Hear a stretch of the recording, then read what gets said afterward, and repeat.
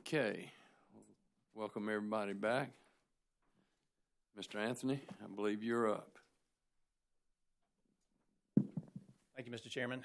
Our next witness is Michael Puro.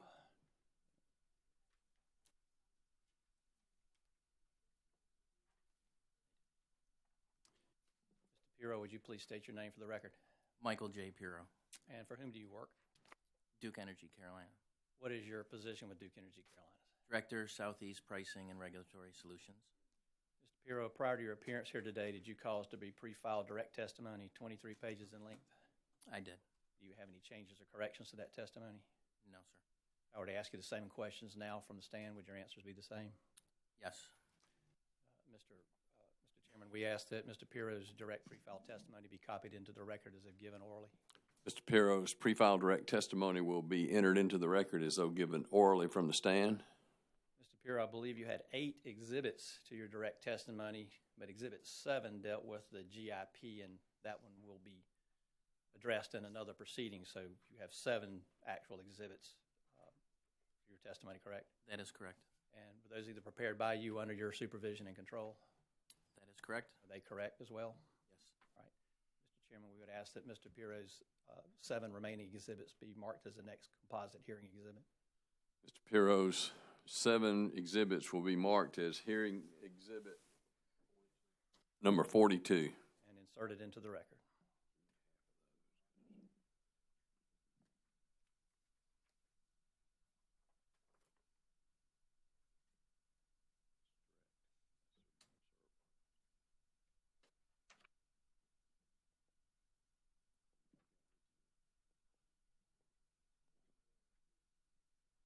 Making sure everybody's got their copies. Okay. And we ask that his exhibits be copied into the record as well, please. Yeah, we've entered them as hearing exhibit number 42. Thank you. And Mr. Puro, did you cause to be pre-filed 21 pages of rebuttal testimony? That is correct. Do you have any changes you'd like to make to that testimony? No. If I were to ask you the same questions now, would your answer be the same? Yes. Mr. Chairman, we ask that Mr. Piro's rebuttal testimony be copied into the record as if given orally. Mr. Piro's rebuttal testimony will be entered into the record as though given orally from the stand. And Mr. Puro, you had 1 exhibit to your rebuttal testimony, but it too dealt with the GIP. So at this point, you don't have any rebuttal exhibits for this proceeding, correct? That is correct. Right. Do you have a summary of your testimony you would like to give? Yes. Please read it to the commission. Good afternoon, Chairman and fellow commissioners. My direct testimony explains how the rates and charges that Duke Energy Carolina proposes are based upon appropriate and sound rate-making principles, and that they result in an equitable basis for recovery of the company's revenue requirement across and within its various rate schedules. My testimony also describes changes to the company's retail electric schedules and quantifies the effect of these changes to the retail customers. The proposed rates appropriately reflect the cost of service within the 4 major rate classes: residential, small and large general service, industrial, and various outdoor lighting schedules. I use the cost of service information prepared by the company and supported by Witness Hager as a major component for the rate design. As Witness Hager describes in her testimony, the cost of service study allocates costs to the jurisdictions and various rate classes and allocated by customer, demand, and energy components of cost. I also reviewed and considered the rates of return across the customer classes derived from the cost of service study. The company did not propose any structural changes within each tariff except for the lighting class. As outlined in company witness Conley's direct testimony, the company recommends modernizing and improving the administration of lighting schedules. The rate adjustments proposed by the company in this proceeding are intended to move all rate schedules closer to a more equitable pricing structure. The company is seeking to achieve an equitable pricing structure in steps in recognition that the imbalance in the rate class and rate schedule returns did not occur overnight and should not be corrected overnight. In most cases, the percent changes in rates for all schedules within the rate classes were increased by the same percentage. The company proposes to increase the basic facilities charge to reflect the cost to serve these customer groups. The only new rate design is the proposed EDIT 1 rider, excess deferred income tax rider. This rider will apply to all service supplied by the company. This rider will credit customers over a 20-year period for reductions in costs realized from the lower corporate income tax rates resulting from the Federal Tax Cuts and Jobs Act and the North Carolina income tax rates in House Bill 989, an act to simplify the North Carolina tax structure and reduce individual and business tax rates. This concludes a summary of my direct testimony. And you have a summary of your rebuttal testimony. Yes. Would you give it to the commission now, please? My rebuttal testimony responds to the testimony of multiple intervening parties with respect to certain aspects of my direct testimony. Specifically, I respond to issues raised regarding the basic facilities charge, rate class rate of returns, AMI-enabled rate designs, refund of excess deferred income tax rider, and hourly pricing. I have addressed why I believe the company's position is appropriate regarding each of these issues, while ensuring appropriate cost recovery, and why the changes advocated by the parties are not in the best interest of ratepayers. This concludes the summary of my rebuttal testimony. Mr. Chairman, we originally had intended to present Janice Hager and Mr. Pirro together as a panel. She is the cost of service minimum system expert that we are presenting. She will be here tomorrow. Mr. Pirro's testimony is the rate design portion of that panel, and that is his purpose here today. Thank you. Okay. He's available for all. Okay, thank you. Ms. Thompson?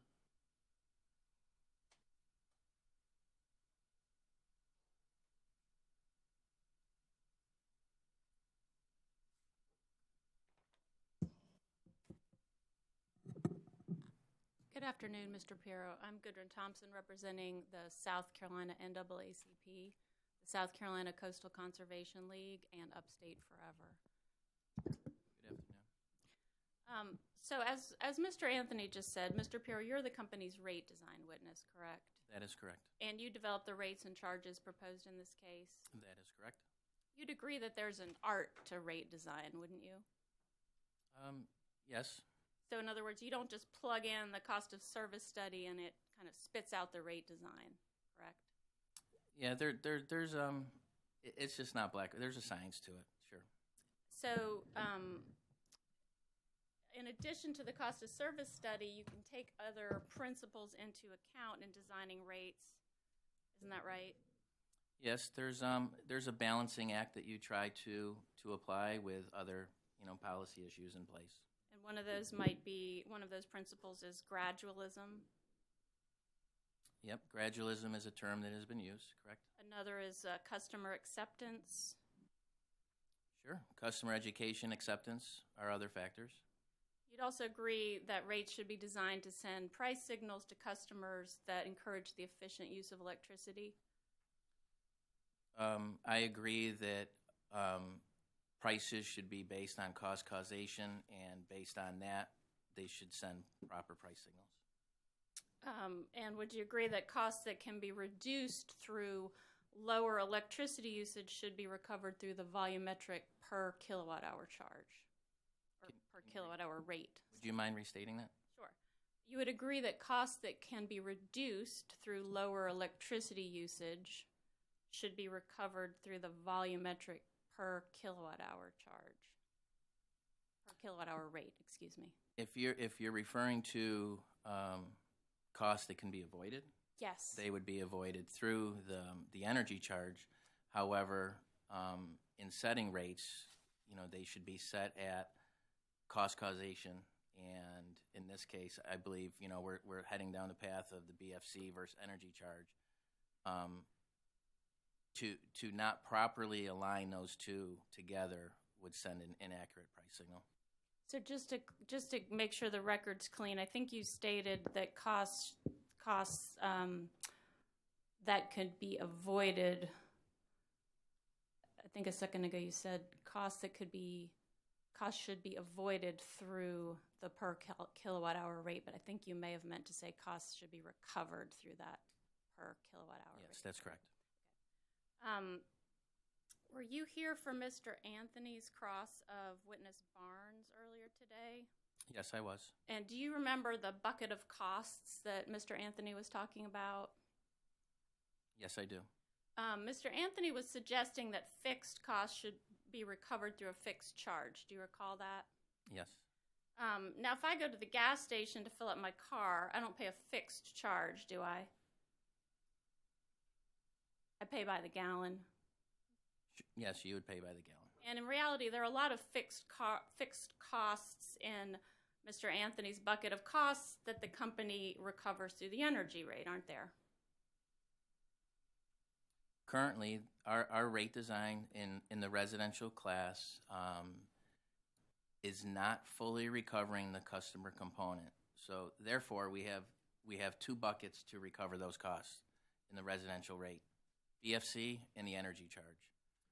To the extent that the BFC is not recovering its fully allocated cost, the only place that we have to collect those costs are through the energy charge. So going back to my question, there are fixed costs in that bucket, in Mr. Anthony's bucket, that the company is recovering through the energy rate. Those include things like not just these distribution system costs that we've been arguing about, but the cost of power plants that the utility owns, correct? Correct. Coal plants. Correct. Gas plants, solar power plants. Is that right? That is correct. Now, in your direct testimony, you refer to the customer-related cost identified in the unit cost study for the residential rate class. Do you recall that?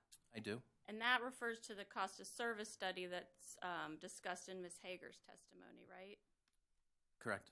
That cost of service study is looking at costs that have been incurred in the past, right, in a historical test year? That have been incurred in the past. It starts with a test year, and then the revenue requirement is derived from forward-looking.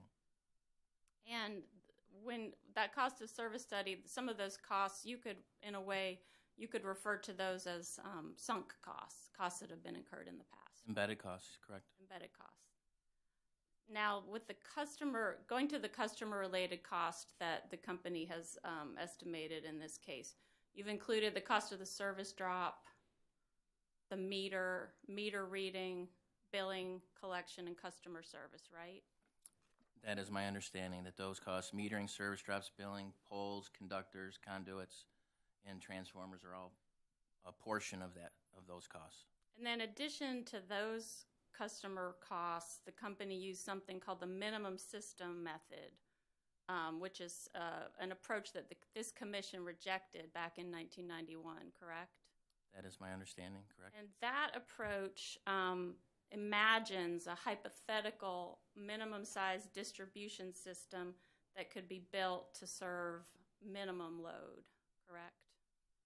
Yes, that is correct. I won't speak to the minimum system approach here today.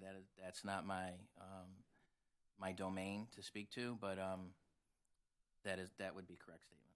Okay, and I will certainly save most of my questions about minimum system for Ms. Hager, but just to clarify, the company's classified a portion of these distribution system costs as customer related based on that minimum system approach. That is correct. And so part of the cost of poles, lines, transformers, those kind of that kind of equipment, right?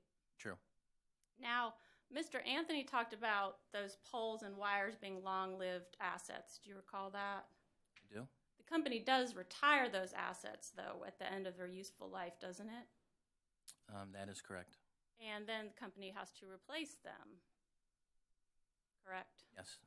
Now, unlike the cost of service study, we talked a little bit about that, but in designing rates, you want to send a price signal to customers so you can avoid future costs, correct?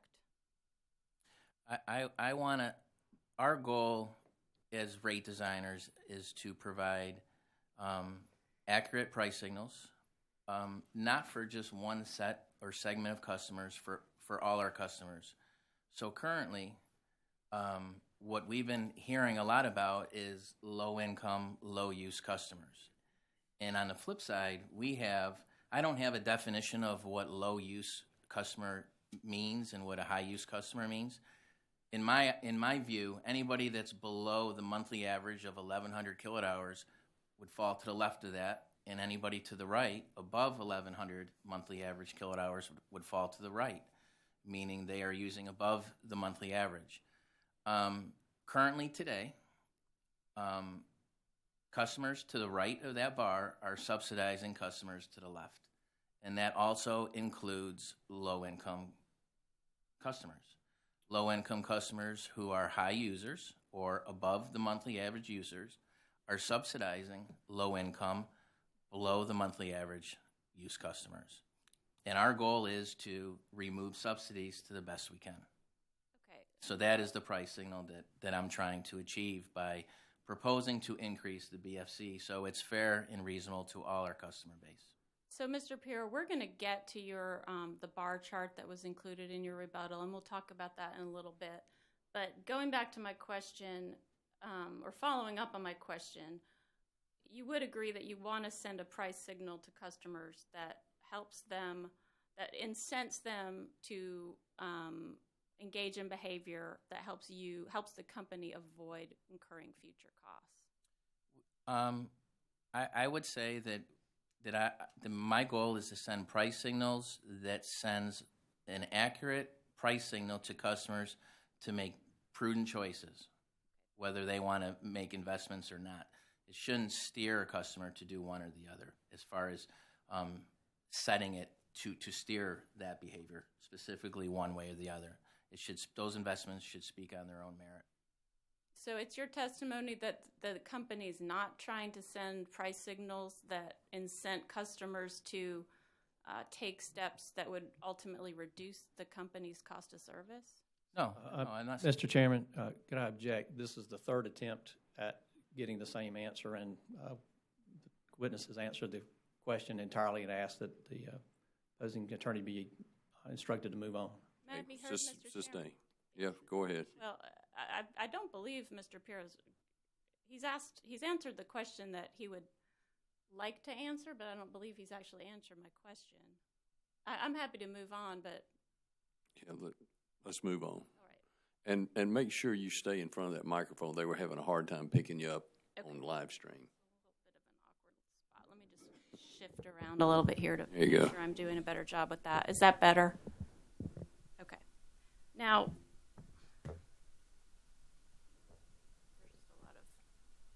a lot of equipment up here. Let's see if I can get this closer. How's that? Is that better? Yeah, as long as you're speaking into that little red light, we'll be good. Okay. So,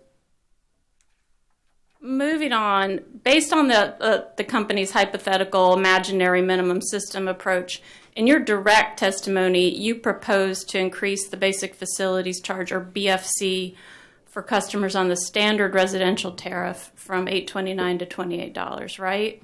That is correct. And then in your rebuttal, you reduced that BFC, proposed BFC for Schedule RS customers to $18.15 based on gradualism. Correct? Yes, that is correct. I mean, that was based on, various other reasons. The public hearings, the concerns of intervening parties, concerns of ORS. So yes, we took all that into account, and that resulted in gradualism to the BFC. And then, again, the company agreed to reduce to a proposed BFC of $11.96, also based in part on gradualism and customer comments, correct? That is correct. The intent of, the $28 was to show the commission that based on full allocation of the customer cost and to remove subsidies within the interclass of the residential, that is where the customer BFC charge should be set. Since then, there's been various hearings and sentiment from other parties, and the company has addressed that. Okay, thank you. May I use the Elmo, please? Can I just put something on here, or do we need to?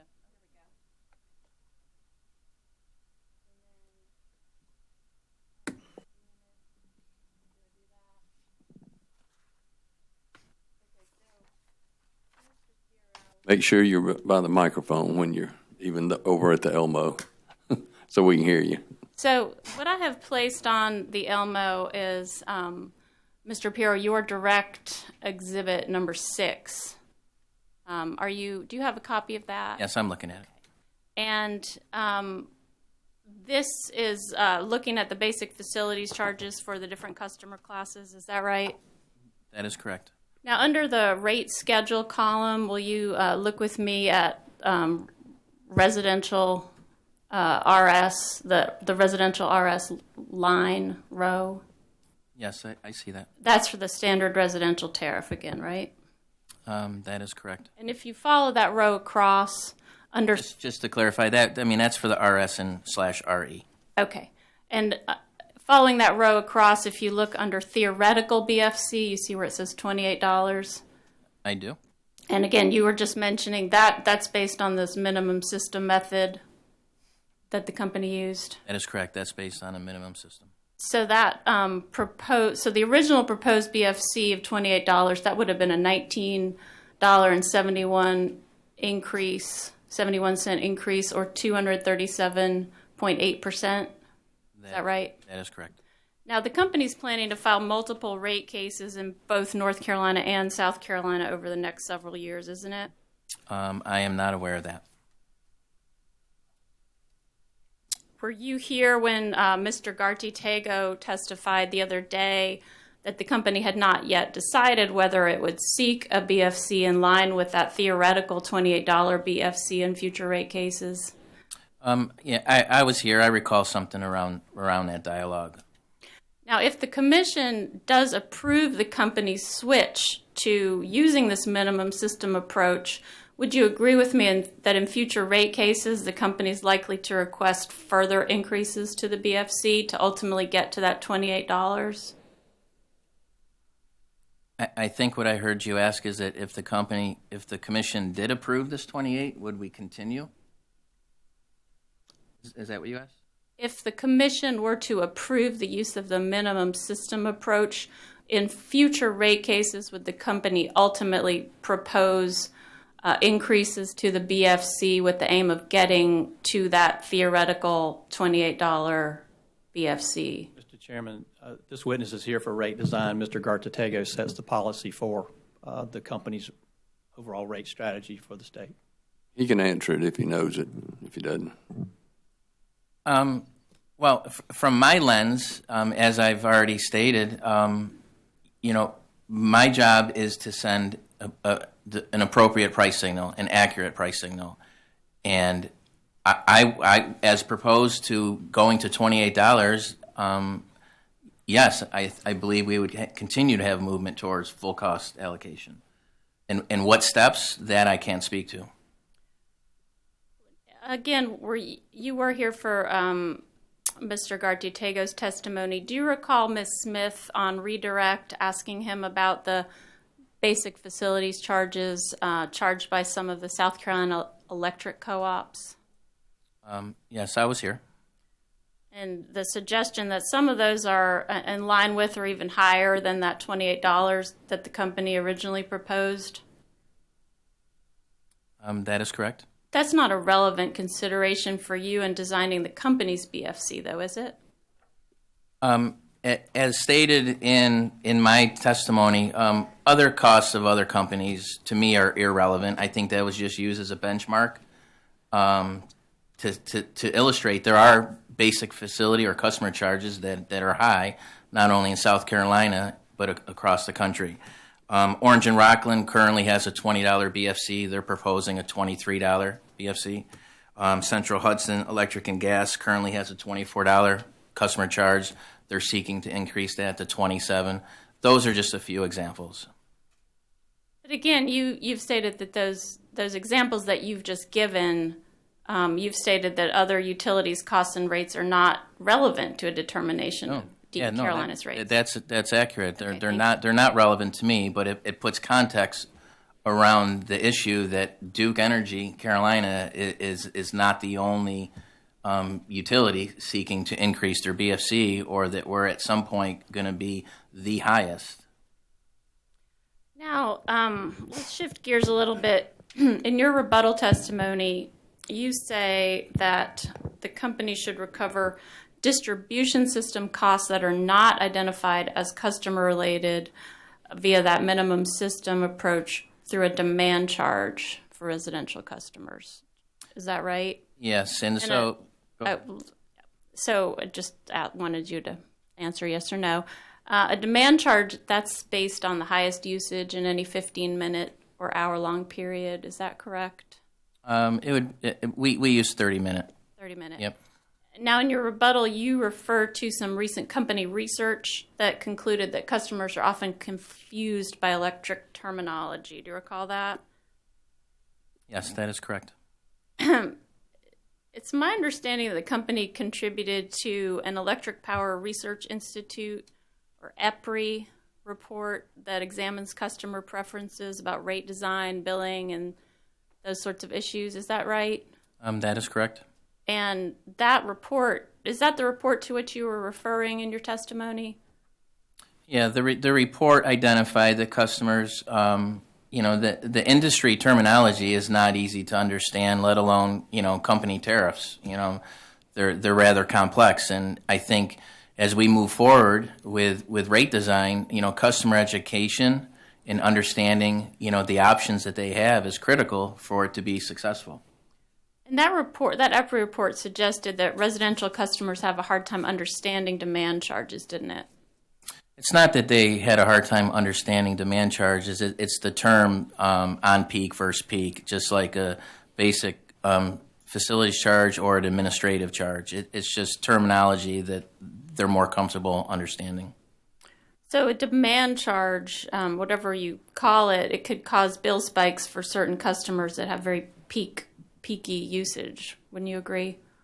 Yeah, I mean, having a demand charge would also, would lead to customer education of how they can control their costs, not coming home and turning everything on at the same time. They would learn how to stagger and potentially save money.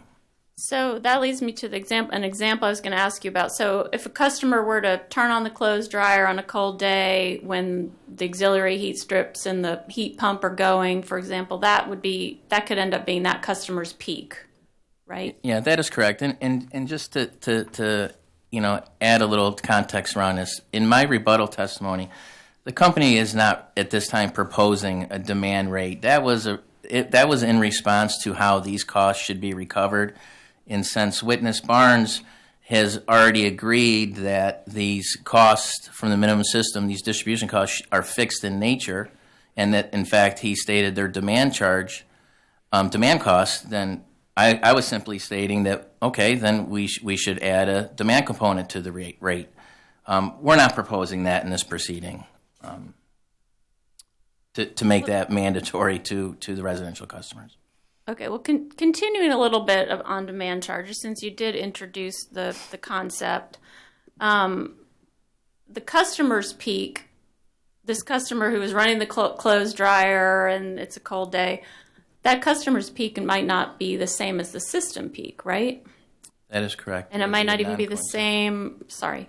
No, that is correct. It might not be the same as the peak on that distribution circuit, right? That is correct. Okay. Now, going back to this EPRI study, are you aware what it would cost an intervener to purchase a copy of that report from EPRI? No, I know there's a protocol for that. I'm not sure what that fee is. Would you accept subject to check that it's $25,000? Subject to check, sure. And are you aware that this commission or any regulatory commission could obtain a copy of the report from EPRI if it were to send a request on commission letterhead and agree to keep the report confidential? That I'm aware of. Okay. Let's move on to talk about in your rebuttal, you suggest that the company's income qualified neighborhood energy saver energy efficiency program is more effective than rate design as a way to address the needs of low-income customers. It's on page 7, but you don't need to. Yeah, what I mean by that is rate design cannot simply address one segment of customers. And we, the company, we have programs within DSM programs that address some of those needs. And there's other social programs that can address those needs. Like I mentioned earlier, low income in usage or not, it's not tied to low income, low use. We have numerous customers that are low income, high use, and what I proposed with rate design is to try to remove that subsidy. And these other programs that have been proven to be pretty successful are there for those customers. So we're going to talk about customer usage in a minute, but just continuing on the neighborhood energy saver. In his pre-filed direct testimony, Mr. Garchitego testified that on average, customers or households participating in that neighborhood energy saver program could save more than $45 a year on energy costs. Does that sound about right to you? That's what I recall. Now, if the commission were to approve raising the BFC from $8.29 to $11.96, that would amount to an additional $44 a year on their electric bill that they could not avoid, correct? That is correct. And so that increase would wipe out all but $1 of the average low-income household's annual savings of $45 per year from neighborhood energy saver, wouldn't it? Yep, that's correct according to the math, yes. Now let's look at this graph on page 7 of your rebuttal testimony.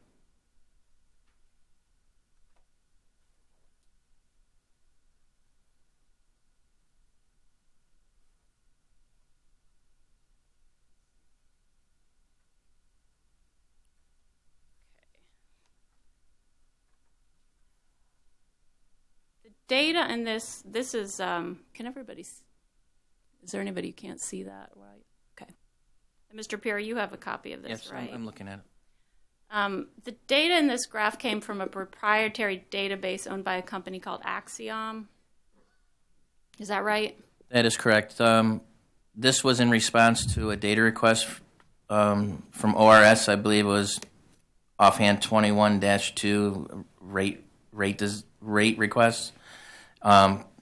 We are trying to be helpful and provide some context around low income and usage levels, and we were able to use Axiom to put some data together to illustrate that.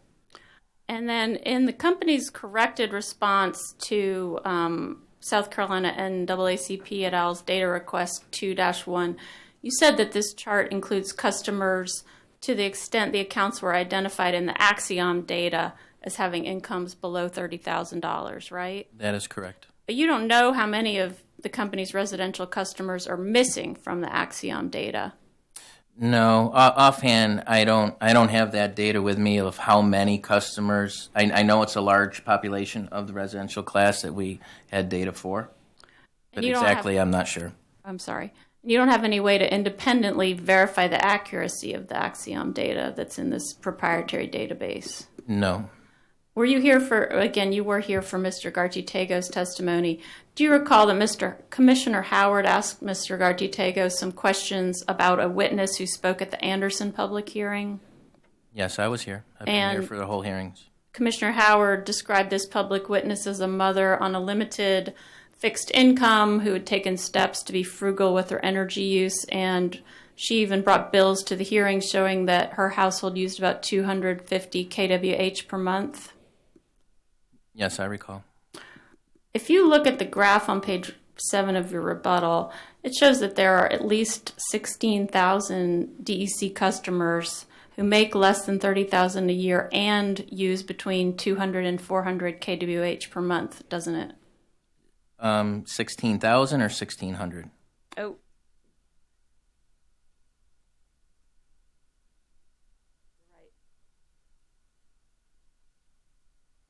That's about, yeah, to me that's about, 14, 15, 1,600.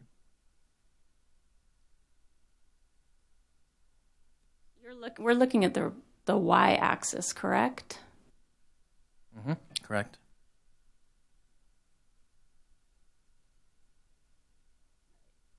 Well, may have gotten my number wrong there. Let's move on to your direct exhibit 3, please.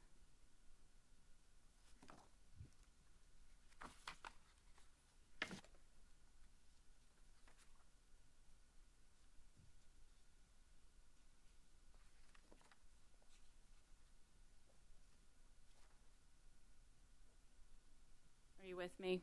I'm there. And that exhibit shows the bill comparisons between the company's present rates and proposed rates. That is correct. and it shows the impact on the residential customers' monthly bill at different usage levels. Yes. So under your original BFC, based on that minimum system approach, the customer using 250 kWh per month that Commissioner Howard spoke about would have seen a 55.57% increase on her monthly bill. Is that right? That is correct. The average customer, residential customer using about 1,000 kWh per month would have seen a 13.68% increase. That is correct. And then at the same time, imagine a customer in a 10,000 square foot house with a swimming pool, hot tub, walk-in wine refrigerator. That customer might use $6,000 kWh per month, and would have seen their bill decrease by 1.39%. Is that right? Yes, that's accurate. However, doing rate design, again, I'm not looking at different the market segments, or trying to judge what customers we have or don't have. These percentages show how out of line cost causation in our current rate structure is, and that we have subsidies that are occurring, and it's my intention to illustrate to the commissioners that we have a subsidy within the class, and we're trying to eliminate it. How far we go in this proceeding ultimately is up to the commission. Okay, thank you, Mr. Pirro. I think, and I will follow up with Ms. Hager about some of those questions about whether, what kind of subsidization may be going on within the residential class. So I believe that's all the questions I have for you. Thank you. Thank you, Mr. Chairman. Thank you. Mr. Cully, I missed you a while ago. I started on page 2.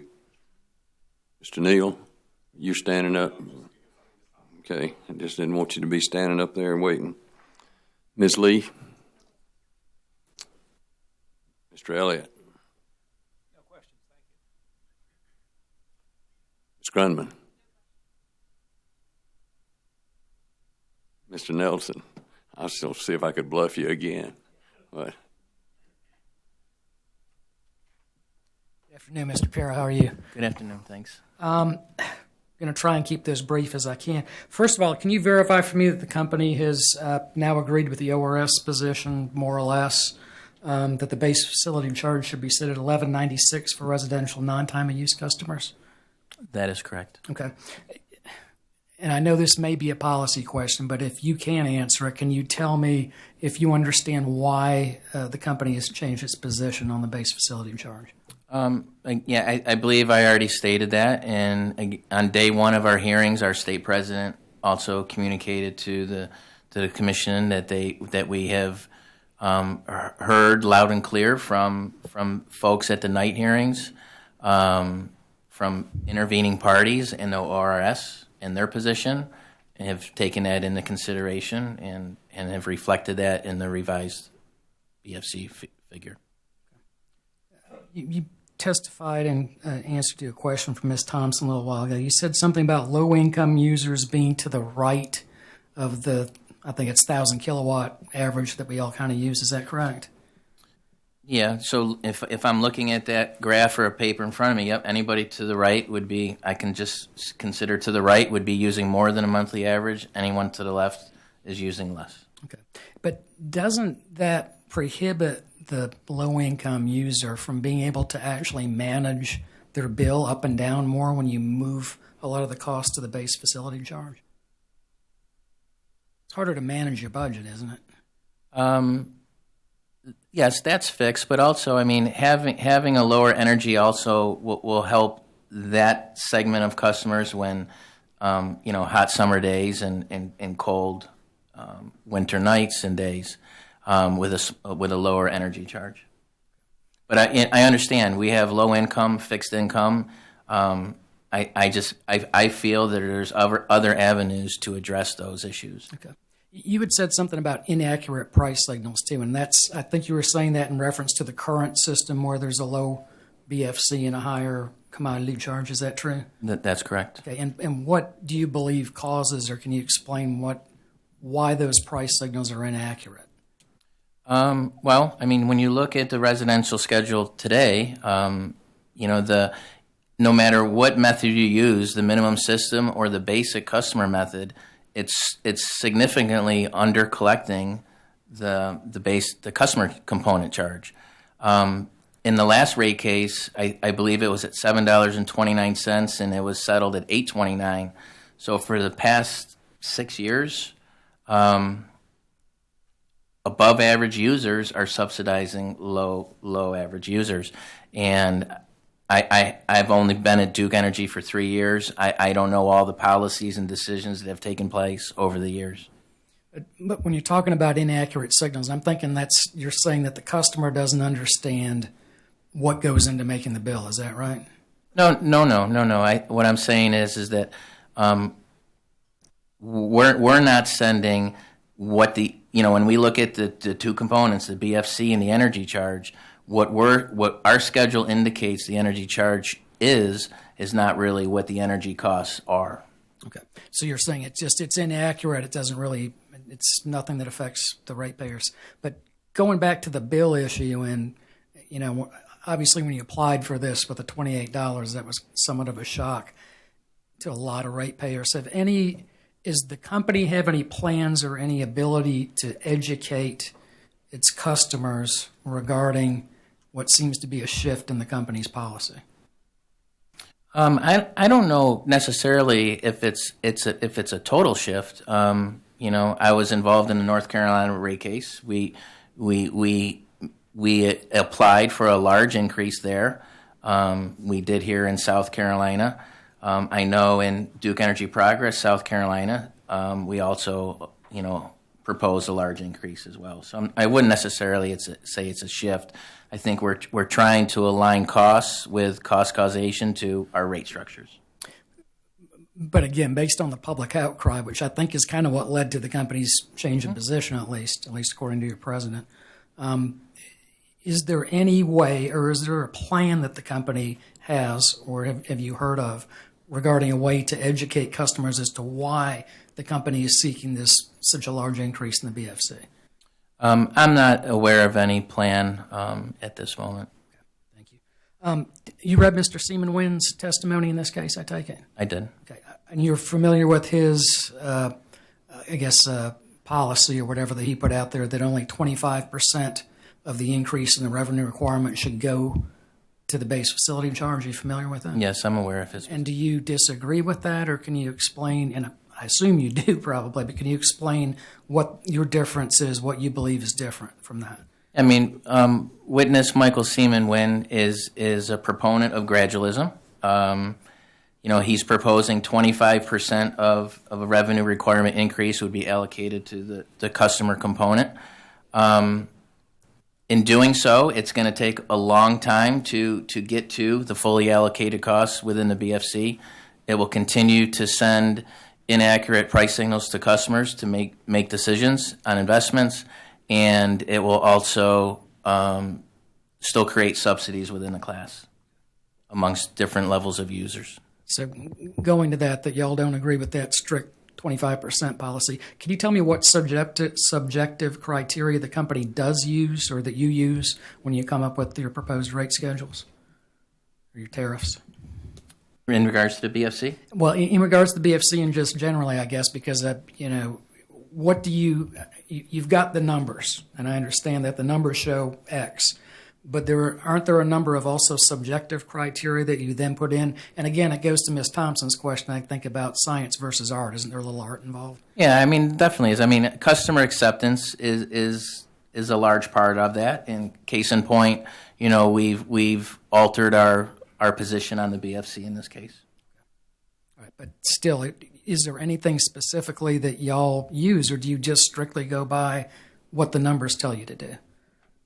For the most part, I mean, we're going to look at the unit cost, and we're going to try to balance that between, in non-residential schedules with the customer demand and energy components, and see how those are aligning with costs.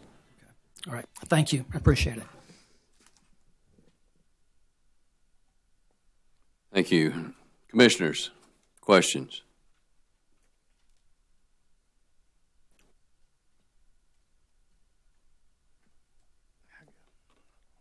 Commissioner Hamilton. Thank you, Mr. Chairman. Happy to have you with us today, sir. Thank you.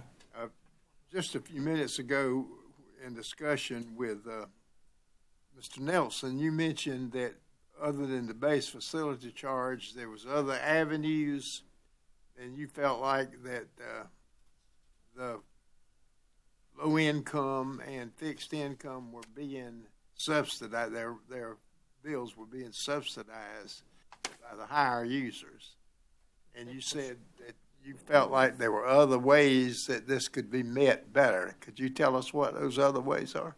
Well, just from a rate design standpoint, rate design shouldn't be biased towards one demographic segment, and that's what I mean by that. Maybe there's commission policy, social policy. We have some EEDSM programs that we offer to low income, weatherization programs that they can take advantage of.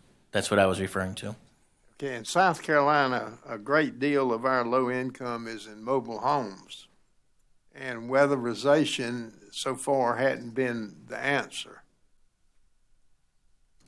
In fact, in one of our hearings, a statement was made by a witness that when they asked for a weatherization check, that they said Duke didn't do this for mobile homes. So what answer do you have? I mean, the only thing I can offer at this time is to talk to our, EE and DSM folks. And just to put clarity around that, typically mobile homes are high users. So, to my point, low income, high use. Okay, thank you. I have one other question for you, sir. On page 17 of your direct testimony, witness Justin Barnes' testimony, he stated that the company cannot or will not make the cost of service study available to others. Is this true or not? That Duke Energy will not make the cost of service study? What he said. I mean, I was here during witness Barnes' testimony. I believe he corrected that in his rebuttal. I mean, if there's a data request that came in, I'm sure that was provided to him. It would have been provided. Yeah. Okay. Yeah. Thank you very much, sir. Thank you, Mr. Chairman. Thank you. Commissioner Whitfield. Thank you, Mr. Chairman. Mr. Pirro, Commissioner Hamilton just asked you a question, and you talked about how some of the ratepayers could be involved in the energy efficiency incentives. And my question to you is, by the BFC that you proposed in this case, will energy efficiency initiatives and demand-side management initiatives be adversely affected? No, I believe that question was asked on day one of the hearings. And, EE and DSM programs stand on their own merit. We pursue those aggressively. And, I know during those proceedings they have to, pass the cost-benefit analysis. And, no, I don't personally see them slowing down. Thank you. That's all I have, Mr. Chairman. Thank you. Commissioner Williams. Thank you, Mr. Chairman. Mr. Pirro, on page 15 of your pre-filed direct testimony, you propose to increase the base facilities charge to more closely align rates with the company's cost of service study. That is correct. Exhibit 6 in your direct testimony reflects an approximate 238% increase in the basic facility charge. That is correct. Was the basic facility charge under previously approved rates based on a cost of service study? For Duke Energy Carolina in South Carolina? Yes. Yes. I believe in 2013, using the cost allocation method, the fully allocated BFC was 13 and some odd 80 cents, and I think it was agreed to or settled to at $8.29. Have fixed costs allocated to residential customers changed as dramatically as the basic facility charge you are proposing since that last case? I can't speak to the allocation, the cost of service and the allocation, but as a result of the minimum system study, yes, more costs are being allocated. There's an increase in costs. What caused the cost increase? Wow, like, pretty drastic change. What changed to cause such a dramatic increase? I would defer to Witness Hager. You spoke about subsidization.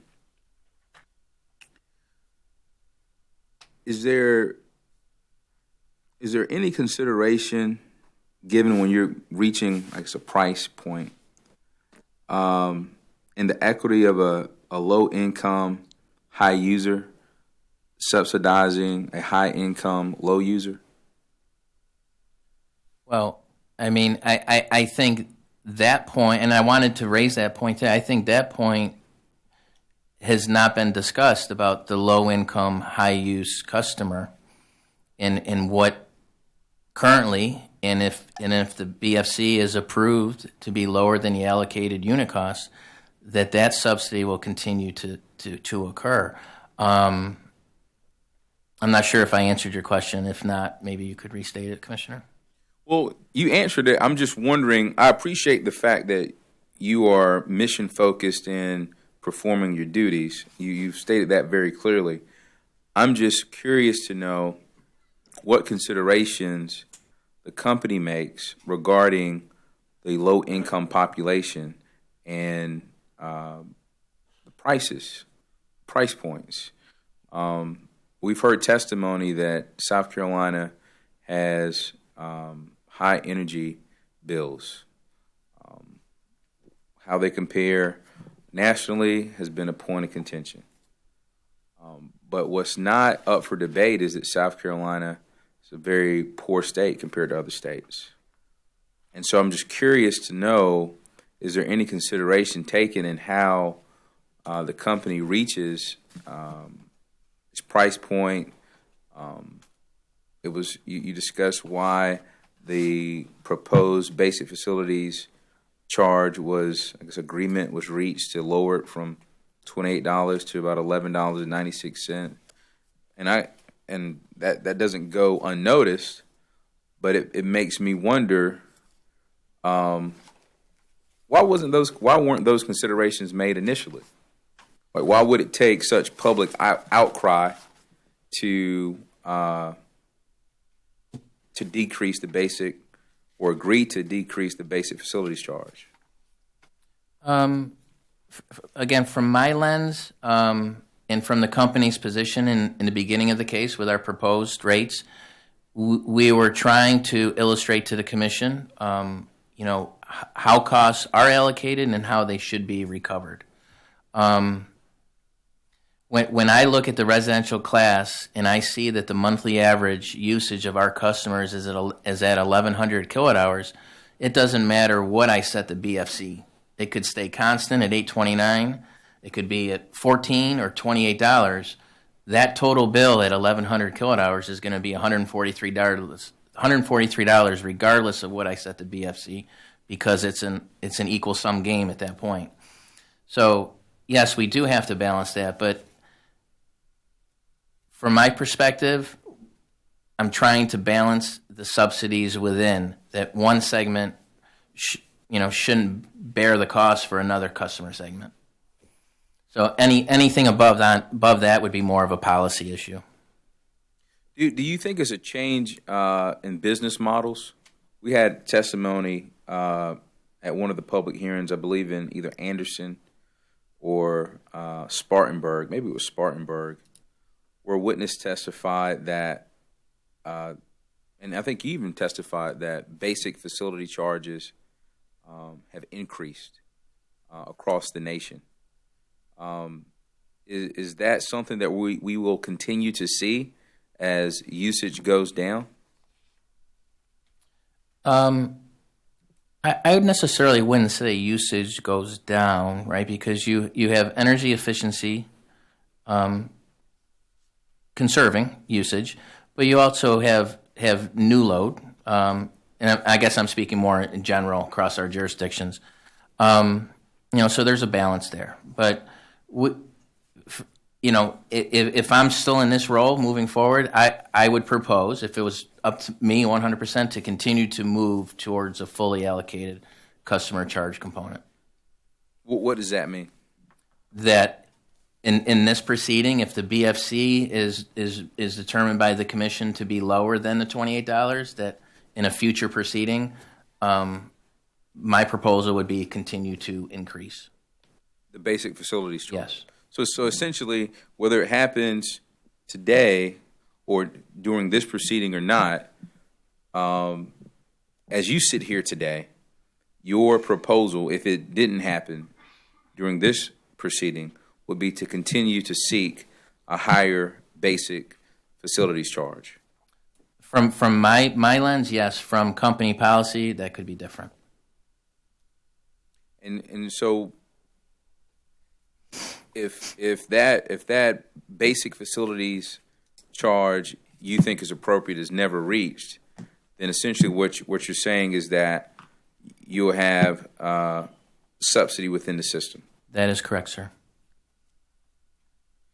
Thank you. Thank you. Mr. Urban. Thank you, Mr. Chairman.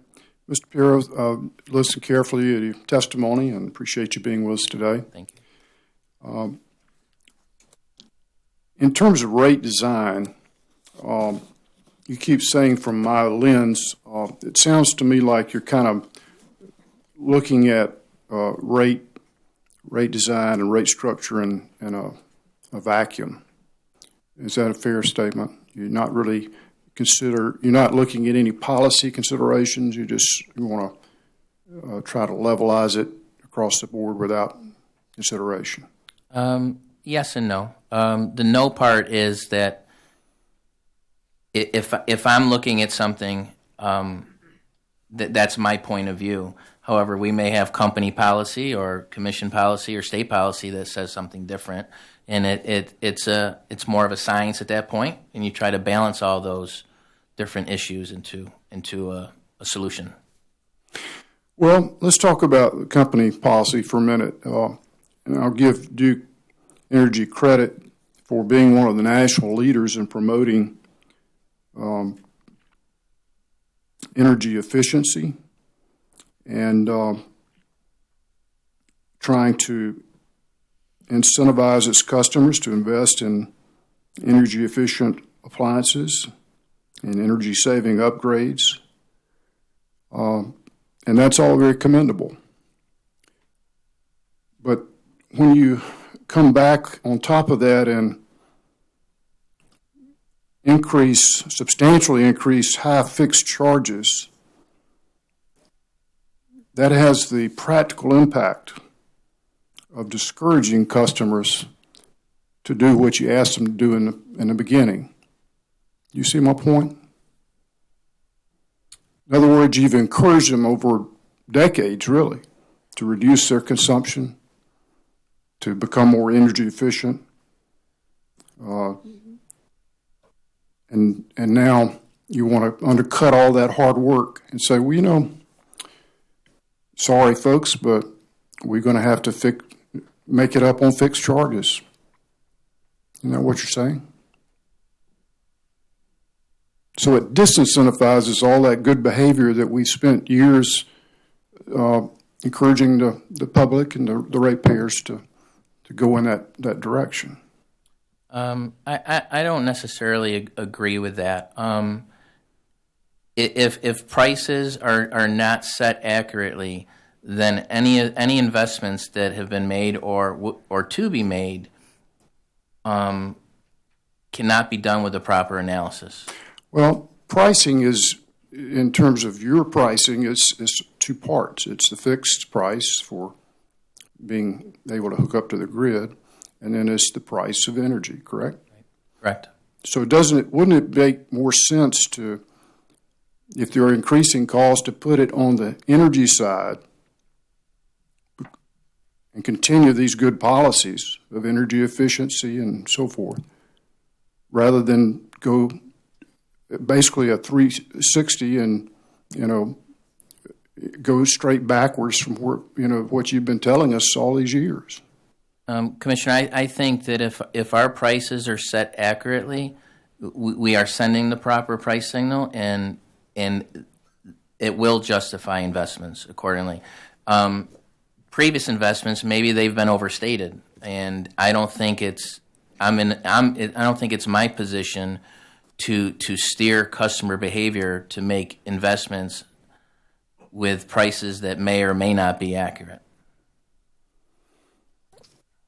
Well, and the other concern, obviously, that we heard at all of our public hearings was it has a disproportionate impact on the poorest of the poor. Shouldn't that be a consideration? I mean, we're not talking about robots in these homes. We're talking about people. Yep. Shouldn't that be a part of your policy consideration? Yeah. So, Commissioner, when I look at our BFC and I look at the chart on page 7 of my rebuttal, we have, and again, this is a group of low-income customers that we have data for.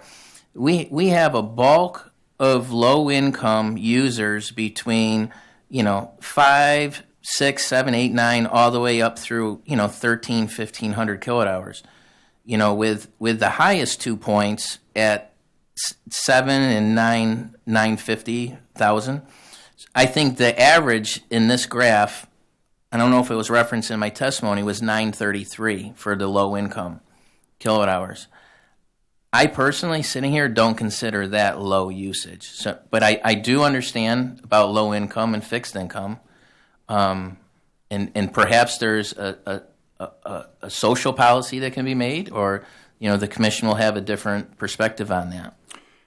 Well, since you mentioned social policy that I think is readily available to Duke Energy, and that is many co-ops and utilities around the nation have used this Roundup program, where those who can't afford to pay more to help those who unfortunately can't pay their bills and get prescription medications, or have to make a choice between, am I going to get my medications refilled, or am I going to pay my utility bill, or am I going to buy groceries for my children?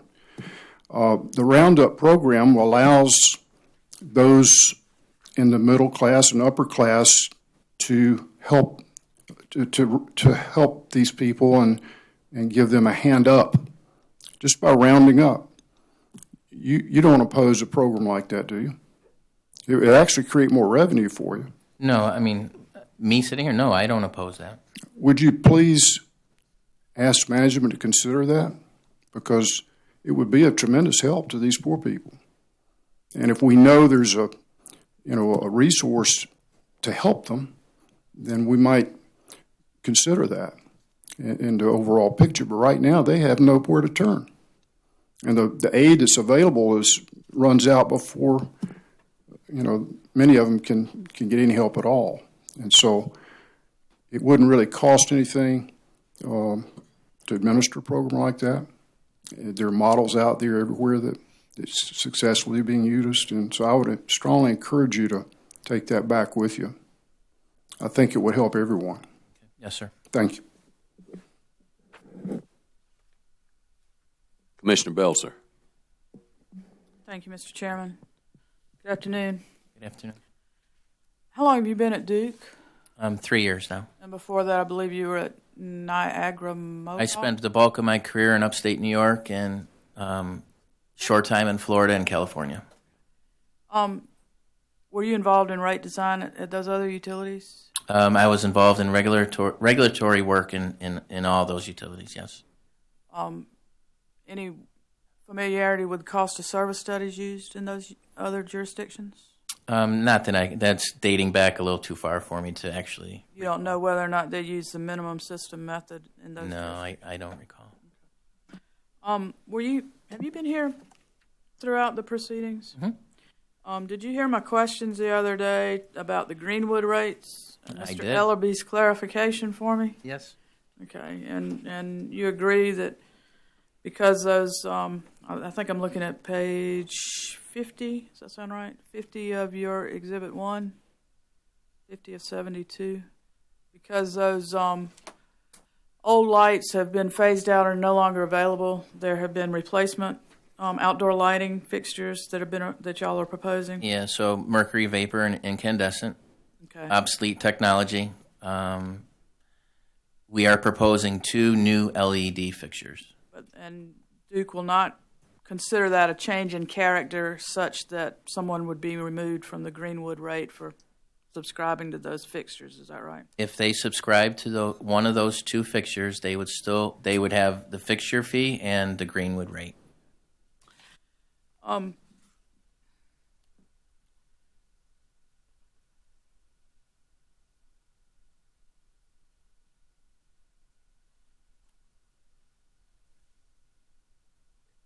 Duke has agreed with ORS to revise its ask on the BFC, is that correct? That is correct. So how is that going to impact the revenue requirement, or is that a Ms. Hager question? The revenue requirement will stand on its own.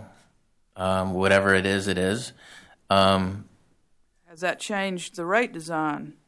Well, the energy charge will, if we were sitting here today and we were awarded our full revenue requirement and we used a $11.96 BFC, the energy charge would go up. It's a zero-sum game. Excuse me? Do you know what that is? No, offhand, I don't know. I could spend some time calculating that, I'm sure. That's all I have. Thank you. Thank you.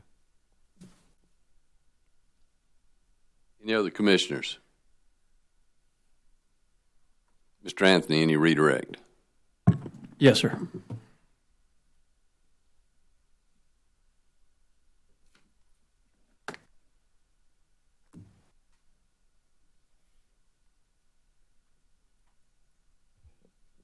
Mr. Pirro, during your cross-examination, there was a discussion of the Energy Saver program yielding savings of about $45 a year. Do you remember that?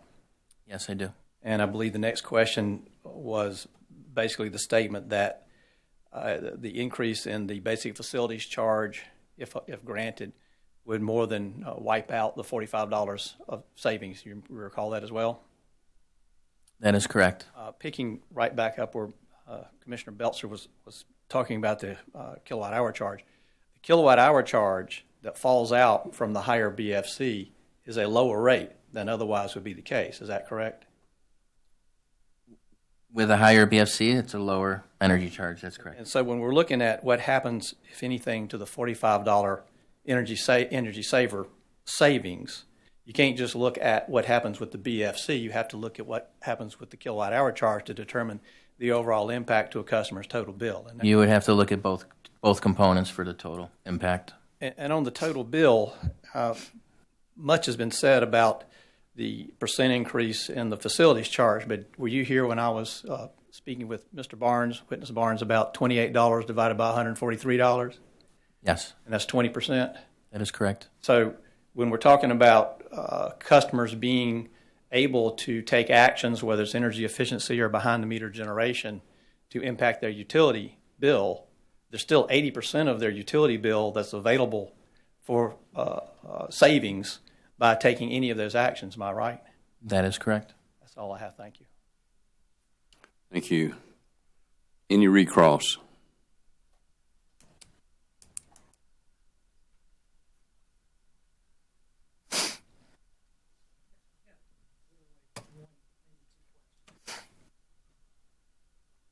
Mr. Pirro, going back to this gradualism issue, didn't Duke use gradualism in its cost of service study? Wasn't that one of the factors? Can you maybe elaborate a little on The that? cost of service study that was done by the company in preparation for you're doing the rate designs here. Didn't they in fact use gradualism as one of the factors that they plugged in doing that cost of service study? So within the cost of service study, there's a column which we call excess subsidy, and we take in this case, a 25% approach to that. So in reference to the residential class, as a result of applying this 25% subsidy to the residential class, it results in the residential class still being subsidized about $20 million by non-residential customers. So you use it there, but you don't use it in the rate design then, is that right? Gradualism? Two different categories. One is cost of service and the other is rate design. Thank you, sir. Thank you. Okay. Any other recross? All right. Mr. Pirro, thank you for your testimony, and you may step down and be excused. Thank you. Okay. We're going to do your panel. We're going to take a 10-minute break first, and then we'll be back to start the next witness.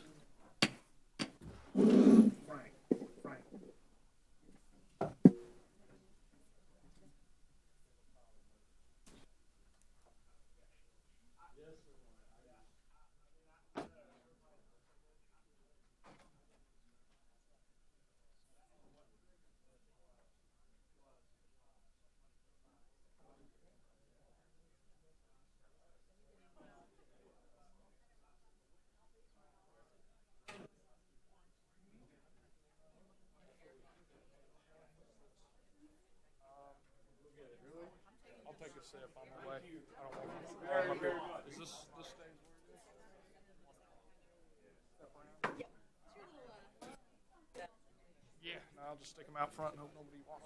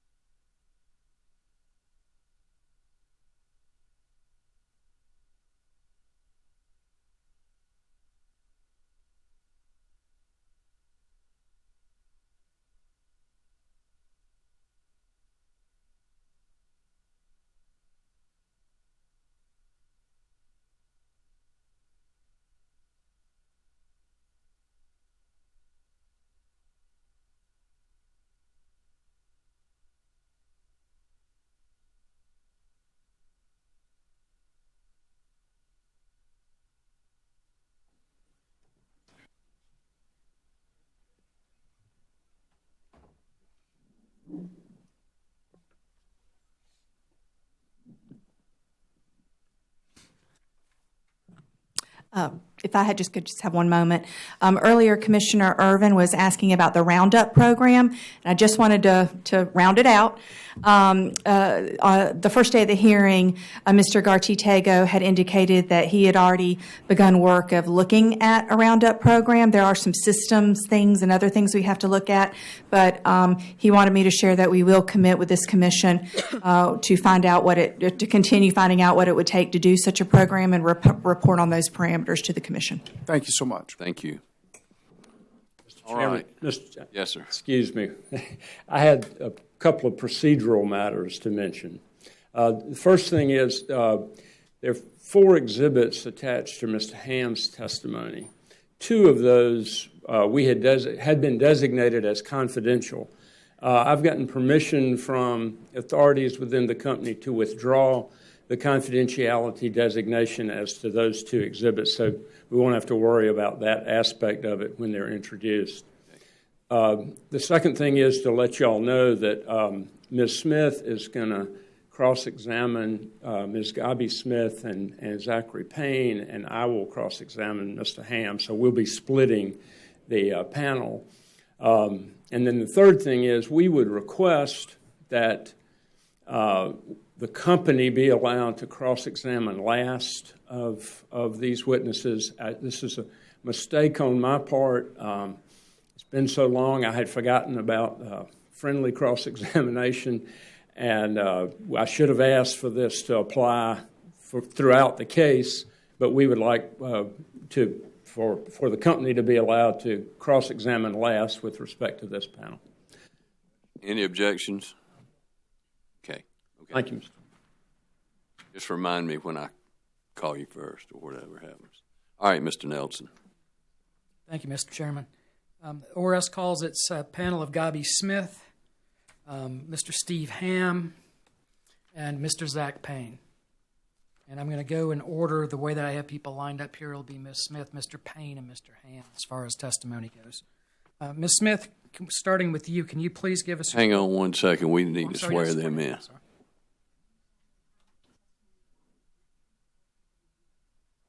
I do.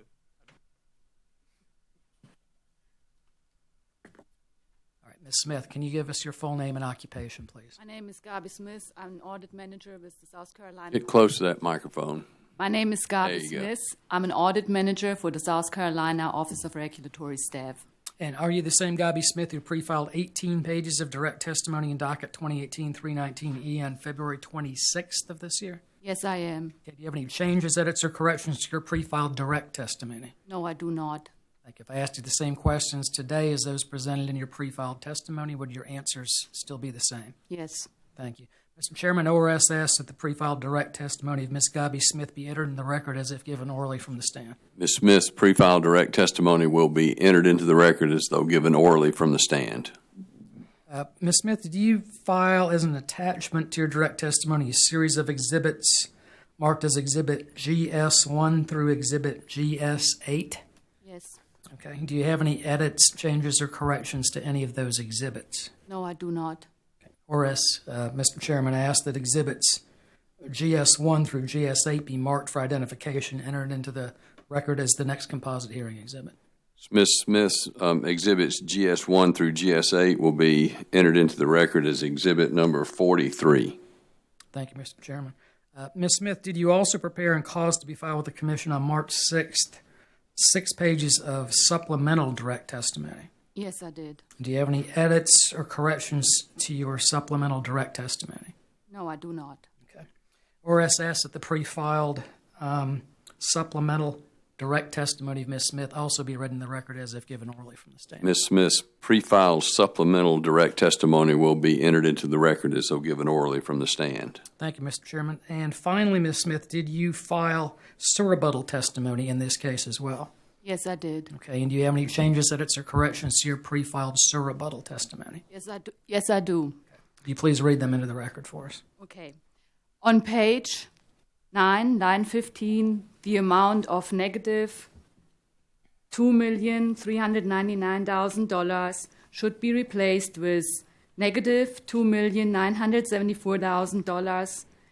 And on Page 9, line 15, the amount of $599,000 should be replaced with $742,000. Is that your only changes? That is my only change. Thank you. Everybody get that needs it up here?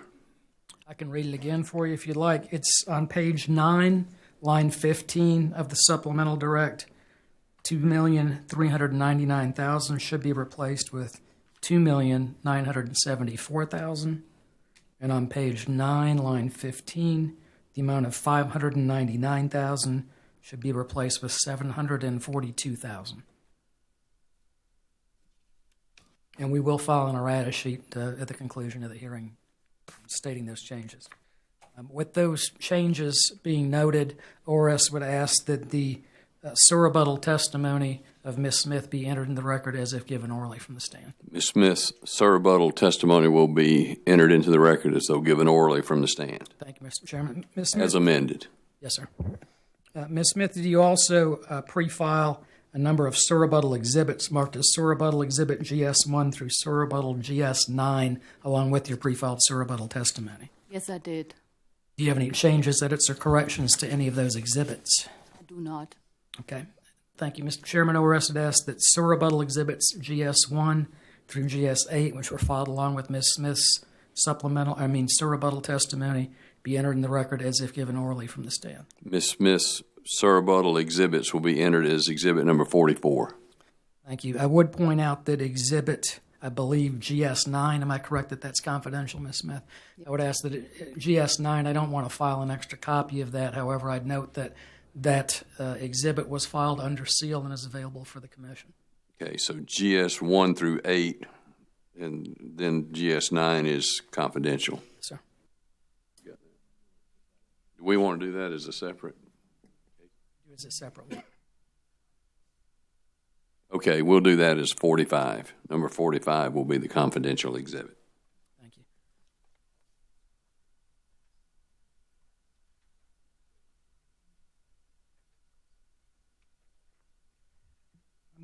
Ms. Smith, before we go into your summary, I want to show you a document that I believe I would like you to identify for us.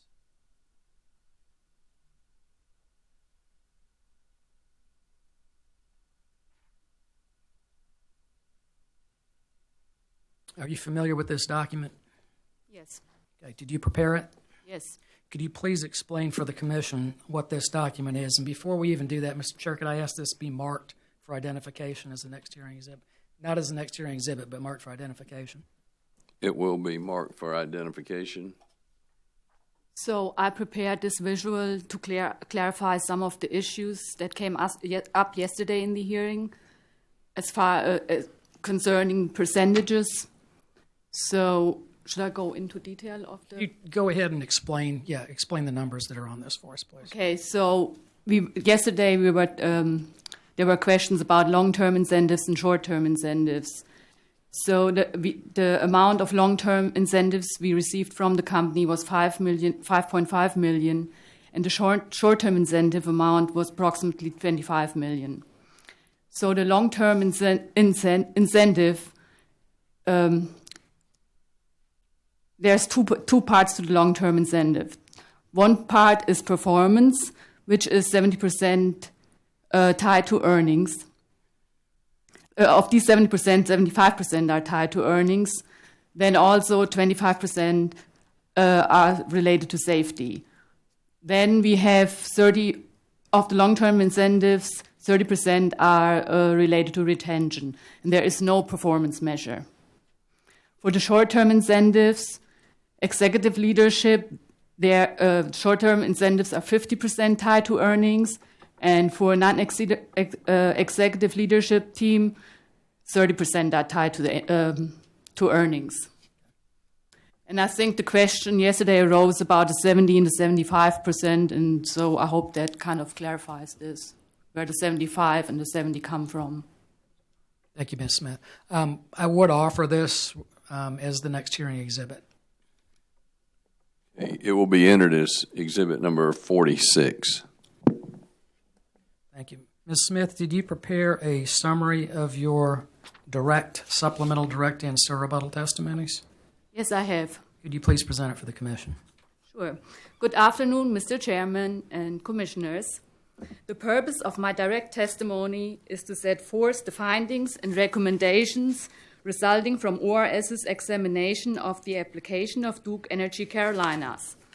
The purpose of my rebuttal testimony is to address certain issues raised in the company's rebuttal testimonies as it relates to my direct testimony.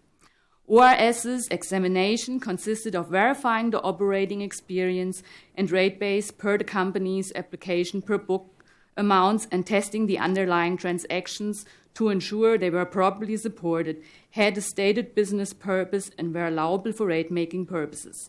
Lastly, the examination consisted of making adjustments as necessary to revenues and expenditures to normalize the test year. The result of ORS's pro forma adjustment were a net operating income for return of $322,126,000 and a rate-based balance of $5,443,600,000, resulting in an ROE of 7.15%. ORS proposes a revenue increase of $82,357,000 to bring the company's net operating income for return to $384,215,000 for the company to earn the ORS recommended ROE of 9.3%. Sorry. Can you please describe the issues you addressed in your rebuttal testimony now? In my rebuttal testimony, further, I support the following recommendations to the Commission. ORS recommends that the Commission reject recovery for costs based on projections and estimates addressed in ORS's testimonies, as these costs are not known and measurable and shift the risk from the company to the customer. This recommendation applies to adjustments number 21, 28, and 30. ORS recommends that the Commission approves the removal of incentive pay to employees and leadership that are linked to earnings as a performance measure, since shareholders are the primary benefactors. In addition, it shifts the risk from the company to the customer. This recommendation applies to adjustment number 22. ORS recommends that the Commission disallow certain costs lacking sufficient documentation and support to determine if these costs have a business purpose and are allowed for rate-making purposes. This recommendation applies to adjustment number 25. ORS recommends that the Commission disallow certain costs that are not necessary for rate-making purposes. This recommendation applies to adjustment number 36.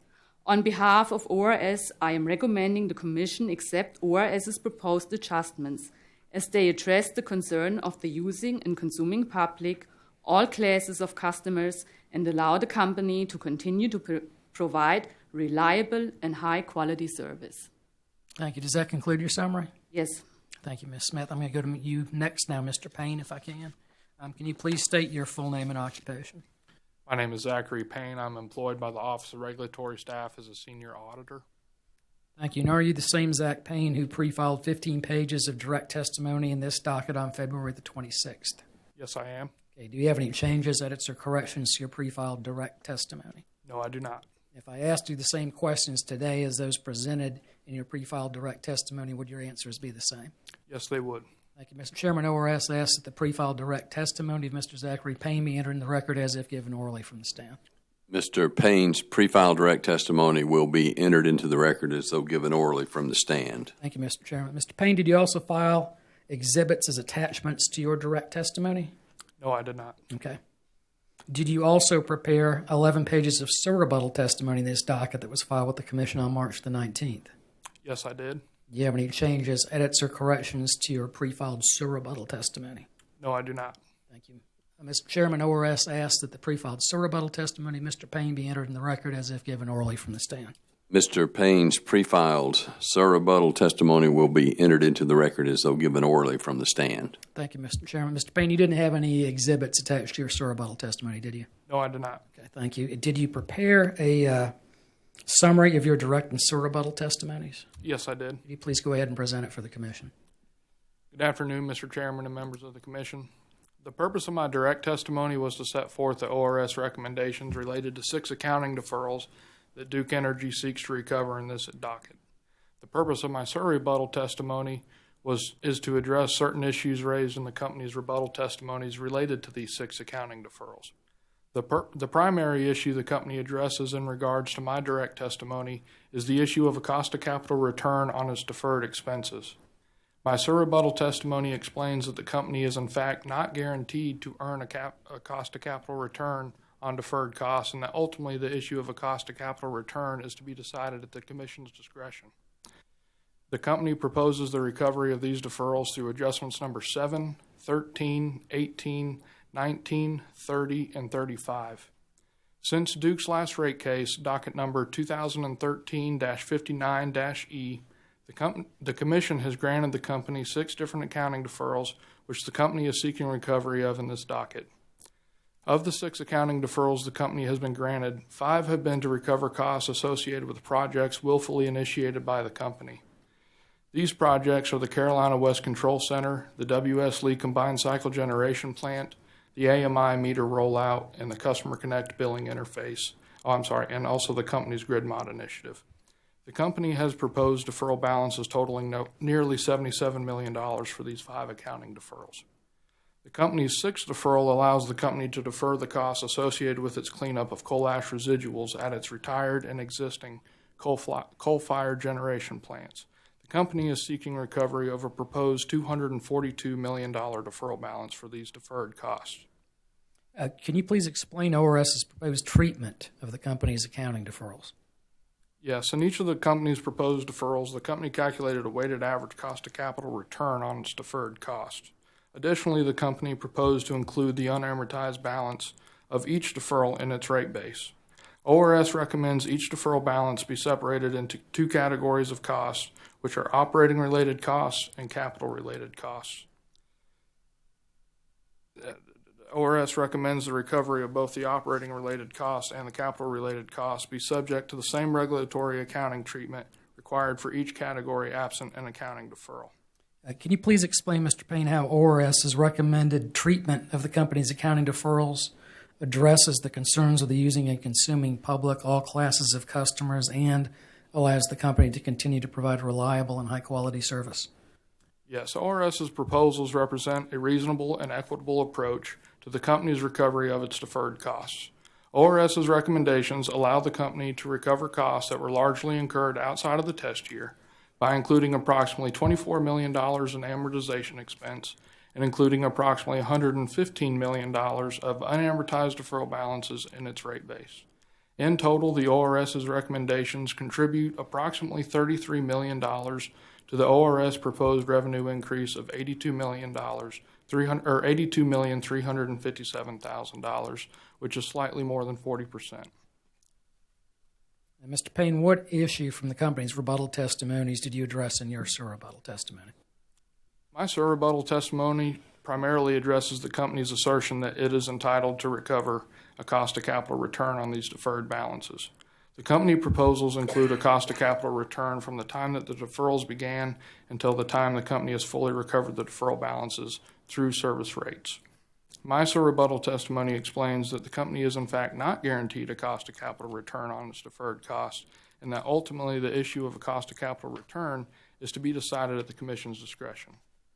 I further explain that while the ORS's position on the company's accounting deferrals have a substantial impact on the company's proposed revenue requirement in this docket, the portion of that impact attributable to the issue of a return on deferred costs is $4 million of the total roughly $61 million impact related to these deferrals.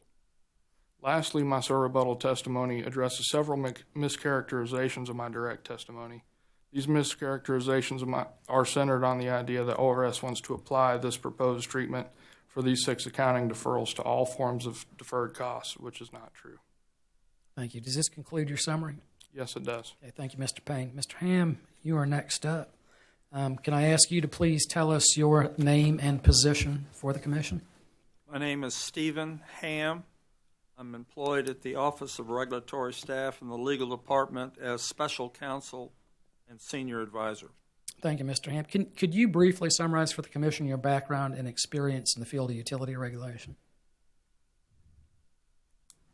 My first appearance before this commission was in the summer of 1978, a few turns of the sun ago. I have been actively involved in regulatory law and policy during the period of time that I started the consumer advocacy program at the Department of Consumer Affairs, and then when I was made the head of that department. I have been directly involved in numerous hearings before this commission, and on occasion where I disagreed with the policy of the commission, I challenged some of those. Some of those I was not successful, and a number I was. And during my entire practice, I have been very interested in the policies that flow behind decisions made by the commission. I think that's in the interest of the parties and the commission itself.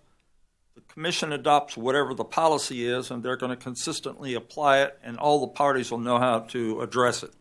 But I have been proud of my practice in front of this commission for the last 41 years. And are you, in fact, the same Stephen Ham who pre-filed 8 pages of surrebuttal testimony in this docket on March 19th? Yes, sir, I am. Do you have any changes, edits, or corrections to your pre-filed surrebuttal testimony? No, sir. And if I asked you those questions today presented in your surrebuttal testimony, would your answers be the same? Yes, sir.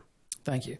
And I understand that you filed both confidential version and a public version, but my understanding from what Mr. Ellerby has just said, we would ask that and I guess it would have been, what was the confidential version of Mr. Ham's testimony be read into the record as if given orally from the stand?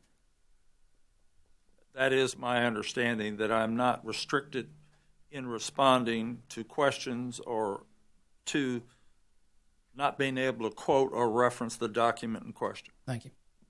Okay, so we're reading Mr. Ham's surrebuttal first, and then his confidentials, or what are we doing first? His is no longer a confidential version. What was Okay. the confidential version is now the sole version that we would ask to be read into the record. So that's an exhibit, or is it just all? That's all part of his surrebuttal? Yes, sir. Okay. We still have exhibits to go. I'll get to that. All right. I just wanted to make sure I said this right the first time. Okay, so Mr. Ham's surrebuttal testimony, pre-filed testimony, will be entered into the record as though given orally from the stand. Thank you, Mr. Chairman. Mr. Ham, did you also file 4 exhibits, SWH1 through SWH4? Yes, sir, I did. Edits or corrections to any of those exhibits that were filed? No, sir. Okay. Mr. Chairman, ORS would ask that and again, the same thing, that what were filed as the confidential versions of Mr. Ham's exhibits, SWH1 through SWH4, be entered as the next composite hearing exhibit. Mr. Ham's exhibits, SWH1 through 4, will be entered as composite exhibit number 47. Thank you, Mr. Chairman. Mr. Ham, can you please summarize your surrebuttal testimony for the commission? Yes. Mr. Chairman, members of the commission, good afternoon. The purpose of my testimony is to address and contest certain legal expenses the company seeks. Mr. Ham, they say they can't hear you over live stream, so make sure you get close to that microphone. I want you to go worldwide. I'm surprised that somebody couldn't hear me, Your Honor. But I certainly want to do that. Is this better, sir? Okay. All right. Mr. Chairman, members of the commission, hello again. The purpose of my testimony is to address certain contested legal expenses that the company seeks to recover from their customers.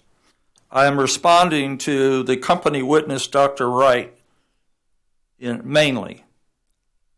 If you read Dr. Wright's testimony in this area, he just generally makes the assertion that all legal expenses of the company should be and are automatically fair and reasonable and therefore should be approved by this commission. However, Dr. Wright forgets that the company bears the burden of proving that any expense is not only fair and reasonable, but is it fair and reasonable and should it be charged to customers? There are expenses, and this commission has done it in the past, that are more properly borne by shareholders, and there are expenses that are properly charged to customers. In addressing that issue, I asserted my testimony that the witnesses offered by the company and the company itself have not met the basic burden of persuasion in providing substantial evidence as required by both the Administrative Procedures Act and rulings of the Supreme Court. Since they don't meet those standards, those expenses should not be approved. In my first rate case that I participated in 41 years ago, the company made certain assertions, and it proceeded as if, well, the company had spent it, and therefore the company was in the best position to know whether it ought to be approved, and that's how the hearing started.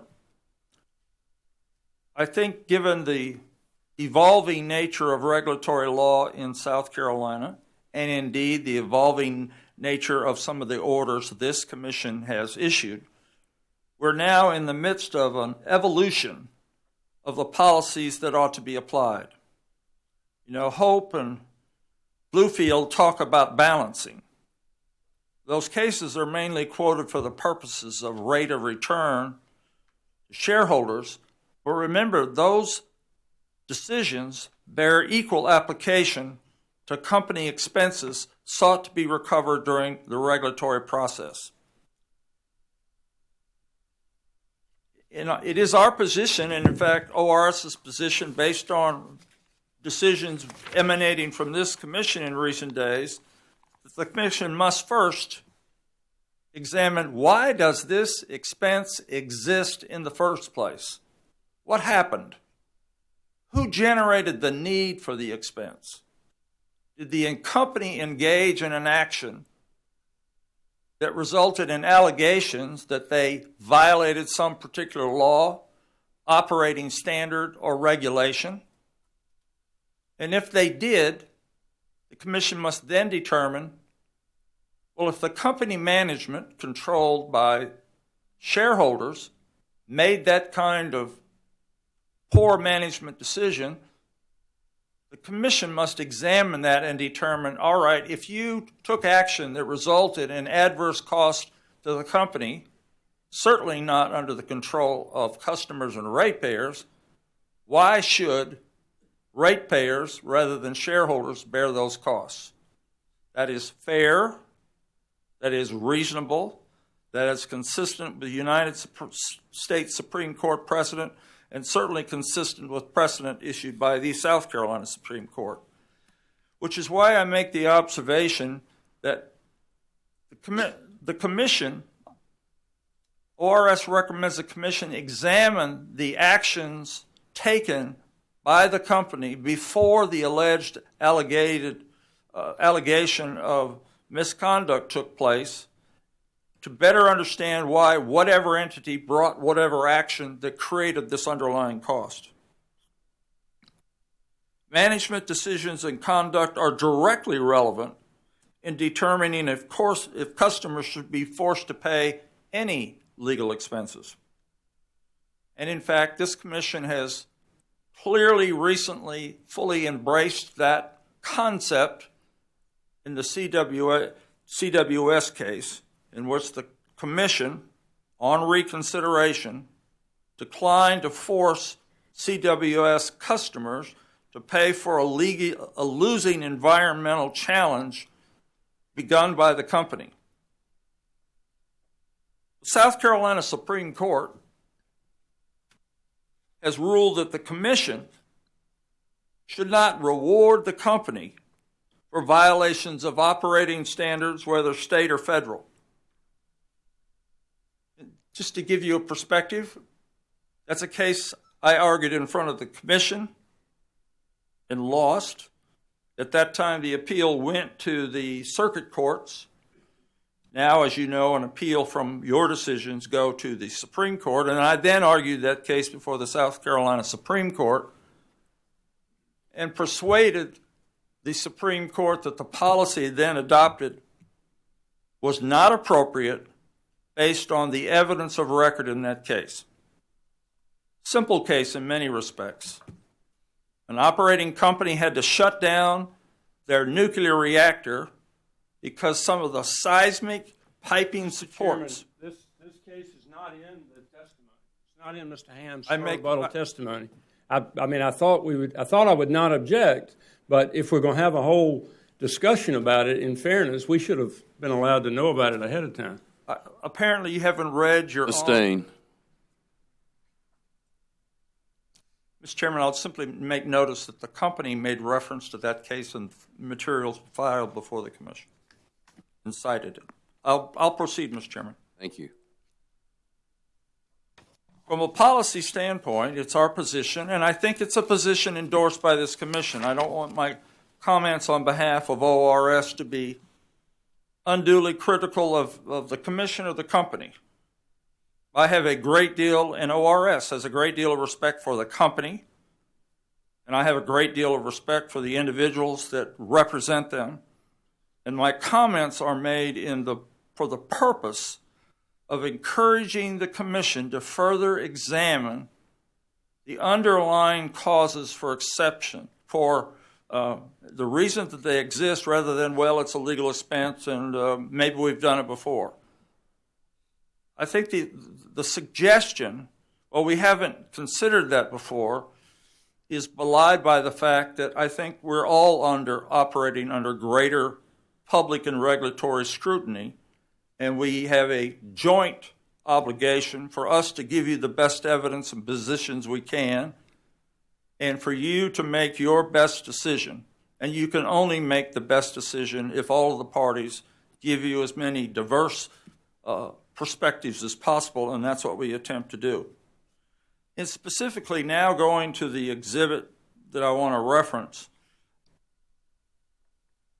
Witness Smith, in her testimony and adjustments, eliminates a legal expense of $575,000. Let me first say, is that a great deal of money? In the scheme of this case or any case, not particularly, but should the dollar amount of any challenged expense make a difference? And my answer and recommendation to the commission on behalf of ORS is absolutely not. The cumulative impact of various adjustments, either adopted or not adopted, over time can amount to multi-million dollars.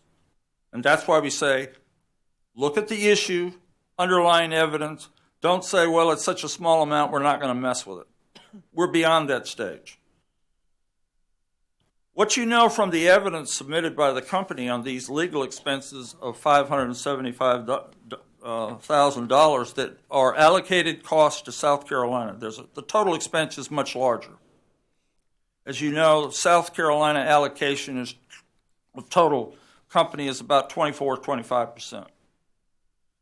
But when we asked in discovery, we want to see the expenses and invoices so we could go and look the underlying data of why something took place. Once again, this is supposed to be a summary of the SIR rebuttal testimony, and it's gone well beyond that. Agreed. Chairman, Let's move along, Mr. That's fine, Mr. Chairman. Finally, our position, and will be reflected in my testimony, is that sound regulatory policy only means something if it is consistently applied. We're respectfully recommending that you examine our adjustments and the reason for them, many of which are predicated on this commission's prior determinations. And we look forward to answering questions about it, both from council and the commission. That concludes my summary. Thank you, Mr. Ham.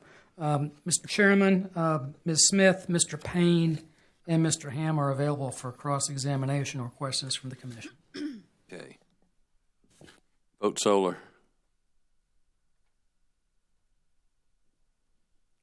NAACP, Coastal Conservation League, Upstate together. Ms. Lee? Mr. Elliott?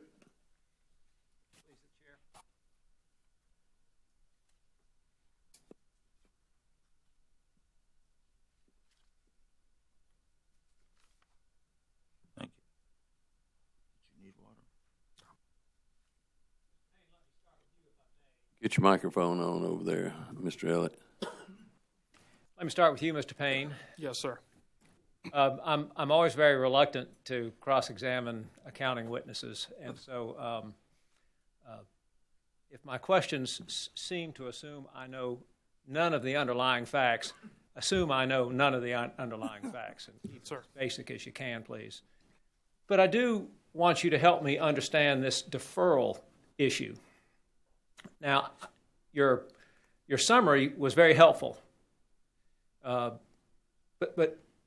let's talk about the deferral. These deferral applications generally start with maybe even a letter application or a very basic application, correct? Yes, the company files a requesting petition.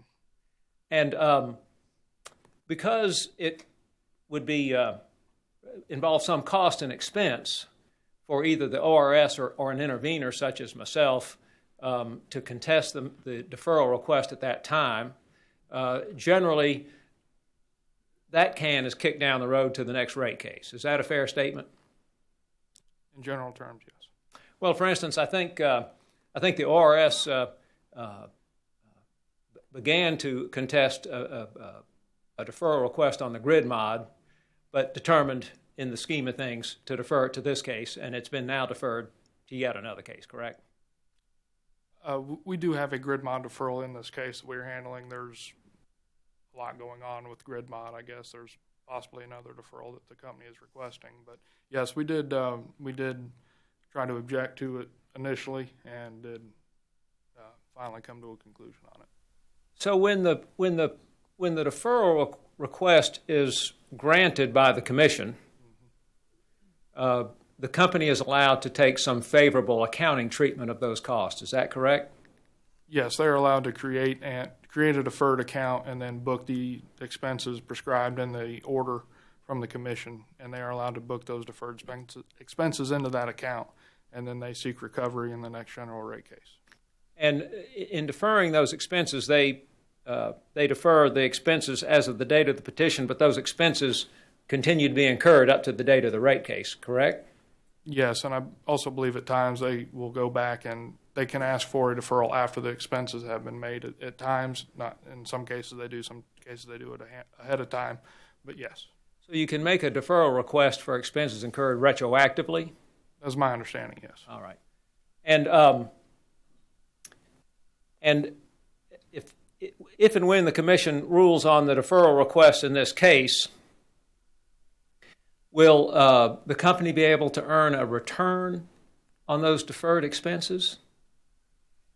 The company would typically book a return on those. Whether or not they're allowed to earn that recovery or earn that return through recovery process, that ultimately decides on the commission's discretion. All right. So in the case of the 6 deferral expenses in dispute here, I think there are 6, has the company been booking a return on these deferred expenses going back to the date of the application? They have been booking a return on the deferred expenses from the time that they began incurring the expenses, and additionally they propose to place any unamortized deferral balances into rate base, which would in effect earn a return until the costs are fully recovered. All right. So parse that into 2 thoughts. So the company is asking the commission to grant it a return on these deferred costs retroactively to the date they initially began incurring these expenses? Yes.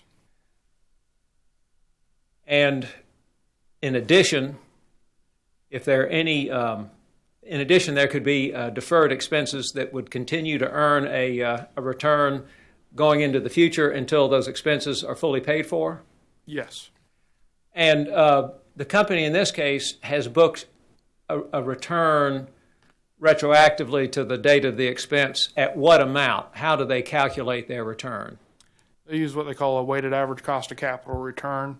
In most instances, I believe they used an after-tax return, and essentially what they did was they took the weighted average cost of debt, long-term debt, applied that to a portion of it, roughly 47%, as to line up with their capital structure that they have proposed in this case. And additionally, they also used the ROE that was approved in their last rate case, which I believe was 10.2%, and they used 53% of that also to align to their capital structure. and that combined rate, I believe, was roughly 7.5%, give or take. All right, so to sort of simplify it for my purposes, the company is seeking a return of retroactively to the date of the expense of about 7.5%. In the instance when they use yes. Thank you. And so, and you testified to this in your summary, but I couldn't keep up. So the total amount of return that the return with the total amount of the deferral with return that ORS is contesting is what amount? Yeah, say that again. I'm sorry. ORS objects to the Duke's recovery of the full amount of the deferral request, correct? Yes. And that total amount of the deferral request is what amount? I think you testified to it in your summary, but I missed it. Well, I didn't provide a summation of the total deferred amounts. Total deferred amounts would be the $77 million plus the $242 million, roughly $319 million, I believe. The 77 is all the deferral request except the coal ash, correct? Yes, that is correct. And the 200 and what odd million is the coal ash? Yes. And what is the amount you object to earning a return on any of those deferred accounts, correct? Yes. And so going back retroactively to the date of the where Duke incurred the expense, what's the total return they're requesting to which you object? I think you're trying to get to the number that I quoted in my summary, which is the $4 million. And just to be clear, that's the revenue requirement impact, which is different than the total of the deferral attributable to the cost of capital return. I don't have that total of the, say, $319 million in deferral cost.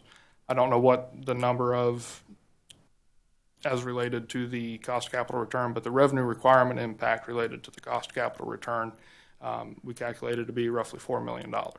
Well, would the impact of the return be on the order of magnitude of 7.5% of 300 and some odd million? Yes. Now, I understand company witness Smith to testify that Duke really needs these deferral costs to continue to operate. Could you please tell me what the total revenue earned by Duke was in the test year of 2017? According to their application, from South Carolina customers, the company collected $1.7 billion in revenue. Thank you. Now, Ms. Smith.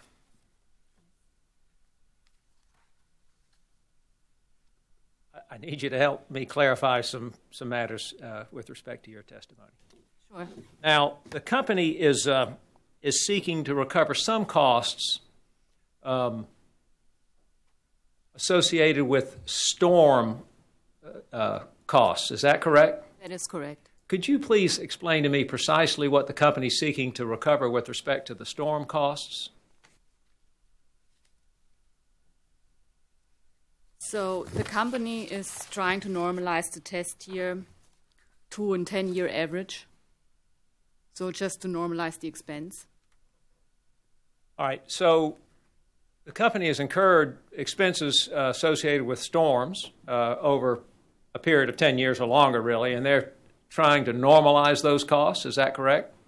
Well, what they're trying to do is they're looking at the 10-year average and determine what that cost is, and then use that amount. And they already have some costs in the test year, and that kind of difference is the adjustment to the storm costs. So they're trying to add some recovery associated with their storm costs, correct? That's correct. All right. Now, don't they have a storm damage reserve fund? Yes, they do. Is that what they're trying to add to? That they use the storm reserve. That's actually they can use that money to offset the expense for the year, and they also applied some of that storm reserve in the test year. Does that answer your question? Well, I think not. So they're seeking to add to their storm damage reserve fund in this case, correct? No, they do not. They're not seeking to add to that? No. But just normalizing the test year for the expense. So they're trying to normalize the test year to add some revenue for storm expense. Yes. And you object to that. Yes, we do. We objected to the inflation part. And we also, in our calculation, removed the lowest and the highest year. So we had a more normalized... So you have two issues with it. First of all, you feel like you ought to remove the lowest year and the highest year to normalize it, correct? Mm-hmm. But I think, as I understand it, the company is asking for an inflation factor associated with their revenue asked for storm. That is correct, and that was approximately $1.4 million. And do they cite a statute that allows them to recover inflation for their storm costs? I'm not aware. I don't know if they use the statute. Well, you've served rebuttal testimony, and if you didn't read anywhere in their testimony where they cited a statute that says, no, the commission can give inflation in this particular case, have you? Can you repeat that question? Well, you've read their testimony, yes. Correct? And you have not seen where they cited a statute that would allow them to recover inflation on these costs, have you? I don't recall. Right. And but yet they have the Storm Damage Reserve Fund, but they've sought no recovery under the Storm Damage Reserve Fund. Well, they are allowed to recover every year $5 million. That's already set. So they did not seek to increase the storm reserve in this docket. Okay, but if they had sought simply to add the $5 million to the Storm Reserve Fund, would the ORS have objected to that? Well, that's already in place. So they're recovering that. So this is in addition to the Storm Damage Reserve Fund. So they're trying to gild the lily here, correct? I guess I don't understand the question. I apologize. I think everybody else did.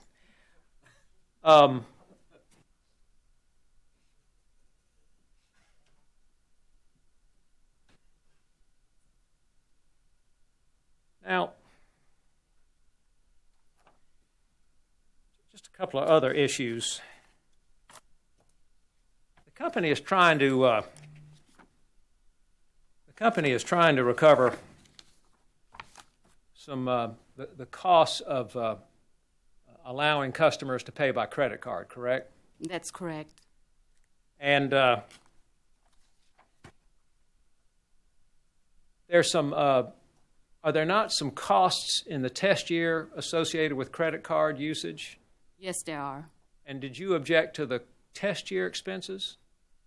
No, we did not object to the test year expenses. Again, we objected to the inflation part. Well, projection and estimations they had calculated. And again, as I understand it, in addition to the test year expenses, Duke would like to recover some additional expenses based on a growth projection.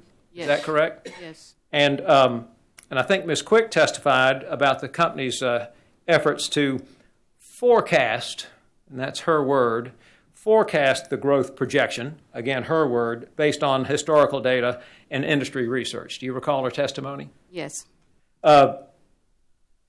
Is the forecast that Ms. Quick testified to, is that known and measurable? No, we have the opinion that that is not known and measurable. And in general, we feel if we increase these expenses, there's just discretionary funding for the company that for events that may or may not happen. So in general, we disagree with inflation. In other words, Ms. Quick testified that surely the credit card usage would go up and their cost would go up, and the ratepayer should have to pay for these forecasts or projections, correct? Yes. And those are not known and measurable? They're not. Have you formed a view as to whether or not there would be some offsetting cost benefits associated with customers paying by credit card? Yes, and I think Commissioner Belzer asked about that last week too. So we would expect if you see an increase in credit card use, that the company would also experience some savings. For example, I wouldn't think they would have to do certain activities that are related to checks or collection. what they have to do now. So I would think there would be some kind of offset. And wouldn't it be fair to say that if the Commission declined to accept the projections and the forecasts and the inflation, and the company comes back in for the next rate case, we would have some historical basis on which to determine what the credit card fees ought to be in the next rate case, correct? I would think so, yes. And we'd also have an opportunity to learn through the historical test year of the benefits or the offset to costs associated with the credit card use, correct? Yes. Good. And similarly, I think you have an objection to some costs associated with the deployment of the company's new, very expensive customer service program, do you not? Yes. And as I understand it, through Ms. Hunsicker's testimony, she likewise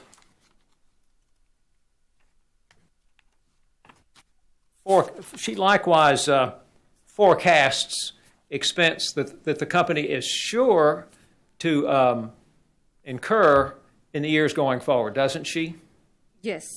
And it's your position that these forecasts are not known and measurable. Isn't that your testimony? Yes.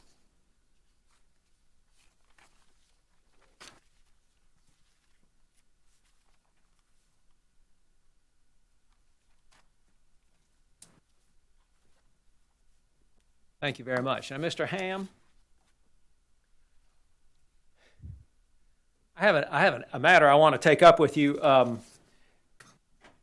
I find the issue to be a little squirrely, but I would hope that you would help me work through it. The Duke has proposed to reduce its base facilities charge request to a level proposed by the ORS to a figure of $11.96 per month. Do you understand that to be the case? That's one of them. There's changes by a few.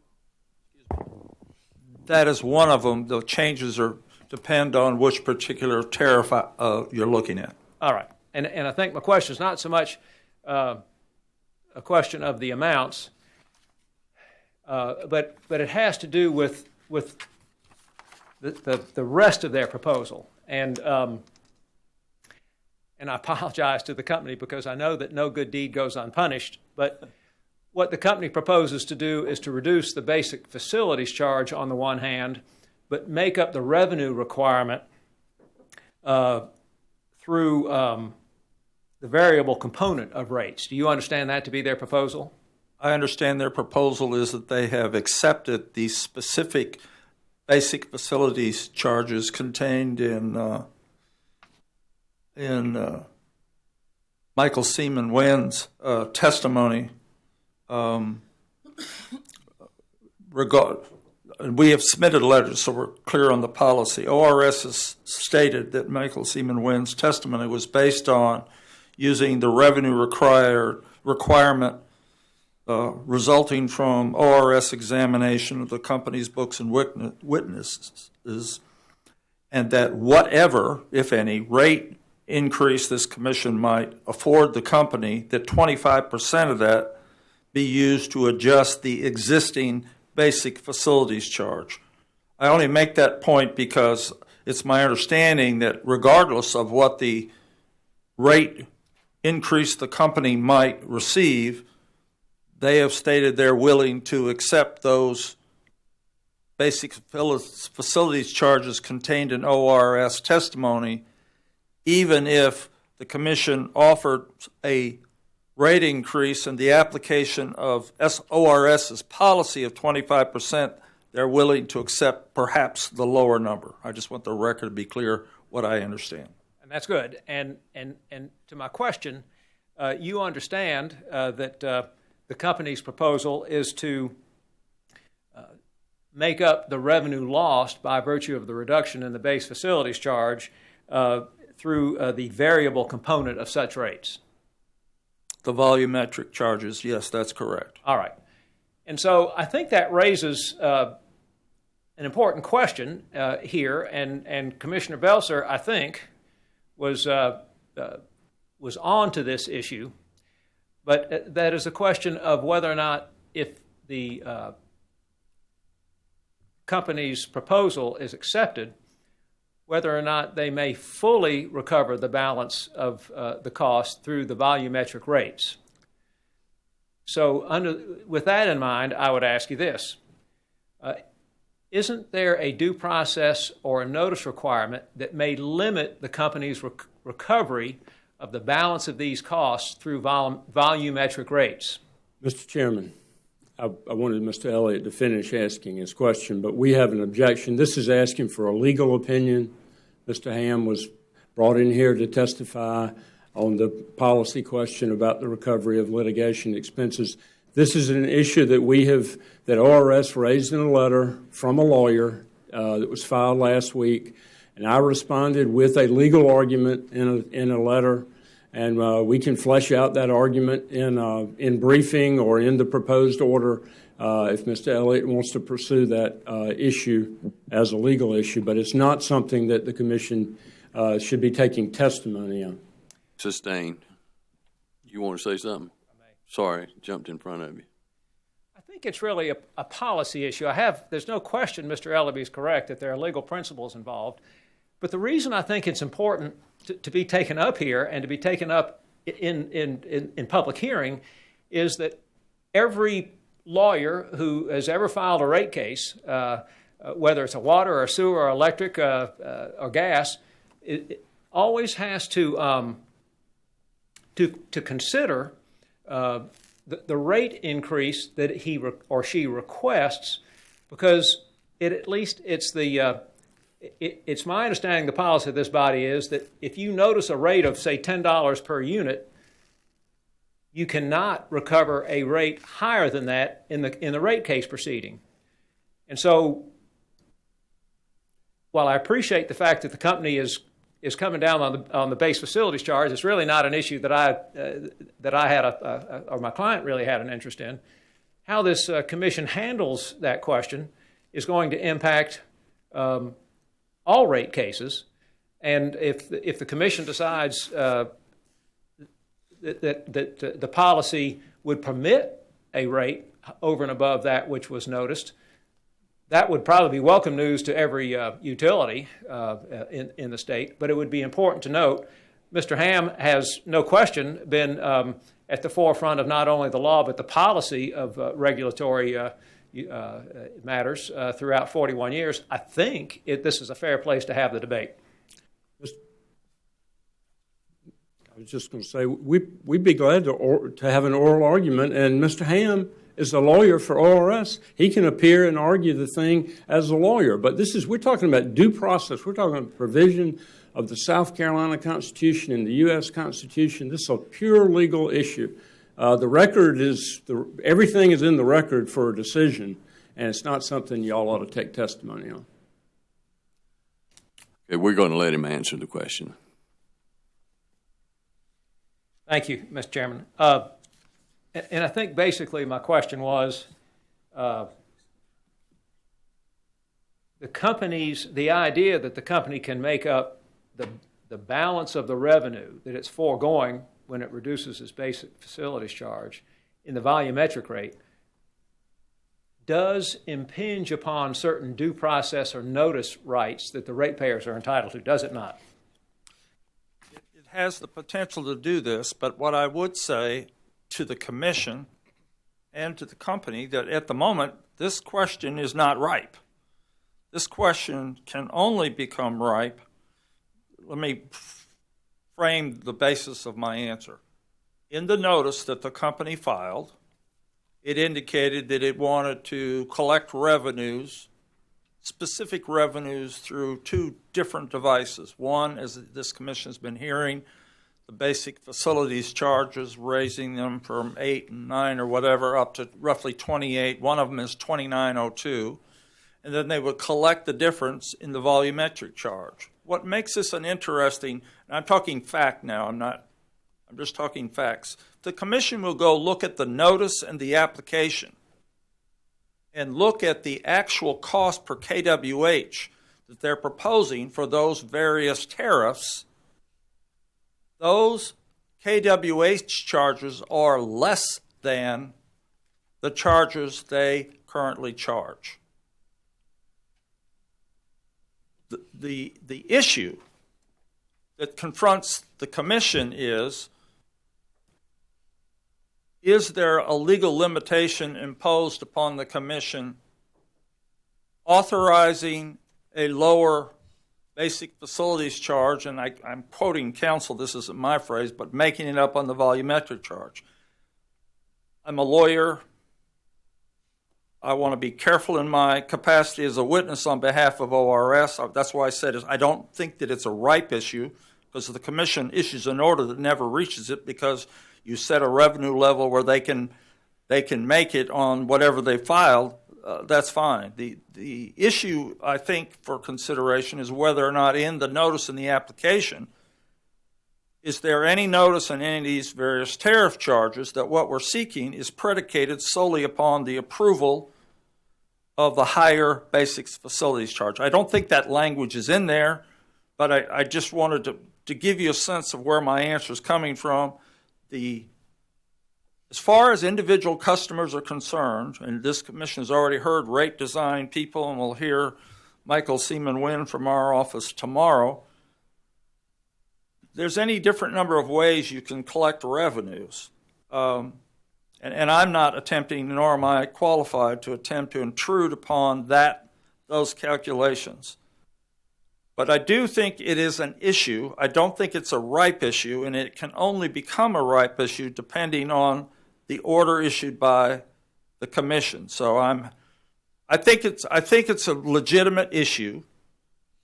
Fairness would dictate that there's arguments on both sides. I want to be clear on that. I view my role as trying to give you the best whole picture I can, because you are going to make that decision. I'm not. You do know, and in fairness to Duke, they indicated the total dollar revenues they wanted to seek. Now, there's no question under existing law in South Carolina, other states, and even in the Supreme Court, in the United States Supreme Court, this commission could not lawfully issue an order greater than the amount that they are seeking. Because the evidence must be in the record to support whatever rate that you authorize. The technical issue, I think, is if you look at the company has told ratepayers how much they are seeking, but ultimately in the analysis from the commission's years of experience, you know where the rubber hits the road is what they've done to the rate that you pay. And that goes to, well, if somebody read the particular tariff, they've said, well, your volumetric charge or charge for KWH is going to go down. And there's the legal issue that in my mind on both sides is, was the notice sufficient to cause an interesting party to participate or whatever in order to get the details? Certainly the company has prominently filed an application with the dollar amount. Its application contains those other numbers.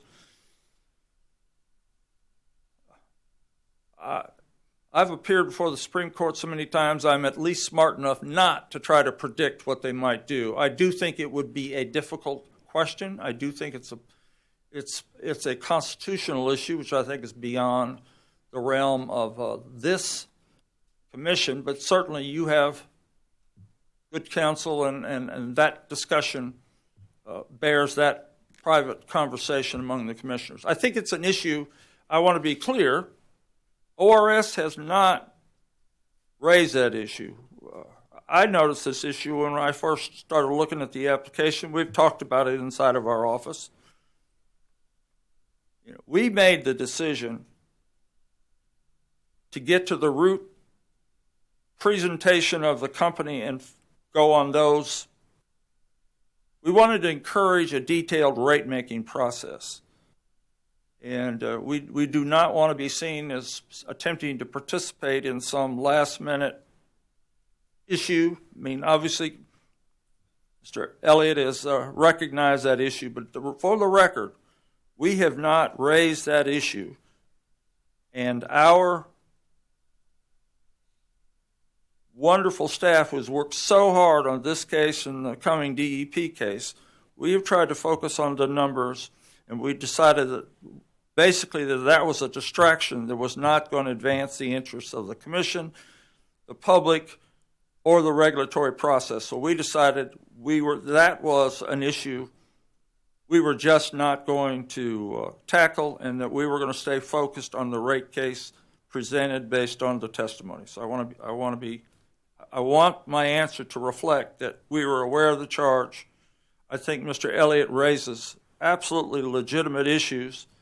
I think the answer could potentially go both ways, but we decided our best energy was given this commission, our best testimony and evidence on the underlying rate case. Because at some point, if you think about it, if there's a ruling that this case, that there were limits, the company would have the ability to come back and file for another rate case. And, part of our consideration was, creating new rate hearing costs and all these other things that ultimately be paid for by ratepayers. Was that in the public interest? And under the leadership of Nadette Edwards, we just decided, let's focus on the case itself. Somebody raises this issue, we'll let you know what we think. I've attempted to do that as neutrally as I can, being an employee and a lawyer at the Office of Regulatory Staff. Good. Thank you very much, Mr. Ham. No further questions. Thank you. Company.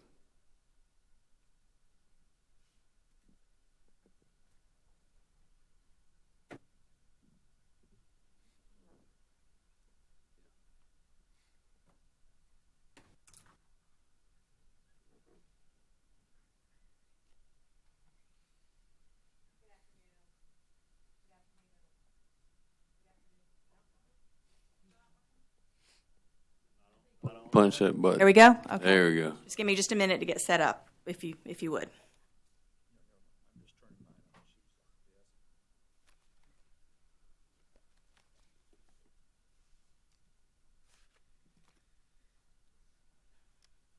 Good afternoon. My name is Heather Shirley Smith, and it's a pleasure to see you. I'll be asking some questions of Witness Smith as well as Witness Payne. And then, as Mr. Ellaby said, he'll have some questions for you, Mr. Ham. Okay, so I just wanted to follow up on a couple of Mr. Elliott's questions. And one of the things that Mr. Elliott was talking about was, I think he categorized the company's request as gilding the lily for storm costs. Do you recall that, Ms. Smith? Yes, I do. And is that an exchange that we've had? Those are Mr. Elliott's words, correct? You've not talked about gilding the lily with the company, correct? I can't answer the question because I don't understand the question. Okay, then I'll take that as a no. All right. And so the company does have a storm reserve, correct? Yes, they do. Okay, and that's over and apart from the difference that the company is requesting in setting a storm amount in rates. Is that correct? That is correct. Okay. And do you know what the balance is of that storm reserve? I think it's approximately 12 million right now. Okay, negative 12 million. Negative, yes. Okay. And so would it surprise you to know that in January of 2018, the storm reserve was around $20 million?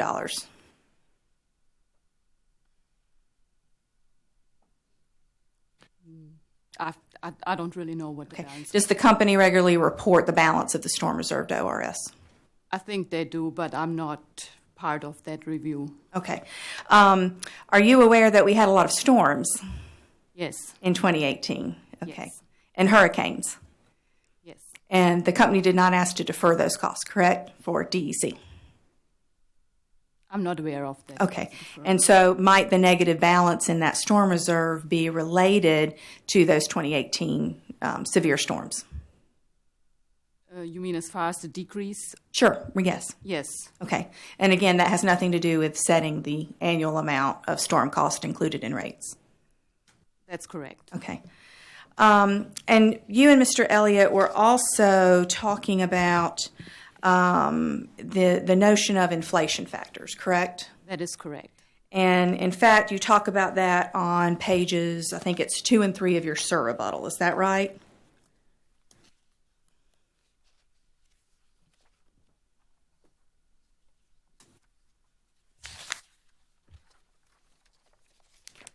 Yes, Okay. And you cite orders for this notion, correct? that is correct. And for example, you cite order 85-841. Is that correct? That is correct. And did you review that order in preparation for your testimony today? I did read it, but I read it a while back. Okay, all right. So, but it's an order that you're generally familiar with. Very general. Okay. And I'm happy to walk through the order. We'll see if we can avoid that. I just want to ask you some questions about your recollection of that order. Okay. In this order, do you recall that the Commission rejected the company's proposal to apply an inflation adjustment beyond the end of the historical test period? Do you have the order? Sure. I can just put it up here if you like. I can put it up here if you like. I'm also happy to hand you one. May I approach?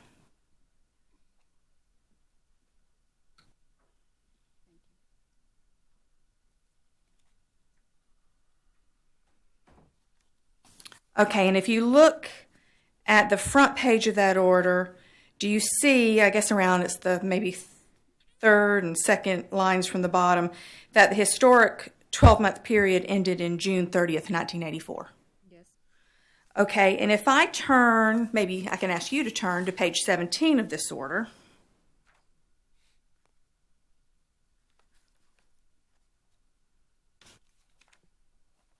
I'm sorry, 21, excuse me. Page 21.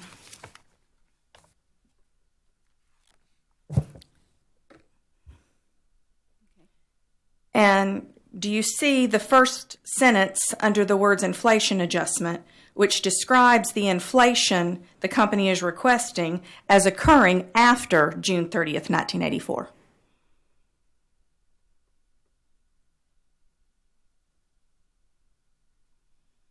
Yes. Okay, so in this case, then we can agree that the Commission rejected the company's proposal to apply an inflation adjustment beyond the end of the historical period, correct? That is correct. Okay. And so in the inflation issues within the Duke case, did the company's adjustment to annualize non-labor O&M costs go beyond the end of the historic period or just to the end of the historic period? It was to the end of the test. Okay. So it's a little bit different. The company used historic numbers in its application as opposed to this order 85-841. That is correct. Okay. Well, the company used historic data like the CPI, which is, if you look at the CPI over a 10-year period, you will see that fluctuates. So I think taking the CPI as a base for inflation does not really prove that going forward you will see inflation. It could also be deflation. Okay, but the company was looking to make sure that it captured this concept within the historical period. It's not asking for an adjustment to capture inflation past the historical period, correct? But we're looking at a historic 12 months test year with known and measurable changes, Okay. not unknown changes. Okay. And I get that you may not still agree with what the company's done, but it's not the situation that was present in Order 85-841. Not as I read it here. Okay, thank you. And would you agree with me that it's incumbent upon this commission to consider the company's request based on the facts of each case and whether each component of the company's request is reasonable? Can you say that again, please? Would you agree with me that it's incumbent upon this commission to consider each case on its facts? Yes. Okay. And it might be reasonable for this commission to consider the arguments in this case as different from the case we just discussed, which was 25 years ago. I guess I would kind of have to look to my lawyers. That's just too Okay. much legal. Okay. And the Commission could also consider that inflation through the historic period is very different than requesting an inflation adjustment after the historic period. There's a difference, however. I still don't think what the company based their inflation on is very reliable. Okay, and I understand that. We'll get that to it. We'll get that to a minute. But I just wanted to note that the case that you cited in your testimony did not have the same set of facts as what the company's presented. Your concern may be the same, but it's a different set of facts. And would you agree with me that the company has broad authority when it comes to rate setting? Can you repeat that again? Would you agree with me that the Commission has broad authority when it comes to rate setting? Sure. Okay. And would you agree with me that there's no statutory definition of the phrase known and measurable in South Carolina? Are you aware of any? I'm not a lawyer. Okay. Would you agree with me that the basic objective of rate making is to determine the total amount of revenues a company must generate in order to achieve its own objectives and meet the needs and objectives of its customers? I've got an objection coming here. We're continuing down this line of legal questions and policy questions from Ms. Smith. She's an audit witness. She can testify to the numbers and how we got to those numbers, but she can't testify as to ORS legal opinions or why we do something like that. Are you familiar with the Deloitte manual, the Deloitte Regulated Utilities Manual, a service for regulated utilities? I've read it before. Yeah. Okay. And would you like a copy? Okay.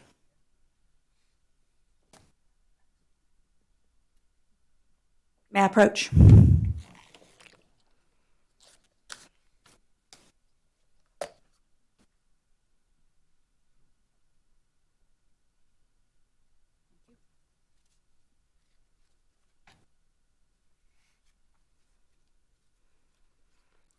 And if I turn to page 8 of the Deloitte manual,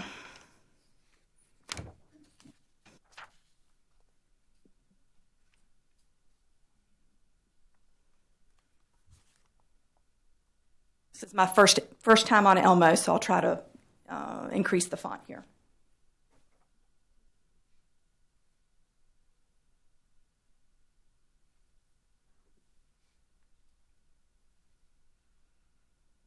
Okay, and so I just said a couple of sentences, and I just want to see if you see them there on page 8 of the Deloitte manual, that the basic objective of rate making is to determine the total amount of revenues a company must generate in order to achieve its own objectives and yet at the same time meet the needs and objectives of customers.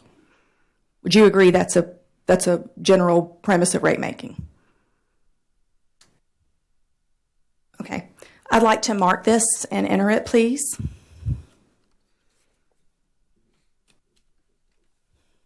I'm not sure I'm comfortable with entering this. We haven't even had anybody identify specifically what this is. It was a document that was handed to Ms. Smith. I don't know if she knows what it is familiar with it. Unless it's authenticated in some manner by somebody, I don't know that it's proper for introduction as an exhibit. Do you recall it being a footnote in Zachary Payne's testimony?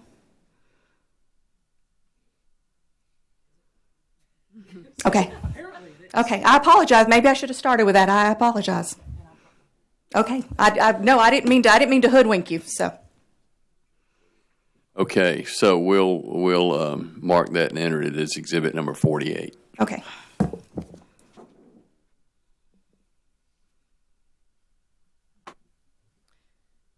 Okay. Does ORS as an agency put any weight onto this manual?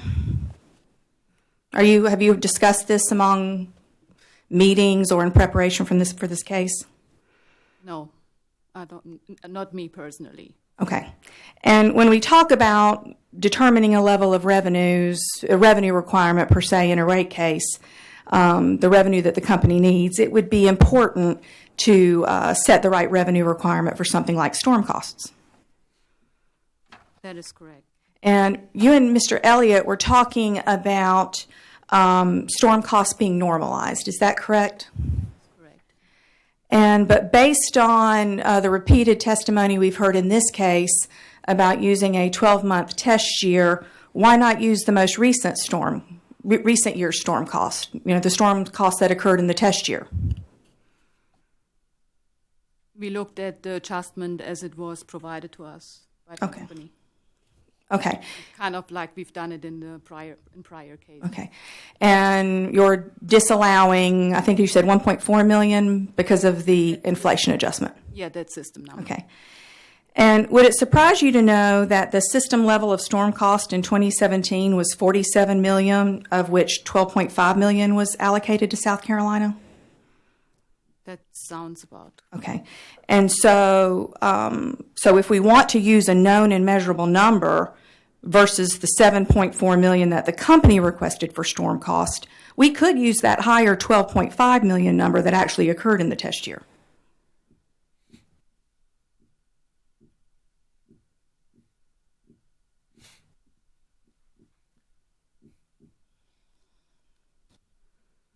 Can you rephrase that question?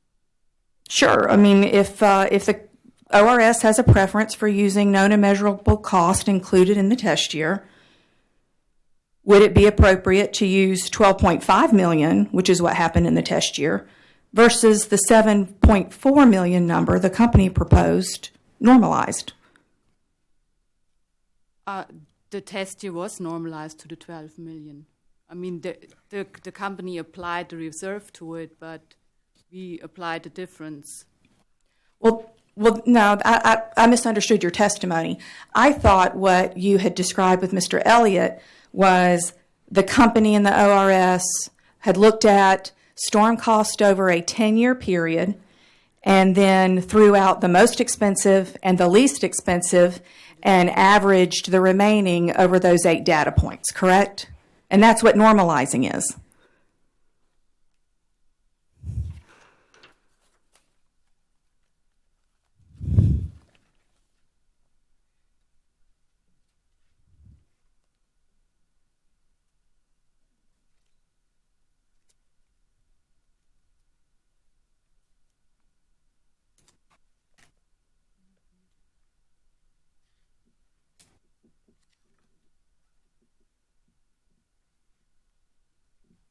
I think Mr. Payne may be. But I'm sorry, you're the one who made the adjustment, and so I'm happy to ask Mr. Payne, but I want to make sure that I understood what your thoughts were when you provided your testimony. Are you referring to my direct testimony? I'm referring to the disallowance recommended in your, I think it's your surrebuttal testimony. To be clear, we did both work on these adjustments throughout the case. So I believe what you're trying to get to is that the company would have been enabled or would have been entitled to increase cost to the $12.5 million, which you have to keep in mind as well that the company also withdrew from its storm reserve fund to offset some of those $12.5 million incurred. In addition, they also had already built into rates close to that amount. So really, I mean, the idea of taking that 10-year average is to normalize it, but even if you wanted to go to the $12.5 million, you would have to take into account the storm reserve fund offset that was used and the amount that was already built into rates through the last rate case. Okay. And were you here when the storm reserve was established? Not with ORS, no. Okay. And is it your understanding that there's an annual amount in rates that goes to the storm reserve that the company can't touch under very specific circumstances? My understanding is that the storm reserve fund is used to offset costs for storms. Right. And it has to reach a certain threshold before the company can even access it. Okay. Do you recall that? I do now. Okay. Do you recall the genesis of it following ice storms? I recall it was established through Order 2010-79 related to the company's rate case. Okay. And as Ms. Smith testified earlier, that when she was speaking with Mr. Elliott, that's something different. Yes, that storm reserve fund is different than the normalized storm cost. Okay. And so do you deny, and I'm going to go back to Ms. Smith now, do you, and so we just went through the Deloitte manual, so would you agree with me, Ms. Smith, based on our discussion about the purpose of rate making, that it's important to include an appropriate level of storm cost in rates so the company has a reasonable opportunity to recover its storm costs? I do want to make a statement. I do not, in my surrebuttal, I do not address the storm cost adjustment. It may have been in your direct, excuse me.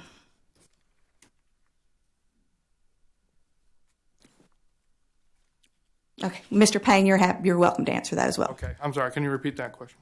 Would you agree with me, based on the manual that you cited in the conversation we just had, that it's important to get the level of storm costs correct in rates? We believe that it's important for the commission to set rates that would allow the company to recover its operating costs plus earn a fair and reasonable return on its capital expense. Okay. And did you provide any evidence? Excuse me, counsel. Could the panelists please speak up a little bit? We're getting a note in the back that our online viewers cannot hear your testimony. Okay. So yes, as I said, it is ORS's position that the commission should set rates that allow the company to recover its operating costs as well as earn a fair and reasonable return on its capital investment. Okay. And so in speaking about what's fair and reasonable, did the ORS provide any, and using those 10 years worth of storms, did the evidence ORS provide include anything to adjust for a storm 10 years ago? I mean, using the cost from 10 years ago and bringing that forward, is there anything to suggest that storms today could be addressed with a cost structure in place from 10 years ago? We use the historical cost. That's what we did. Okay, and the company was fine with using the 10 years. It could have gone with a test year number, a higher number, but it was fine with using 10 storms, throw out the highest, throw out the lowest. And what the company wanted to do was to look at the storm level based on test year cost, and it brought it forward with inflation. Not past the historic period, but it took storm costs from 10 years ago and brought it up to the test year, correct? Yes, that is what the company did. Okay. All right. And so we do know that the test year amount on its own would have been higher. Yes. And the commission could consider that in addressing what the right level of storm costs, which should be in this case. Yes, they could. And we do know that contract labor costs have gone up. Is that correct? Did you read Kim Smith's rebuttal? I read a rebuttal, but I personally do not know that. Okay. Did you ask any discovery on that or confirm that or have any reason to doubt it? No. Okay.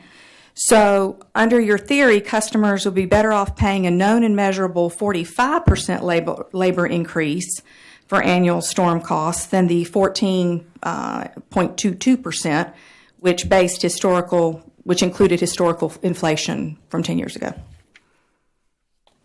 I'm not sure where you're getting the 14%. What? Did you read Ms. Smith's rebuttal? Yes. Can you point me to what? Okay. You're referring to? Okay. I don't have her testimony up here, but would you accept, subject to check, that she had included over the 10-year period, a 1.422% per year inflation adjustment, which multiplied times 10 is 14.22? Yes. Okay. And that just saves us both from finding it. Okay. All right.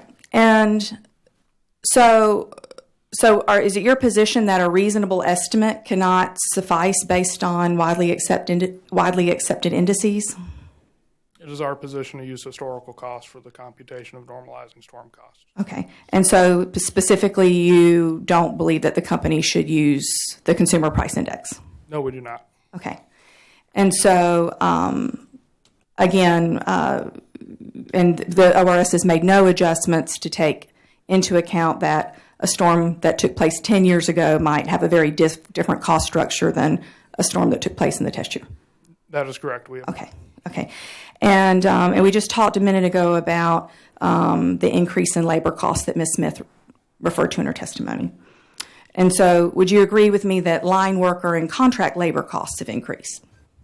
If you assert it so, we could verify it. Okay. Well, would you agree with me that it's a tight labor market for these resources? Currently, but if you go back to 10 years ago, I think the opposite would have been true. So. Okay, but if they're hard to get today, then their cost structure isn't going to be what it was 10 years ago. Reasonable to assume. Okay. And did you, I don't know if this was, no, I think you were here. Did you attend the company's allowable ex parte briefing on May 2nd, 2018 in ND 2018-13E, where the company discussed the difficulty and challenging nature of attracting skilled workers to the electric utility industry? I personally did not. Okay. All right. So I think, Ms. Smith, this is my next question for you. Did you attend that ex parte? No, I did not. Okay. Ms. Smith, have you ever been in human resources? No, I have not. Have you ever tried to hire a programmer, an engineer, or a line worker? No, I have not. Have you ever tried to retain those types of employees? I've been a little patient with it. She's not a personnel person. She's not HR. She doesn't hire people. She is an auditor. Any questions about the numbers are fine, but questions about whether or not she hires somebody, I think that's ridiculous. Sustained. All right, I'll move on. Thank you. So you disallowed, well, actually, let's revisit that, so I don't want you to get too comfortable, Mr. Nelson. So you did contest costs to retain employees and costs to keep them engaged, for example, like the Lineman's Rodeo. No, I didn't. We did not. No, I didn't. You didn't contest the Lineman's Rodeo? Yes, we did, but I don't think that these awards costs are necessary to retain employees. Okay, and so, but you don't know whether activities like the Lineman's Rodeo are helpful in retaining and training linemen. The dispute towards the Lineman Rodeo was about whether or not customers should be paying for it as opposed to shareholders. Whether or not you all feel that those kind of programs or incentives are necessary to retain your employees, that's your decision. So you don't think it's important to train and engage line workers when they're very hard to find and inexpensive to maintain? If you all feel that's important to efficiently run your company, then that is okay. However, we have in the past taken issue with the Lineman Rodeo expenses, and we did so in this case to stay consistent. Okay. Can you think of any other employee, at my own detriment, but can you think of any other type of employee in Duke Energy that serves customers more directly than line workers, excuse me? Possibly the customer service representatives for billing and such, but linemen would probably be up there, yes. Okay. All right, back to Ms. Smith. I'll leave that. I'll leave the Lineman's Rodeo. While we're talking in this area, did ORS do a wage study of the company's compensation plans? We did. Okay. Well, wage study. I mean, if we did as far as salaries. We did not do a wage study on the company's employees. Okay, thank you. That's saved me several questions, so thank you.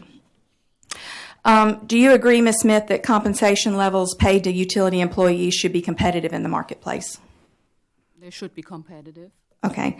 And the ORS had the opportunity to audit the compensation paid to employees. That's what you testified to, the numbers. Yes. And if I go to your direct testimony, page 12, line 6.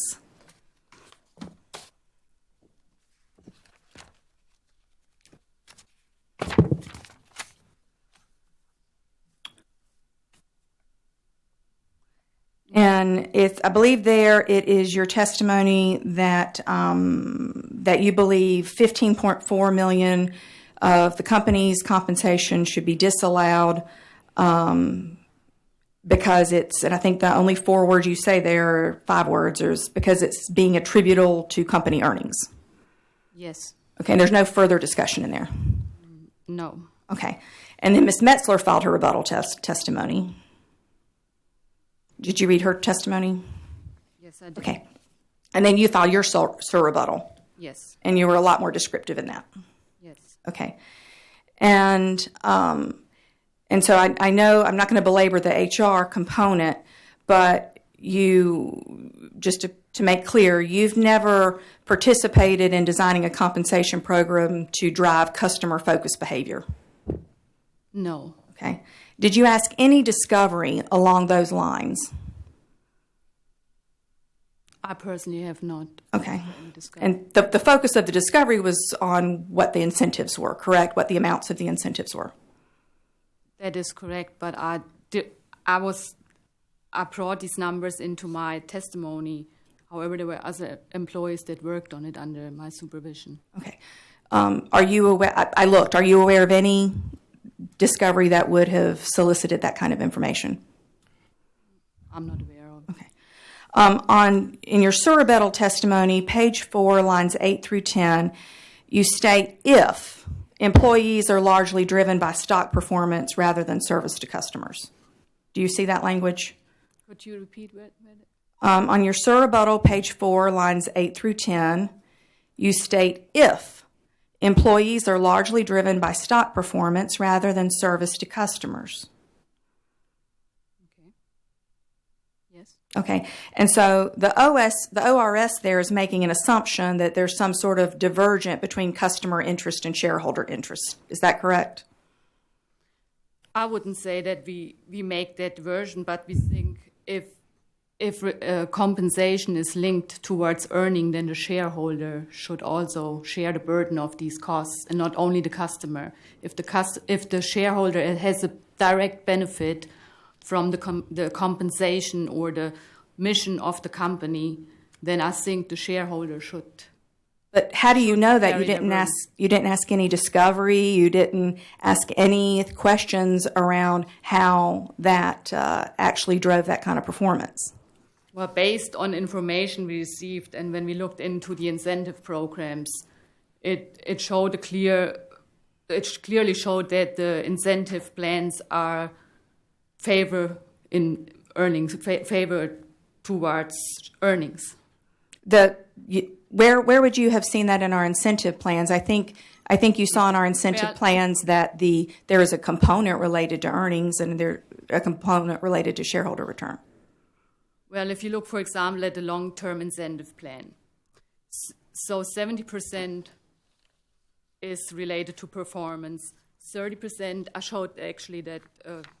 showed earlier an exhibit. Maybe we could look at the exhibit. Yeah, I'm looking at it. I have it. Okay. So for the long-term incentives, so 70% are related to performance, 70% are related to retention. So of the 70% performance, there are 75% linked to earnings and 25% to safety.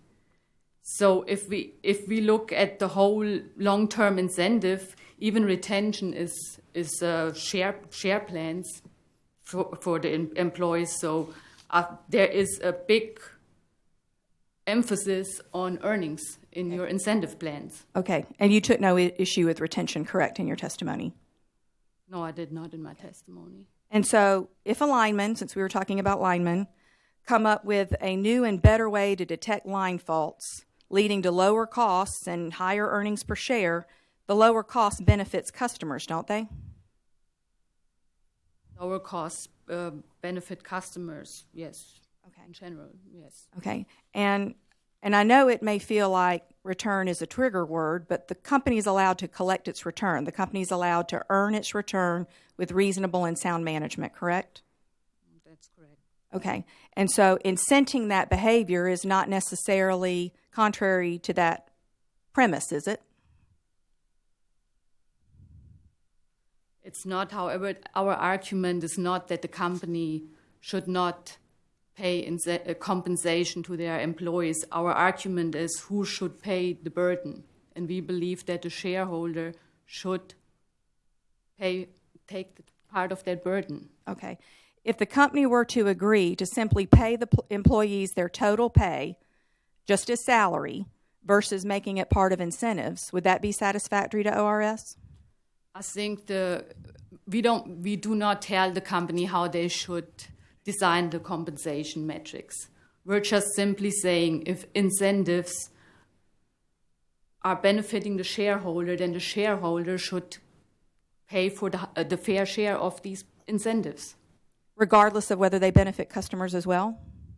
Well, there's still a portion that customers will pay. No, I mean regarding the you've done no study. Ms. Smith, when wait till she finishes, because the court reporter, I know it gets exciting here, but when the court reporter needs to be able to it's two Smiths. Get all these things. Sorry. Okay.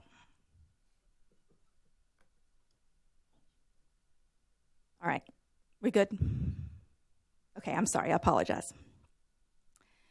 And so if the company converted its incentives to a total salary base, do you think we would be right back here in a future case arguing about whether the company was appropriately incenting its employees for cost control and customer service?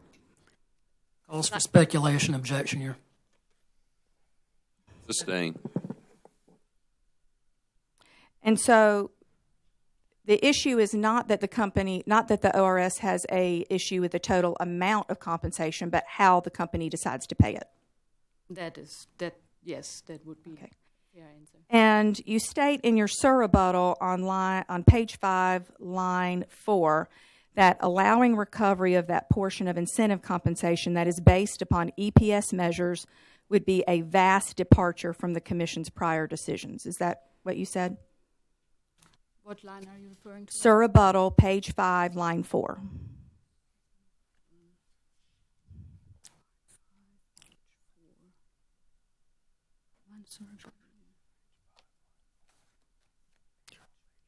Okay.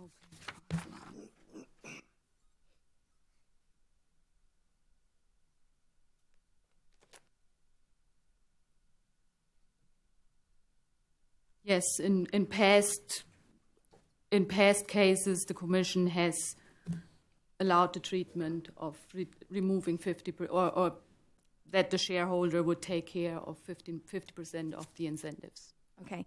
And you cite as support for this premise order 2012-951. Is that right? That is correct. Do you have a copy of that order with you?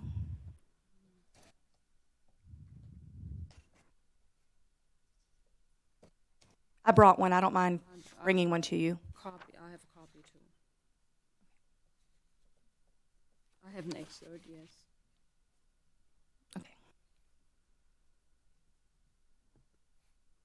Okay, and is it your recollection that Order 2012-951 reflected the Commission's approval of a settlement between SCE&G and other parties, except for SEUC?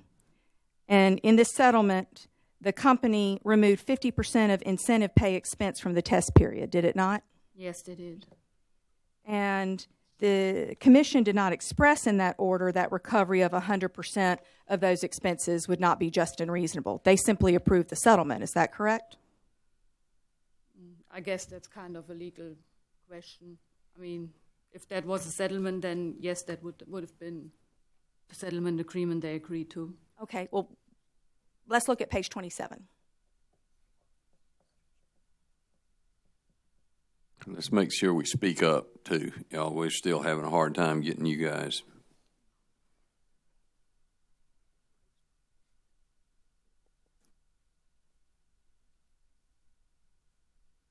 Okay, and if I'm looking at page 27, in this case, SCE&G agreed to forego recovery of $6 million of its incentive pay expense. Yes. And if I look on page 28 of the order, the Commission makes a number of findings regarding the appropriateness of the incentive pay structure. Do you see that?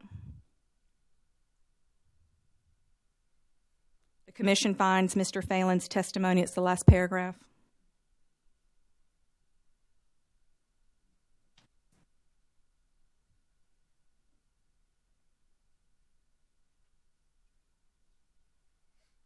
I see that. And there's nothing about earnings per share in this paragraph, correct? There's nothing about shareholders or earnings per share in this paragraph. Is that correct? Not in this paragraph. Okay. And then, again, it was a settlement, correct? And ORS was a party to the settlement? Yes. And the settlement, I believe I flagged it for you in the order. If we want to look at the settlement,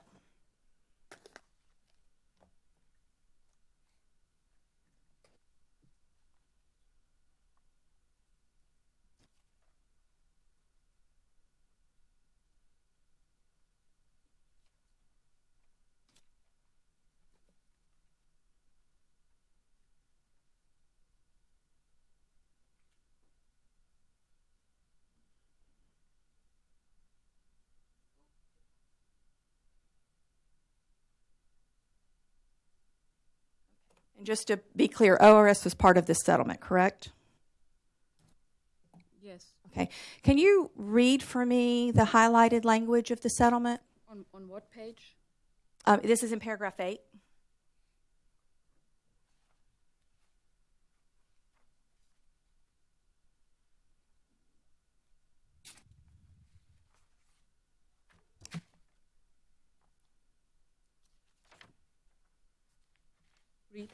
Yes, and it's up on the Elmo too, just the highlighted language of paragraph 8 discussing.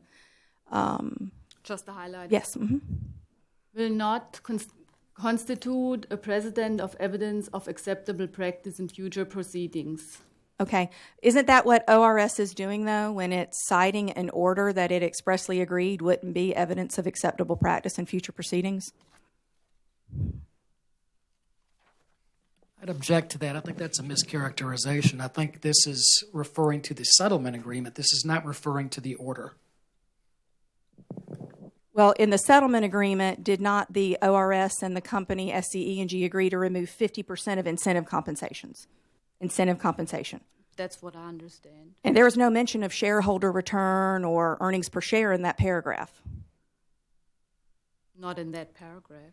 Okay, and so you're citing an order that it looks like wasn't supposed to be cited, or at least approving a settlement that wasn't supposed to be cited, that has no mention of earnings per share, which you say is a longstanding practice of the commission. It is. We have done it in the last DC case. We removed 50% too. Was that case settled? I don't remember. I'm not part in settlement discussions. And if I look back at that settlement from the last DEC case, would I find similar language describing that the parties had agreed to settle the revenue requirements of the case and it had no precedential value? I've got to continue my objection. I think she keeps pointing to this settlement. This is a settlement. This is not the order. She's trying to imply that the order itself, that the language can't be cited to by us, and that's incorrect. Did the order approve the settlement? I have an objection, please. Sorry. Hang on one second.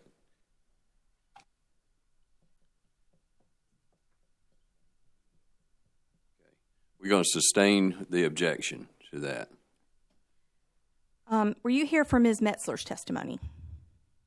I was not here. Okay. So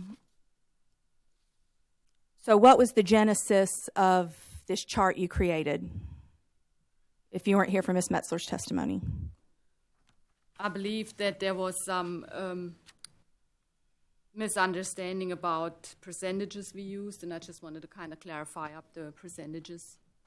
I think when I spoke, where she used the 70% for performance, but in my testimony I was actually referring to the 75% pertaining to the earnings. I just wanted to clarify that aspect. Okay. And you mentioned that in your rebuttal testimony. This is where this issue arose. That is where that 75% issue arose, yes. And you acknowledged in your rebuttal testimony on page 4, lines 1 through 2, that the executive leadership team short-term incentive payouts were based on 50% EPS, and non-ELT is based on 30%. That's what your chart says, correct? That is correct. Okay, and it is helpful. Thank you. If the commission decided to correct your error and only disallow the STI amount based on earnings per share, that would be a decrease to your disallowance of $15.4 million. Is that correct? So if we look at the long-term incentives of $5.5 million, and there are 70% related to performance, of the 70%, 75% are related to earnings per share. And we also look at the retention of 30%, where no performance measure are underlying. If we looked at this for purposes of our calculation, we would probably remove 82.5% of these long-term incentives, which is $4.6 million. Okay. Let me break this down a little bit. Okay, hold that thought. We're going to take a short break.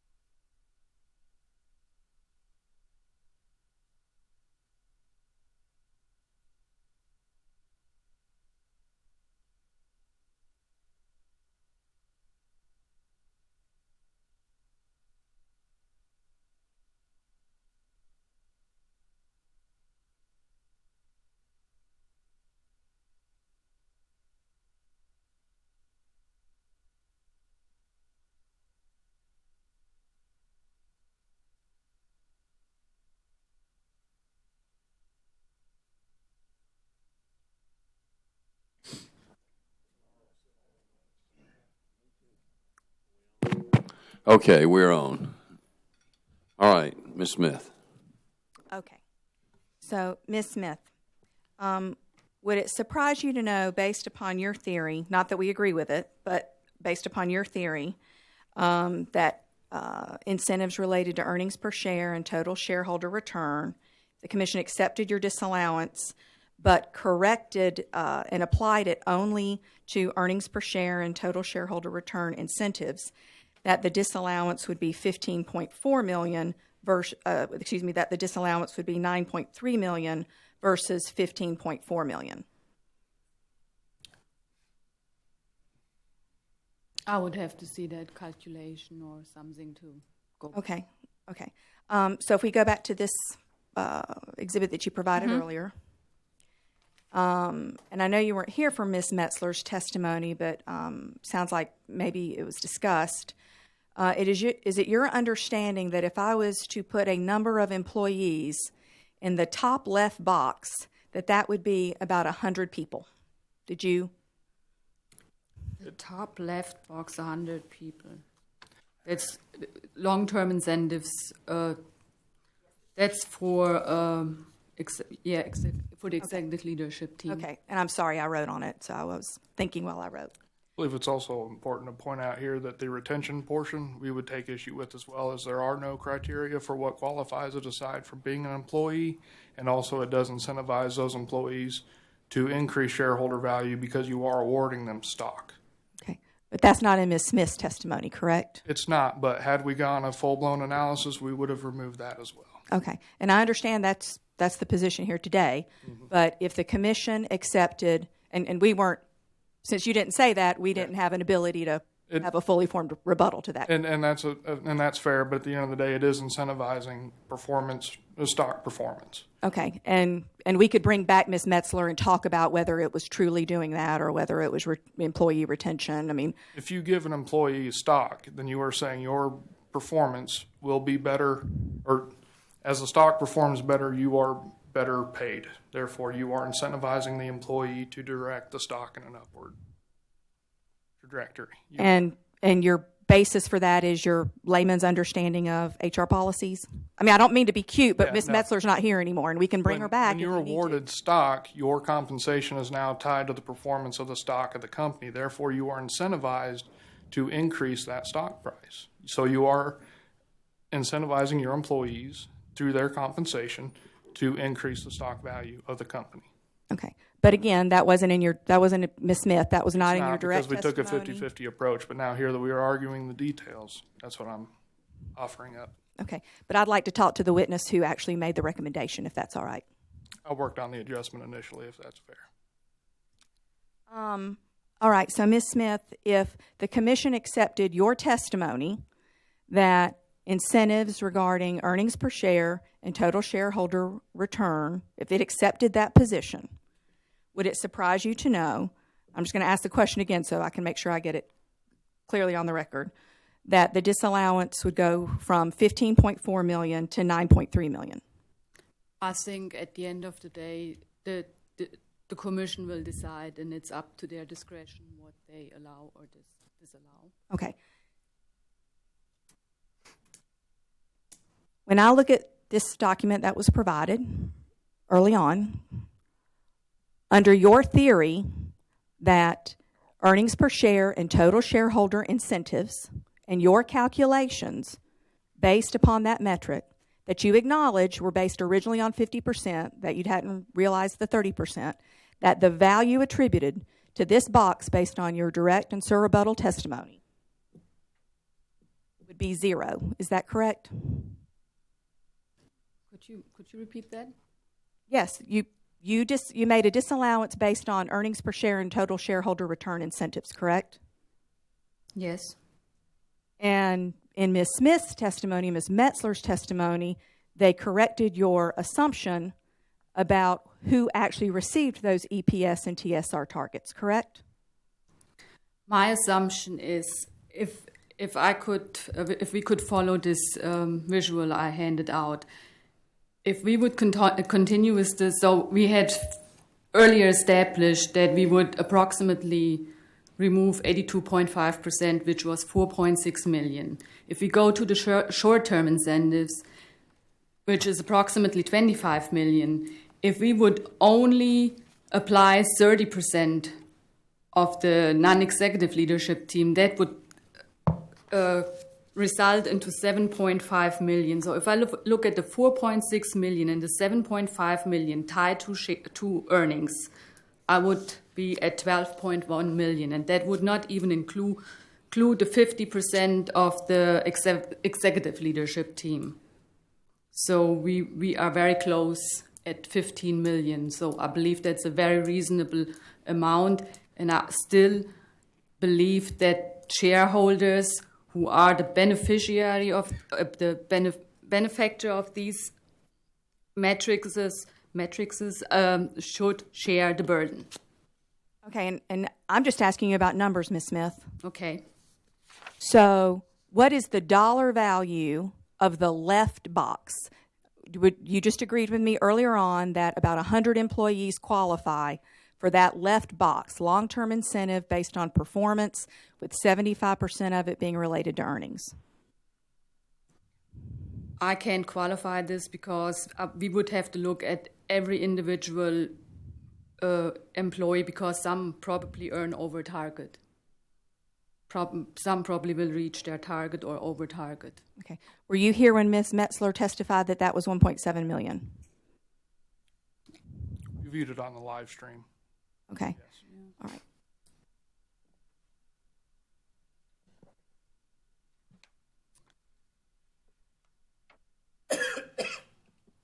And if I go down, and look at the short-term incentive, there's only about, were you aware of Ms. Metzler's testimony that there were only about 100 people in the company as part of the executive leadership team that received a 50% incentive based on the criteria you mentioned? Yes, you mentioned it. Okay. And what is the dollar value attributable to that executive leadership team? I cannot qualify that. Okay. Do you have any reason to dispute the figures that Ms. Metzler gave?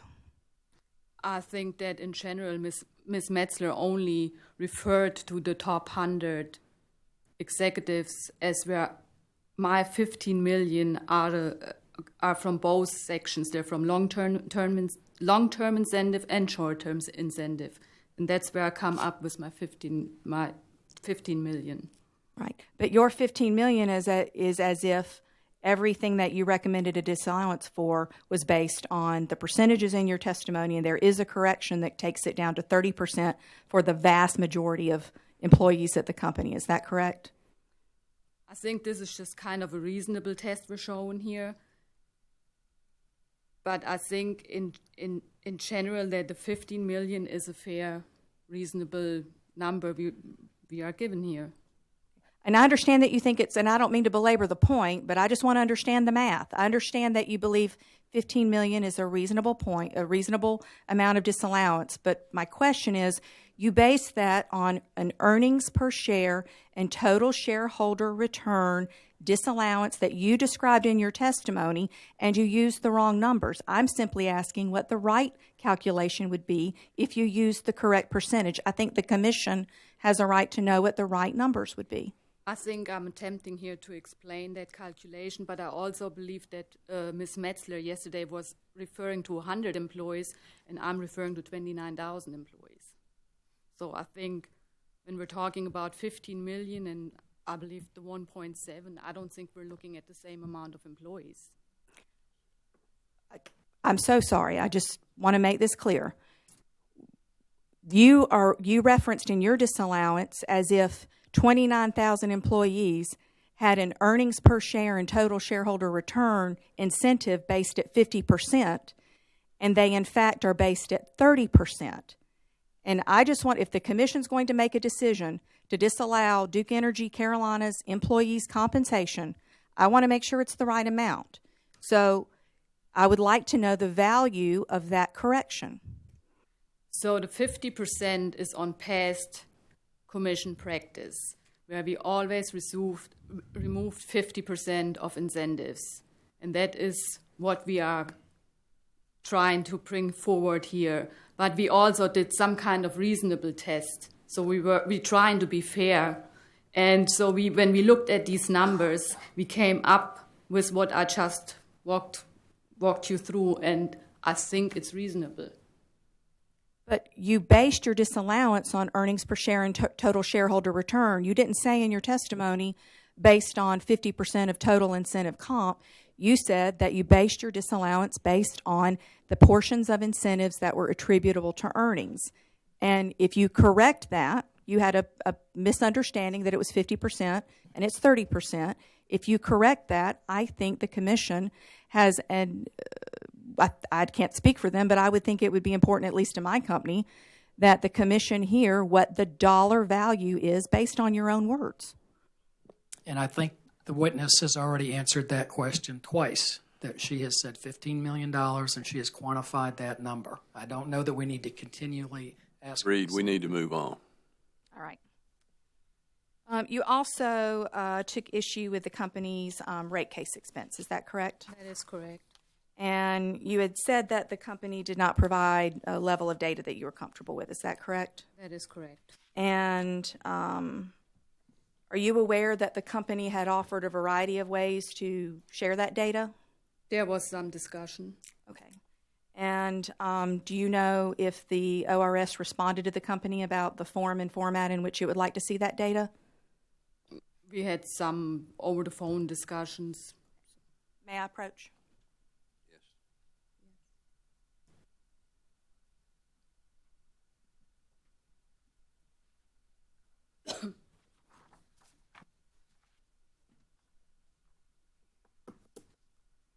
And so if I look at this email, and I want to give you time to read it.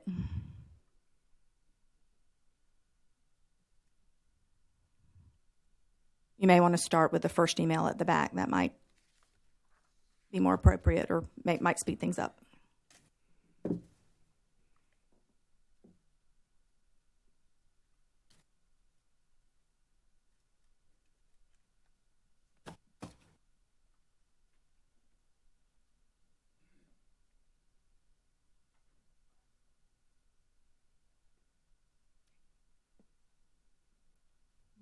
And I'm not going to read this document. Is this generally an offer from Kamal Robinson with Duke to ORS to provide data in a variety of ways? I don't think this document has been authenticated. And in fact, I note that Ms. Smith is not a recipient on this. I think it was addressed to one of the attorneys, it looks like now, and I'm looking at it more carefully. It's addressed to Mr. Bateman of my office. Therefore, I think there's a lack of foundation to admit this. Would it surprise you that if there was a dispute between the company and, I'm sorry. Sustained. Let's move. Has the company provided the additional rate case expense data? They have, to my knowledge, there was some data forwarded to us. Okay, thank you. Mr. Pang. Yes, ma'am. On page 1, starting at line 15 of your direct testimony, you refer to Governmental Accounting Standards Board Statement number 62. Is that correct? Yes, ma'am.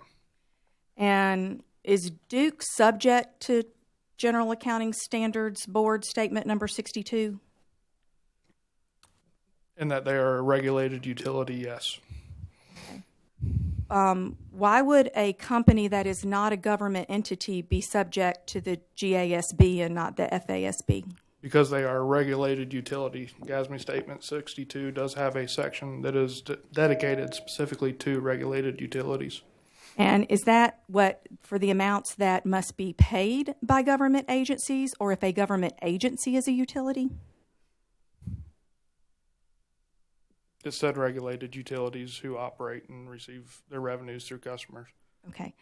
And were you here when Mr. Doss was testifying? No, and I don't believe I watched his live stream either. Okay.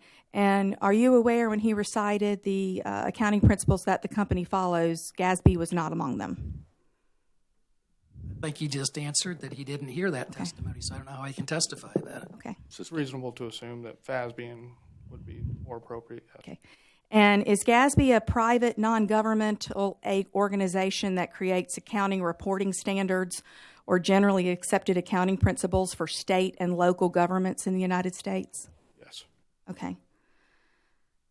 Do you know the total amount of tax regulatory liability? Let me rephrase. Do you know the total amount of regulatory liability related to deferred income tax in this case? Yes, I don't know it off the top of my head, but I've seen it. I believe $1.7 billion is what Kim Smith. That's correct. Yes. Her rebuttal. Is that included in rate base as a credit? Yes, it is. Does that mean that customers are getting a return on the balance? It means it's reducing the return that the shareholders are getting, which is essentially the same thing. So yes. Okay. And so do you believe that both regulatory liabilities and regulatory assets should get a return? I believe that both should be examined on a case-by-case basis unless there is precedent or standards that define how those should be treated. And I believe in the case of ADIT, it is very well prescribed that ADIT should be included as a liability in rate base. Okay. And we don't dispute that. You mentioned that in your testimony, right? You give a cite to the accounting for public utilities? Yes. Okay. And so there's a prescription out there for how ADIT is accumulated deferred income taxes. There's a prescription for how that's treated. Yes. Okay. In both accounting and regulatory. Sure. Okay. And are you aware that the company has been deferring a portion of its revenue related to the difference between the prior 35% federal income tax rate and the current 21% tax income rate since January 1st, 2018? Yes, I am aware.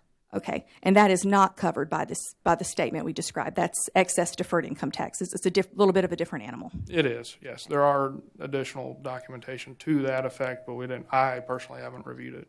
Okay, and I believe witness Smith referred to it as deferred revenue in her testimony. Is that a fair characterization? Yeah. Yes. Okay, and the company's proposing to return that to customers. Yes. And so that balance would not have existed but for the commission's ordering that deferral. Yes. And so the EDIT was a commission-ordered regulatory liability within its discretion, just like the other deferrals in this case was in the commission's discretion. Yes. And so, in your opinion, should the commission apply equal treatment to deferrals that fall under its jurisdiction? I believe that deferrals should be examined on a case-by-case basis unless there are standards in place. I also think it's fair to point out in this case that the EDIT, the excess revenue, whatever we're going to call it, in this case is also money that the customers had no choice in paying throughout the time, whereas the deferrals, large part, relate to projects that the company has willfully chosen to pursue. I think there is a large difference there in the fact that the customers had no choice when they paid those rates based on what the tax rate was established at the time. And if I go through all those deferral requests and deferral orders, it will give us the purpose and nature of those deferrals, correct? Yes. I don't want to dispute with you over each of those. There's evidence on that. Mm-hmm. Okay. Was the ORS policy on separating capital and O&M for deferrals articulated in any statute or rule? No. Due to the lack of statutes and rules, we came up with that policy to align how those deferred expenses would have been treated had they not been deferred expenses, had they been treated within a proper test year for a rate case. Okay. And so it's a relatively new policy? You could say that, yes. Okay. All right. And it wasn't articulated at the time the company requested the deferrals, correct? No, it was not. We typically like to address deferrals through rate cases, not at the time that they are requested. Okay.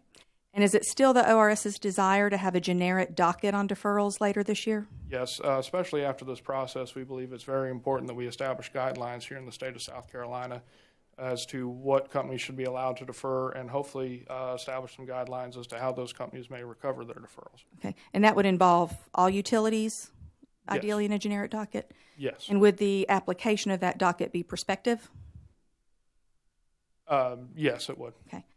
And so why does this new policy need to apply to existing deferrals? Why shouldn't they be looked at individually on a case-by-case basis, as you suggest? They are, and this is our proposal for these specific 6 deferrals in this case. Okay. And the commission is obviously free to make a different decision?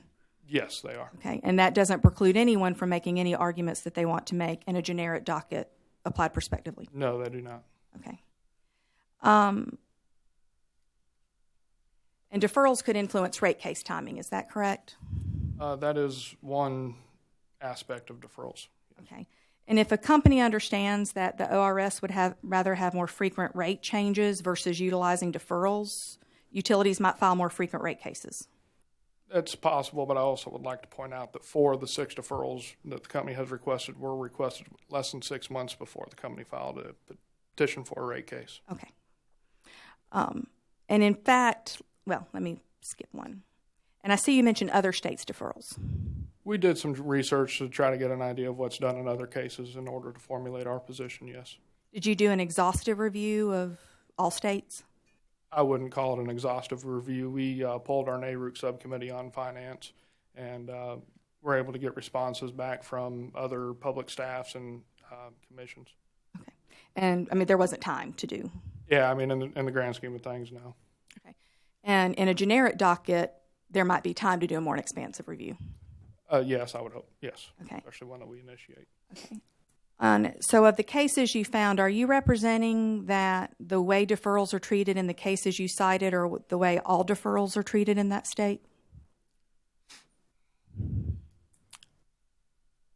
To the extent that the information was provided to us, that's our understanding. Okay. But if we looked at other orders within those states, there might be different results? It's possible, especially depending on when said guidelines were established, of course. Okay. And I noticed North Carolina wasn't on the list. No, they were not, but we have spoken with public staff up there and had input on how they handle deferrals. I believe there are a few things that we may look to adopt in a future proceeding. And some of those the company may like and some of those the company may not like? I would imagine so. Okay.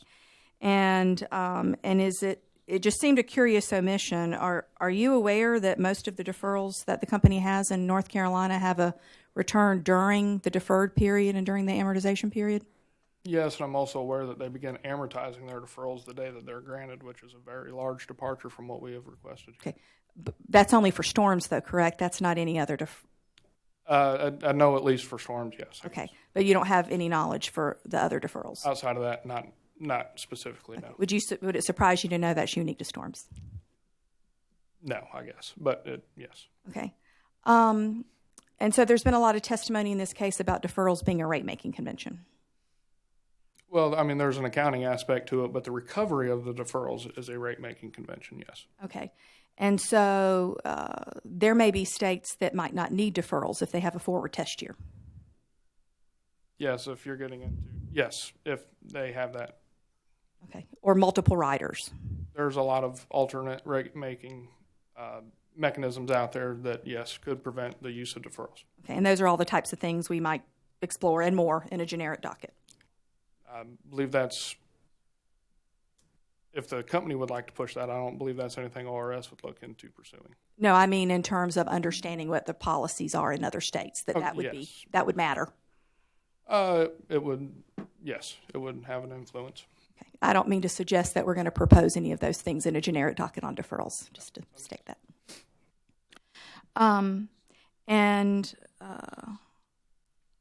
Let's see here. And so it sounds like we're in agreement that it may make sense to take measure of the context of rate setting in other states before focusing just on deferrals. Yes, to that, yes. Okay. All right. I have no more questions. Excuse me. Thank you. Thank you. Mr. Ellaby.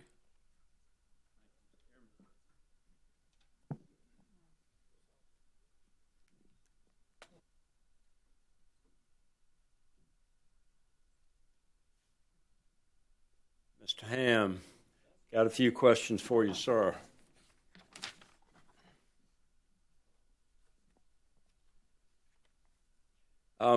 You mentioned in your summary and in your testimony that you, excuse me, let me get this. May I get the Elmo on? Don't need it immediately, but okay. Okay. Great. Thank you, Randy. Appreciate it. Excuse me. All right. Mr. Ham, you mentioned that you had quite a great deal of experience in utility matters and litigation before this commission and cases appealed to the Supreme Court. You recall that testimony? Yes, sir. Okay. And one of the cases, and you have And any number of cases we refer to as hand this or hand that. You're aware of that? Yes, sir. Okay. I want to ask you about one that was decided in 1992. SC&G was involved, and the court made a important pronouncement about how the commission should approach utilities expenses. And I'm going to read this to you and see if you recall it. I think it will be very familiar to you. In that case, the court said, although the burden of proof of the reasonableness of all costs incurred which enter into a rate increase request rests with the utility's expenses are presumed to be reasonable and incurred in good faith. There are a number of cases cited. And the opinion goes on to say this presumption does not shift the burden of persuasion, but shifts the burden of production onto the commission or interveners. Do you recall that law, sir? Yes, sir, I do. Okay. And that's still the law in South Carolina. Generally, I think the Supreme Court is still modifying, again, talking about this evolving policy about what they're willing to accept and what they're willing not, and the burden that remains on, for example. Mr. Ham, could you speak more closely to the mic? Excuse me. There's still a presumption of reasonableness. Utilities expenses are still presumed to be reasonable, incurred in good faith. That's the presumption, but that's a rebuttable presumption, and that's exactly what's taking place in this case. And what you relied upon for rebutting the presumption were the exhibits to your testimony, exhibits 1 through 4. Part of them and other Supreme Court rulings. But yes, I state directly in my testimony that the summary data that the company provided to this commission does not meet, once we've contested the expense, does not meet the burden of proof, even under the case that you cited by the Supreme Court. May we go through the exhibits, please, sir? Of course. You have them in front of you? Well, they're attached. I have my notes. Do you have your testimony that were attached to your? I know I have my testimony. I don't know that I have.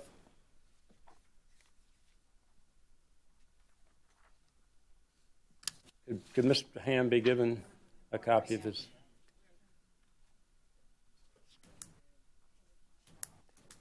Yeah, I was going to say we've turned the one copy we had. Thank you, Commissioner Belser. I in particular need the exhibits. Before you give that to him, I do want to advise counsel there are a couple of notes that I wrote on there, but what it was where they were confidential. I highlighted just so I would not disclose confidential, and then on the exhibits I wrote confidential, but that's all that should be written on those. Maybe and that's fine. I have no problem with that at all. Just wanted you to be aware. Yeah. And counsel, my understanding again, counsel, my understanding is we are not, the company has relieved ORS from the burden of treating this as confidential and can speak freely about them in front of the commission. Yes, sir. Okay. So we're all, so here is SWH1, correct, sir? Yes. Okay, and this is a request, an audit information request from the ORS to Duke Energy Carolinas. Do you see that, sir? Yes, sir, I do. And it's number 55-1, right? Yes, sir. And it says, please identify all litigation expenses contained in the company's response to utilities rate request 26 that are related to coal ash. Do you see that, sir? I do. Okay. And the response says, see the attached highlighted document. And now I'm going to show you this document, which unfortunately... Counsel, I have that document in front of me. Okay. I don't know if the commission is going to be able to read that tiny print. work through it. Now, is this the response to that audit information request, Mr. Ham? Yes, it is. Is there anything wrong with that response? Didn't it provide the information that was requested? My answer is no. The request for information was identify all litigation expenses. Yes. See that? Yes, and you make reference to invoices, but the invoice provides the commission with zero information with regard to the underlying activities that generated that dollar amount. Mr. Ham, this document was not submitted to the commission until you submitted it as an exhibit to your testimony. I know that. The company did not submit it to the commission. I can see why. It was an AIR, a discovery request from the ORS to the company. The company provided this spreadsheet. You see that, sir? I see the spreadsheet, but our position remains the same. It is essentially worthless. Let's work our way through them, shall we? Please do. Okay. Exhibit 2. You have that? Yes, that's what I'm holding in my hand, sir. I think that's what I'm holding in.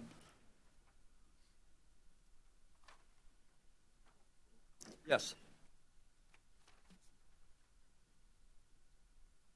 And that request is, of those coal ash litigation expenses identified, please identify what account they are booked to and the SC retail portion that was included in the company's application for recovery in rates in this docket.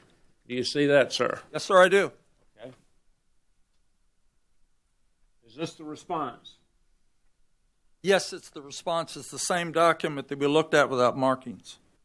No, sir, I don't think that's correct. I think you will see that there are this one has the accounts they were booked to, and it also has in the far right column SC retail amount. That's true. true. That's the allocation. That's the which was requested in that ORS AIR 55-2. That's correct. Right. So ORS asked for the account to which those expenses were booked and asked for the SC allocated amount, and that information was provided on that spreadsheet. Is that right, sir? But we asked for information identifying individually what took place to generate those legal expenses. Well, Mr. Hammond, let's work our way through, please. Please. Okay, I'm now going to show you your exhibit SWH3.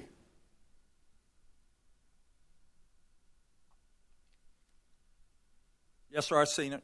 Okay, and the request there is, how did the codes RC 8987 and RC 8749 relate to the document and information presented?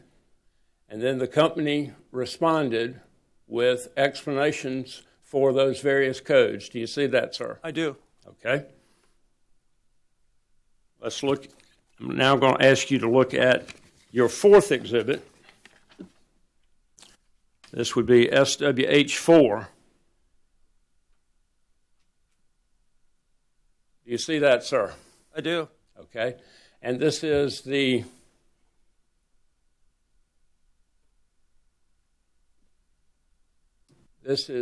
ORS AIR 55-4, and it asks the company to provide, please elaborate on the potential insurance recovery for coal ash included in the explanation for legal expenditures. Do you see that, sir? I do. Okay, and do you see that explanation? I do. Response. The company... I read it. Okay. Now, here's my question to you based on that. Did the company ask, were there any other information requests or discovery requests from ORS relating to these legal expenses that were disclosed by the company in response to these audit information requests? We have had telephone conversations with the company indicating that the responses were not sufficient for us to make a determination as to whether shareholders or ratepayers ought to pay for it. Who had those conversations? I believe...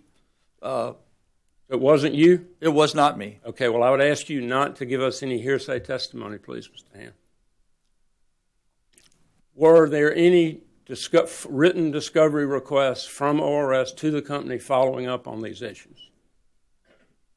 What you see are the responses we received to our discovery. Thank you, sir. Did ORS ask for a copy of the insurance policy or policies that were involved in the litigation that AIR 55-4 asked about?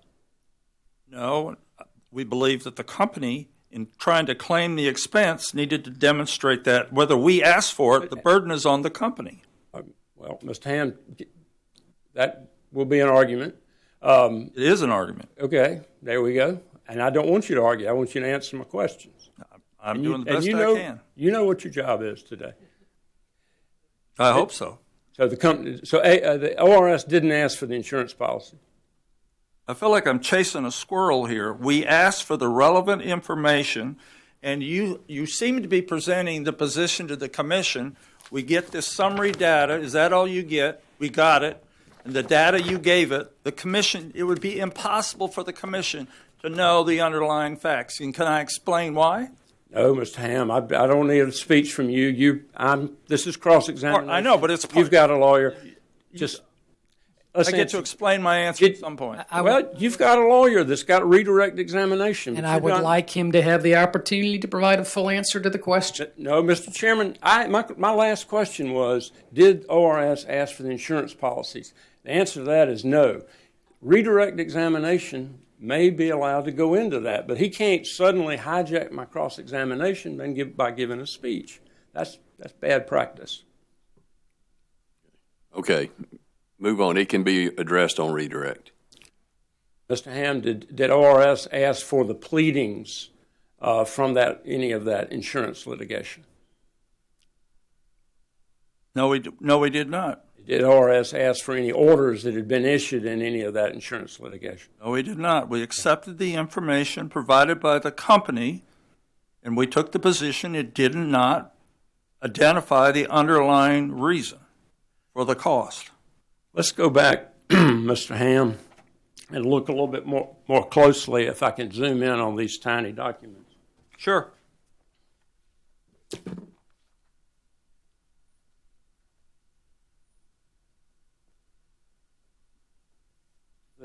I want to direct people's attention to the top line entry on this.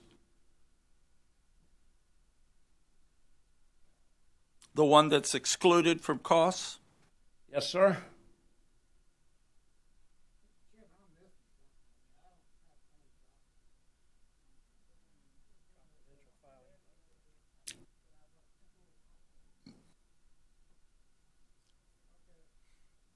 I have that line, counsel. If I can clarify what the issue is, Commissioner, I think two of these exhibits were confidential, and so you may not have been provided with a copy of that.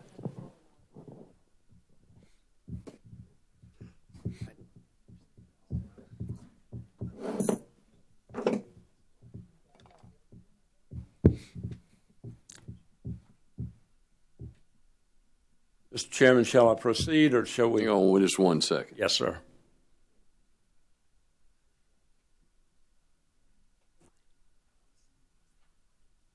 Yeah.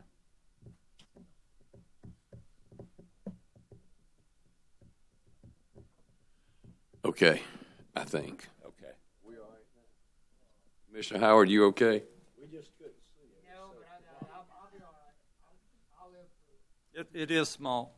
Okay, yeah, let's move ahead. Mr. Ham, I've zoomed in so we can see the top line, which was a monetary amount of $1.6 million, which is the largest figure, substantially the largest figure on this spreadsheet. Is that right, sir? By actual dollar amount, yes, sir. Okay. And do you see that the explanation is legal fees and expenses incurred relating to a Dan River matter which are excluded from cost of service? You see that, sir? Yes, sir. And did you hear Mr. Caron's testimony yesterday when he said that the company had excluded from this case and was not seeking any recovery relating to the Dan River spill and the fines and the guilty plea and the penalties associated with that Dan River spill?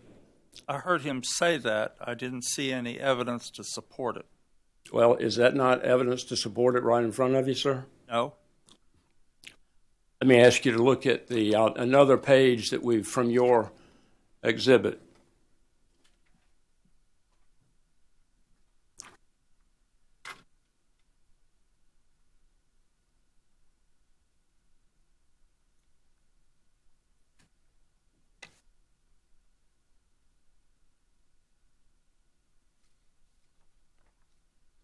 Okay, this is the same line that we looked at earlier with a little bit more information. South Carolina allocated retail.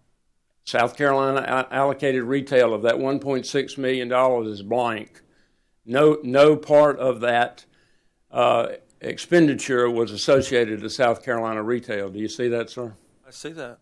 That's not an issue in our case. But that's a legal fee that the company voluntarily and willfully, to use Mr. Payne's term, determined that it would not seek recovery for in this rate case. Isn't that right, Mr. Ham? Well, I think that as a result of the North Carolina decision, you agreed that you wouldn't. And we didn't. And it's out of the case. That's not the issue before this commission. And if we look down the list, we see various other entries that are not included in the South Carolina cost of service. Is that right, sir? I've looked at that, and I acknowledge that, but you, I believe, are attempting to switch attention to irrelevant matters rather than focusing the company's attention on how you described the expenses you seek. Well, let's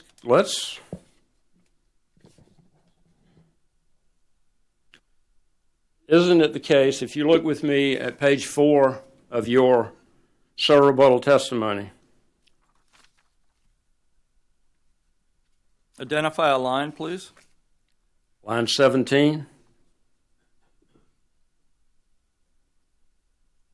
You said, and I'll read it, you tell me if I read it correctly, Dr. Wright makes no attempt to justify that DEC wants its customers to pay all legal costs. And my point is, I was referring to the legal costs they're seeking in this case. I'm not referring to costs the company's not recovering.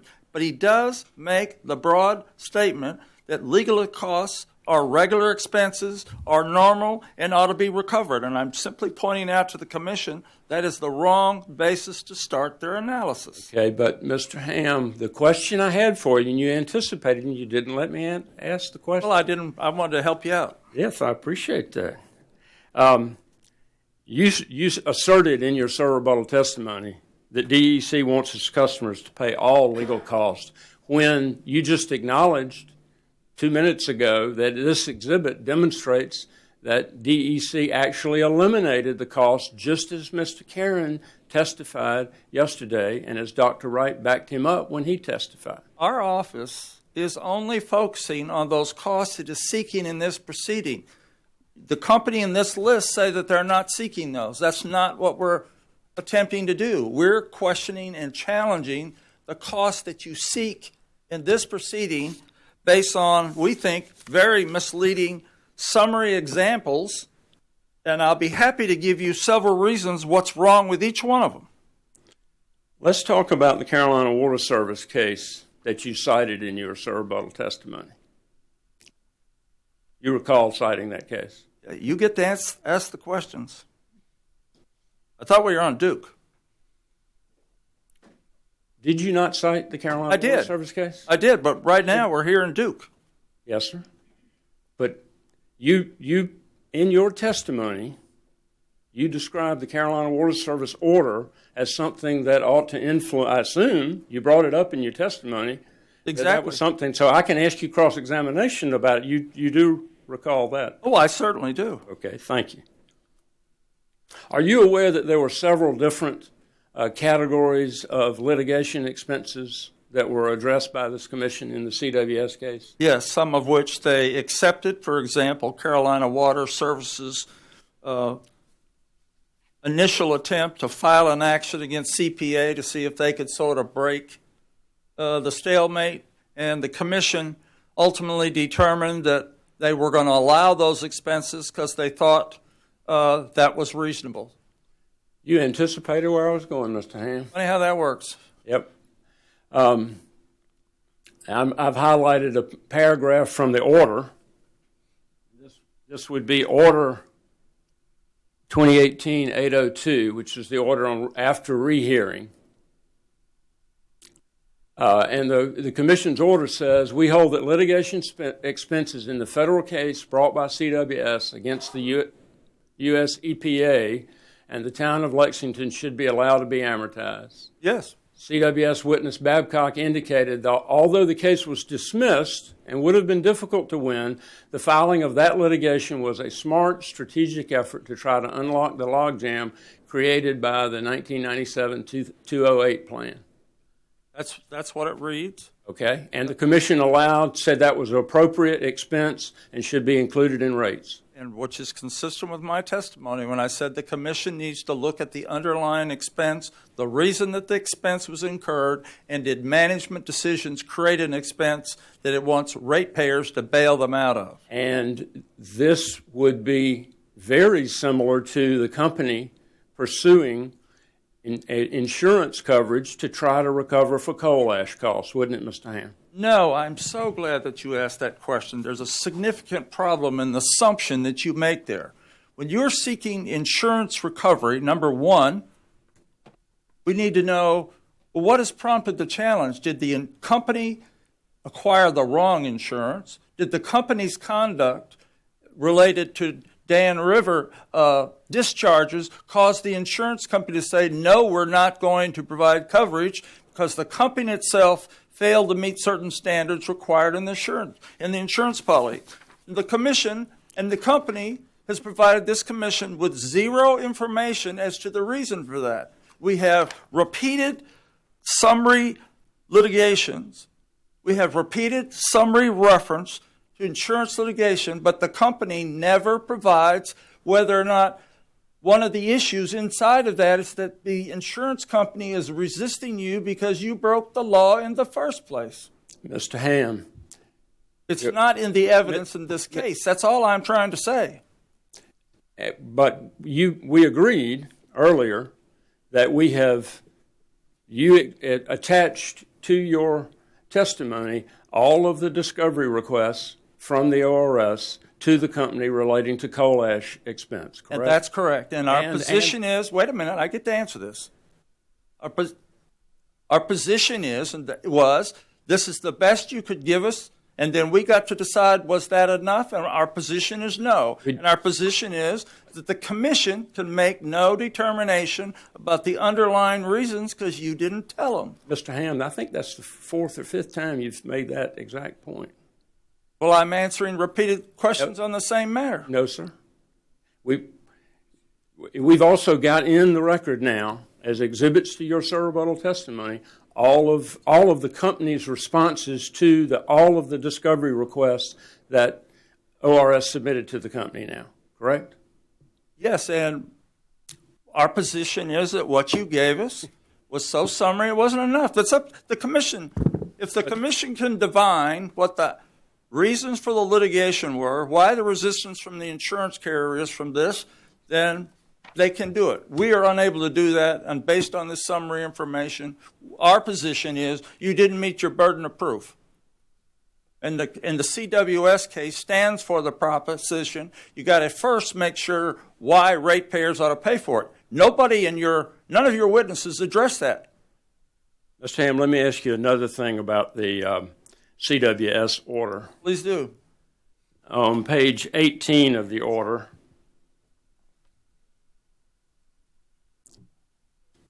the commission's order relies on the North Carolina case of State XREL Utilities Commission versus Public Staff, North Carolina Utilities Commission. I'm very familiar with that case. Are you familiar with that case? Yes, I am. Okay. I'll ask you to look at something briefly on that.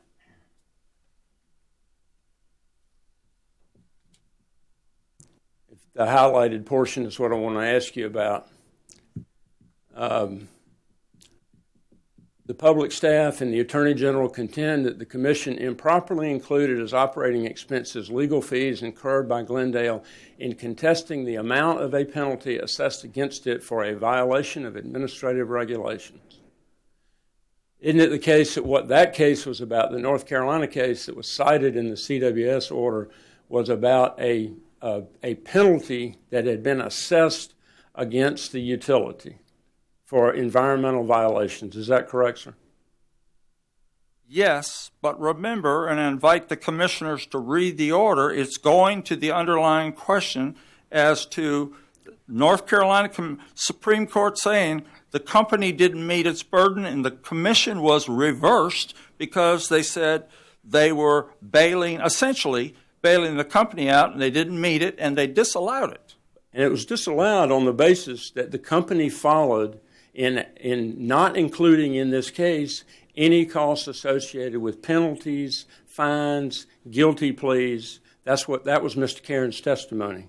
Dr. Wright's testimony also. Isn't that correct, Mr. Ham? He said that.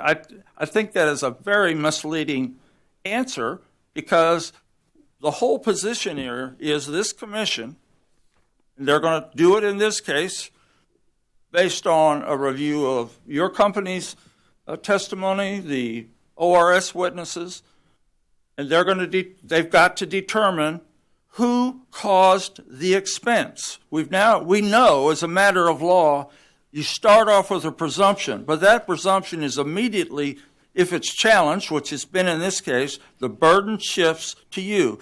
You already know that the commission says we're now interested in knowing what the underlying details that caused it, and in the Carolina Water Service, wait a minute, don't shake your head. No, I'm testifying accurately. I know you don't like it, but in Carolina Water Service, the commission said you lost an environmental lawsuit. You took it to federal courts. You lost. They imposed a penalty, which isn't a big deal to ORS because the commission doesn't require ratepayers to pay penalties. I'm sure you know that. And then our position was, well, why in the world are ratepayers paying for the legal expenses when the company was found to be in violation of the law? Simple as squirrel on a tree. In that same CWS order that you just referenced, the commission allowed expenses associated with the case that the company lost because they found that it was a reasonable and prudent approach by the company. It did, and that doesn't change our position at all. It is, in fact, intensifying what we're saying. The commission has to look at these cases case by case. The commission on that side said, in that case, yes, it was a long shot, but we can see why that might have been a reasonable expense, and the commission allowed it. But the commission went on to say, once they could make a finding, in this case, a violation of the law, and they pursued it, they just said that the ratepayer shouldn't pay close to $500,000 on an issue the company's lost. Well, if the company has litigation expenses associated with negotiating a settlement with a North Carolina regulator or a South Carolina regulator, that's appropriate, prudent, reasonable business expense, isn't it, Mr. Ham? I haven't suggested otherwise. Okay. But I have suggested you've got to have the evidence to know what the underlying reason for the expense is, which you keep ignoring. No, sir. I would ask the commission to pay attention to what Mr. Caron and Dr. Wright testified to yesterday, because that's exactly what they said generated the litigation expenses that the company is seeking to recover in this case. And I heard that testimony, and I don't think it was totally responsive to the issue. And you and I are talking about an issue that neither you or I are going to decide. I am simply saying to the commission, look at these things and the underlying data. The commission will make that determination. But the commission did accept that there may be circumstances where a company imposes costs that should have been borne by shareholders on ratepayers, and they said, if we find that circumstance, we're not going to approve it. I have no further questions. Thank you. Commissioners. Commissioner Belser.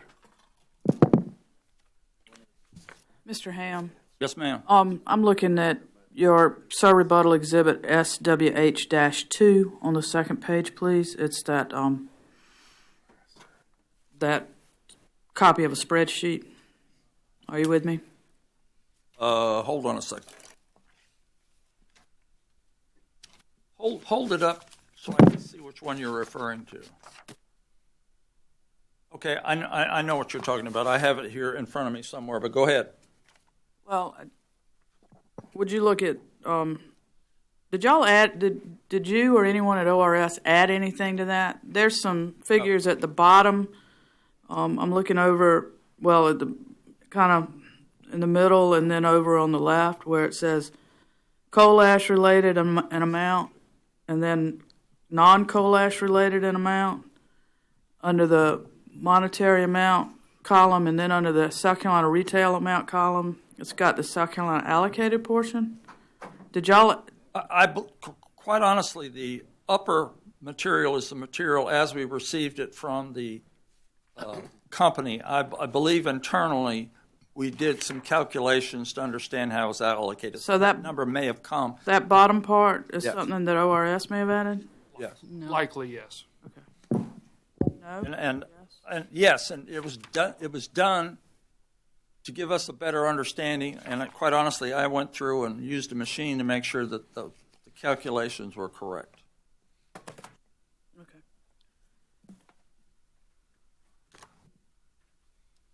I think that's all I'm going to do at this point. Thank you. Mr. Hamilton. Thank you, Mr. Chairman.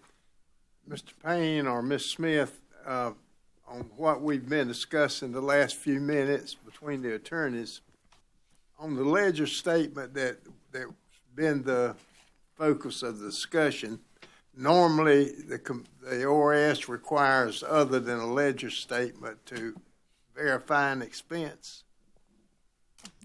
Yes, I also believe as part of the audit request that was being shown earlier, I do believe there was a 55-5, in which we asked for the invoices to support those. Between Sir Rebuttal, personally, I didn't follow up to that. I don't know that we actually received those. I did check at one point that we hadn't. To this date, I do not know if we've received those invoices. Do you know, Ms. Smith? I believe we didn't receive any invoices. And I believe the calculation was made by the company. Okay, so all you had was a ledger statement and never received the invoices. That's correct. To our knowledge, yes. Yeah. Thank you very much. That's all I have, Mr. Chairman. Commissioner Howard. I don't know who to ask.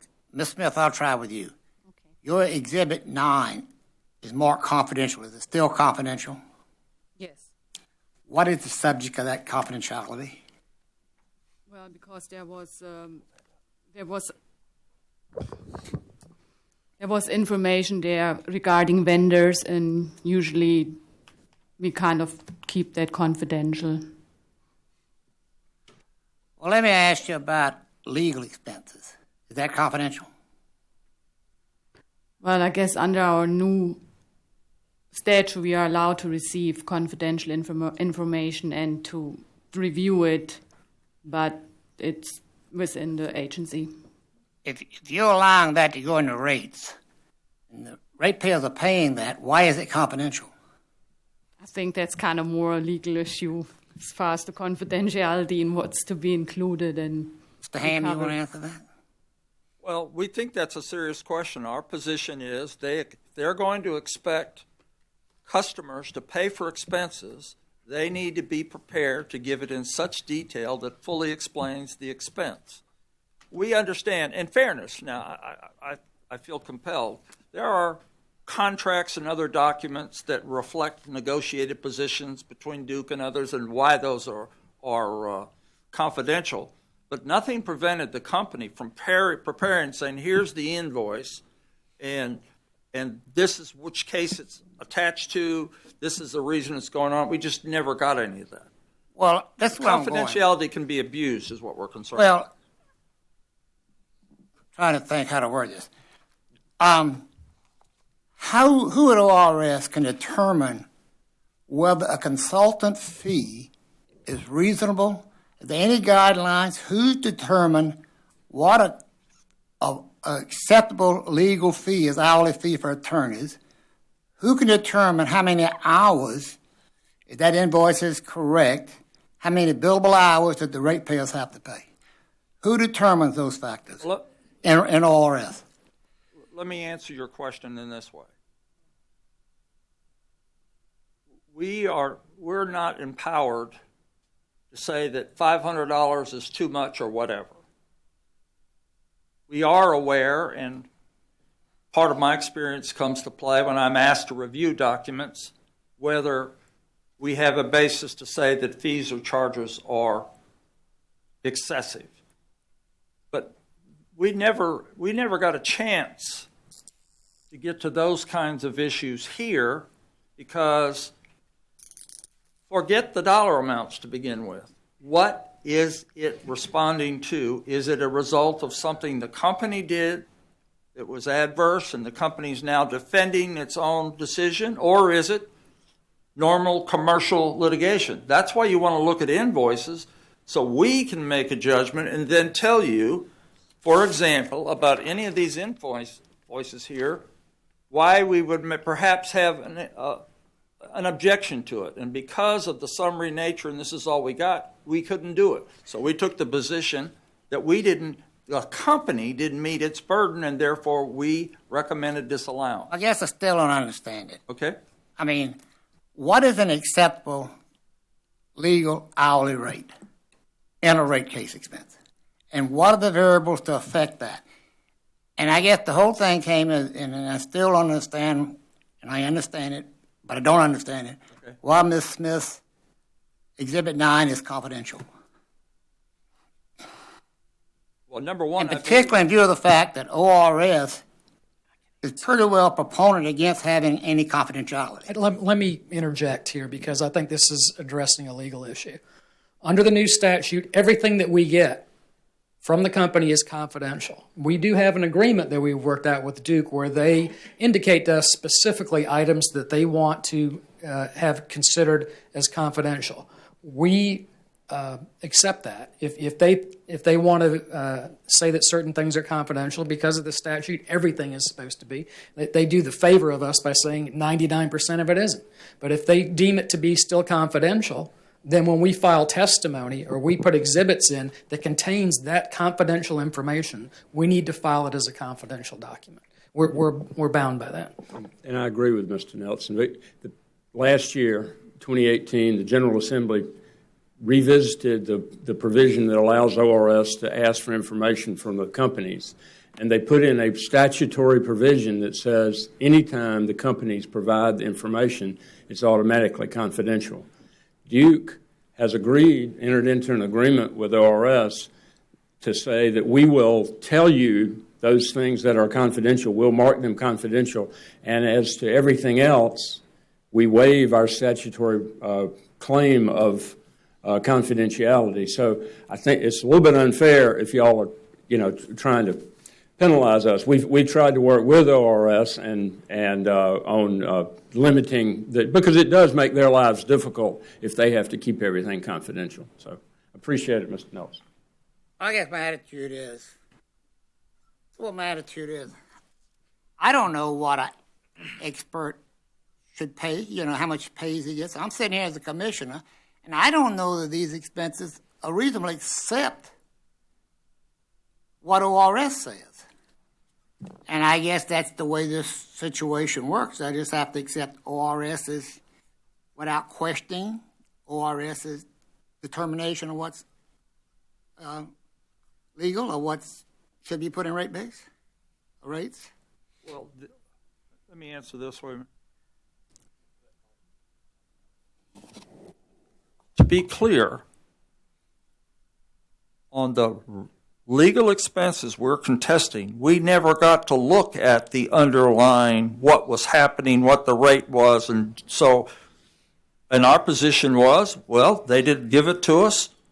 They have the burden of proof, and we're simply not going to approve it. On some of these were for trial preparation. It is clear that that is an allowable expense. It's Trial case expenses are something this commission has approved for years. It's commonly approved by commissions in various jurisdictions, and we were very scrupulous in not challenging those kinds of expenses.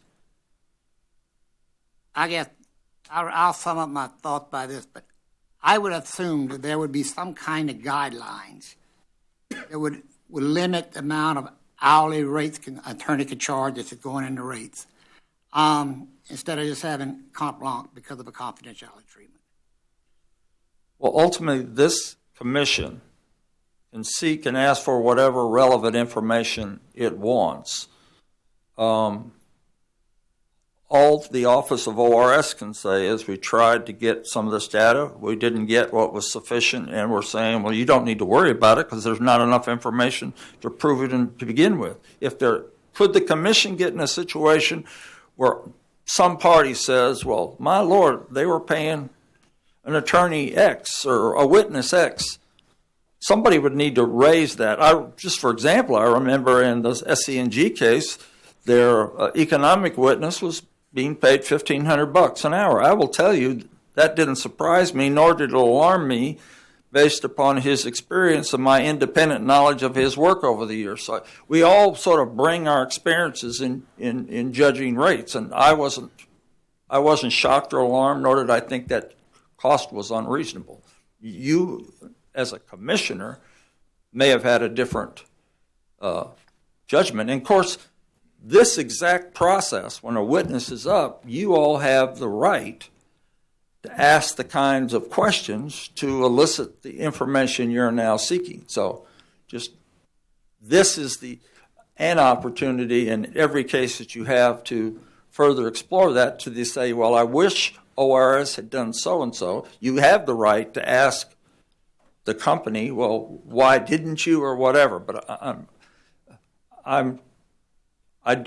I do not want to tread on the discretion of this commission to make its professional decisions. The South Carolina Supreme Court has said, as an initial matter, you have the discretion and ability to make the decisions you make, and I don't want to get in the middle of that. I'm getting that look from my chairman, so I'm gonna just go ahead and let it go. Is that another way of saying good night? Another thing, good night, Irene. Yes, sir. Commissioner Williams. Thank you, Mr. Chairman. I have a couple of questions.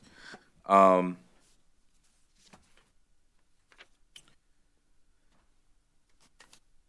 think it was Mr. Payne who made the statement that we're arguing the details. That was in response to a question from the company's counsel regarding the details and some of the costs that ORS has disallowed. And I use that as a backdrop for my questioning for Mr. Ham. You used the word evolution several times in your testimony. Yes. And I was referring to policy of both this commission and the Supreme Court. And I appreciate a good cross-examination and a good witness. So the back and forth, in my opinion, has been very helpful because it seems to me, and I could be wrong. I have to look at all the testimony and continue hearing testimony, but it seems to me that based off what I've heard so far, that maybe at some point in time, the submission, for example, by the company for legal fees, maybe at some point in time, is it fair to say, Mr. Ham, that at some point in time in the past, that maybe that presumption that expenses were made in good faith would have not been rebutted? Is that a fair statement to make? Yes. Okay. Yes. But now that presumption has been rebutted, what was once acceptable may not necessarily be acceptable. Yes, sir. Okay. I guess the question becomes, is that fair to the company? Absolutely. The company controls what it requests. It controls the evidence that it presents to you. This entire process is controlled by what the company files, what we're looking at. I mean, the deferral issue is an example. You know, they're seeking things through deferrals that they didn't put in the test year and are wanting to treat them differently. And we're just saying we're trying to raise the kind of question that we think the commission ought to ask. Now, maybe you might not get to our same conclusion, but our ultimate goal is to ask the question and then learn from you what that regulatory policy is, so we'll know the next time we come in front of you, if we encounter this, we should reasonably expect the commission to do that. And my whole life as a regulatory lawyer has been based on, let's get a clear understanding of what the law requires, how the commission views its responsibilities, and have its orders demonstrate that it heard the various decisions and it decided its decision in a particular way. That's one of the cases I won in the Supreme Court, where the Supreme Court said the commission couldn't issue summary orders. It had to provide the detail and the rationale. And that's the role of the commission. The role of our ORS and its staff is to give you our best judgment about what we think is reasonable. We don't start off saying they should get nothing. That would be inappropriate. And just to sort of flesh that out a little bit, I can't remember the discovery request by name, but there were several discovery requests that were put on the ELMO by the company's counsel. Yes. And it seems to me that ORS made obviously they made a request, but they gave the company an opportunity to explain itself, if you will. That's our position, absolutely. And it seems to me the company decided to stand on what they submitted. That's our position. Mm-hmm. Which means we have to make a determination whether or not, considering now that presumption has been rebutted and the burden has shifted to the company, whether or not they've met their burden. Yes, sir. Which, again, considering your acknowledgement or your opinion that this policy area, this area of law is evolving, may not have necessarily been the case in proceedings in the past. Absolutely, yes. Thank you, sir, for your testimony. Yes, sir. Thank you. Commissioner Belzer? Mr. Payne, you indicated that you believed that there was an interrogatory sent to Duke requesting the actual invoices. Yes, audit request 55-5, I believe. Can you? I hate to ask for a late filed exhibit, but would you provide a late filed exhibit of that interrogatory and the response? Yes. Mr. Nelson, is that okay? Can you do so in the morning so that Duke Council can look at it, please? I'm sorry to ask for something so quick, but they need to have a chance to look at it as well.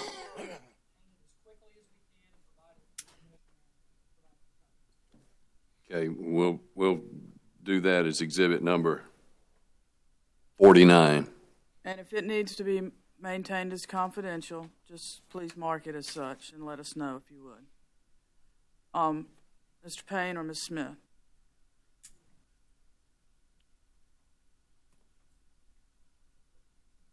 The spreadsheet.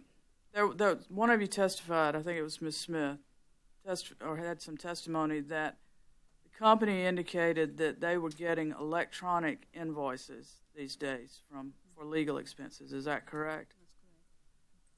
And speak up when. That is correct. Thank you. Okay. Was there any indication that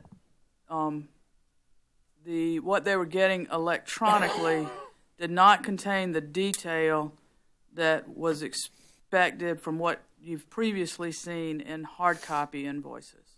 Yes, that's correct. I mean, we pretty much just received a spreadsheet, an Excel spreadsheet. I mean, anybody could put an Excel spreadsheet together, so with explanations what the services were, but there was no indication of any kind of third party being involved. So we just added an additional request and asked for more information, and we did that like 2 more times. And That just Did you ever get any indication of like a timesheet that an attorney would keep saying, on this date I worked on the rate case and had calls with the client and this, and this many hours? no. We received some type of timesheet, but there was no indication to any case that was worked on or a person for a person, a specific person. So no, I don't know if till today I don't know if that timesheet was from an outside person or a company generated. And that's part of my exhibit. You both have reviewed timesheets or invoices from legal counsel in other cases, have you not? Yes, we have. And have you been made aware that sometimes that the company and the attorneys want them held as confidential because there could be information in there that could be classified as attorney-client privileged information? Have you heard that explanation? Yes. Okay. Did you receive any indication of that, any of that from Duke at this time? No. Okay. Thank you very much. Thank you. Commissioners, any other questions? Mr. Chairman, I have one Mr. Williams. for Mr. Payne. Mr. Payne, on page 13 of your direct pre-filed testimony, you discuss estimated O&M expenses included by the company of $4,025,000 for the Customer Connect program? Yes, sir. That was their proposed adjustment. Okay. How did the company determine this estimated amount? I believe company witness Hunsaker laid it out a little, laid out her support for it. I don't have that in front of me here, but essentially they said that they had fixed price contracts and they had additional labor detail prescribed in that contract, and I believe they also accounted for about $1.8 million in contingency for, I believe the term was known risks and unexpected or unforeseen circumstances or something of that nature. So basically what they were looking to do was to increase the O&M from the test year level of $640,000 to what they projected to be $4.6 million through 2019 and 2020.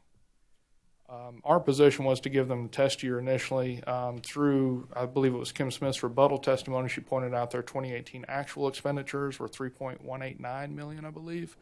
And I believe Ms. Smith's rebuttal exhibits reflects an adjustment to get them to that level of O&M expense. And did you determine what level of reasonableness did you assign to that? For the $3.189 million being actually incurred, we believe that is a known and measurable level of expense. For the amounts that they projected and claimed to be known and measurable, we were not comfortable with those projections. And again, I believe the largest part that we would take issue with, we haven't, and I will say we have not requested to see the fixed price contract. That would obviously help to the extent, but I believe if you take what their projected $4.6 or $4.7 million amount and you remove that contingency, which really is very speculative in nature just from the name of a contingency, if you remove that $1.8 million amount, you really come back to what their 2018 actual amount is. So I believe that 2018 actual to be a very reasonable amount. I also want to address the idea that the company wants to defer the incremental amounts over that or has proposed a deferral for any incremental amounts and above what we proposed to be included in O&M, which in this case would be anything above the 3.189. I believe it's also important to look at the idea that that Customer Connect system could potentially increase or cause the company to have savings down the road. I think those savings should also be taken into effect, and also the idea that from their testimony, it seems that those are developmental costs as opposed to the operating costs going forward once that project is developed. So I think it's also important to take into effect what those O&M expenses would be in 2021, 2022, once those projects are developed and rolled out. Thank you. You're welcome. Thank you, Commissioners. Anything else? Mr. Nelson, redirect.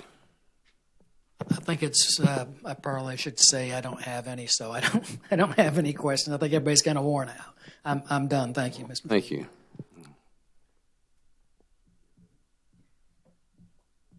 Okay.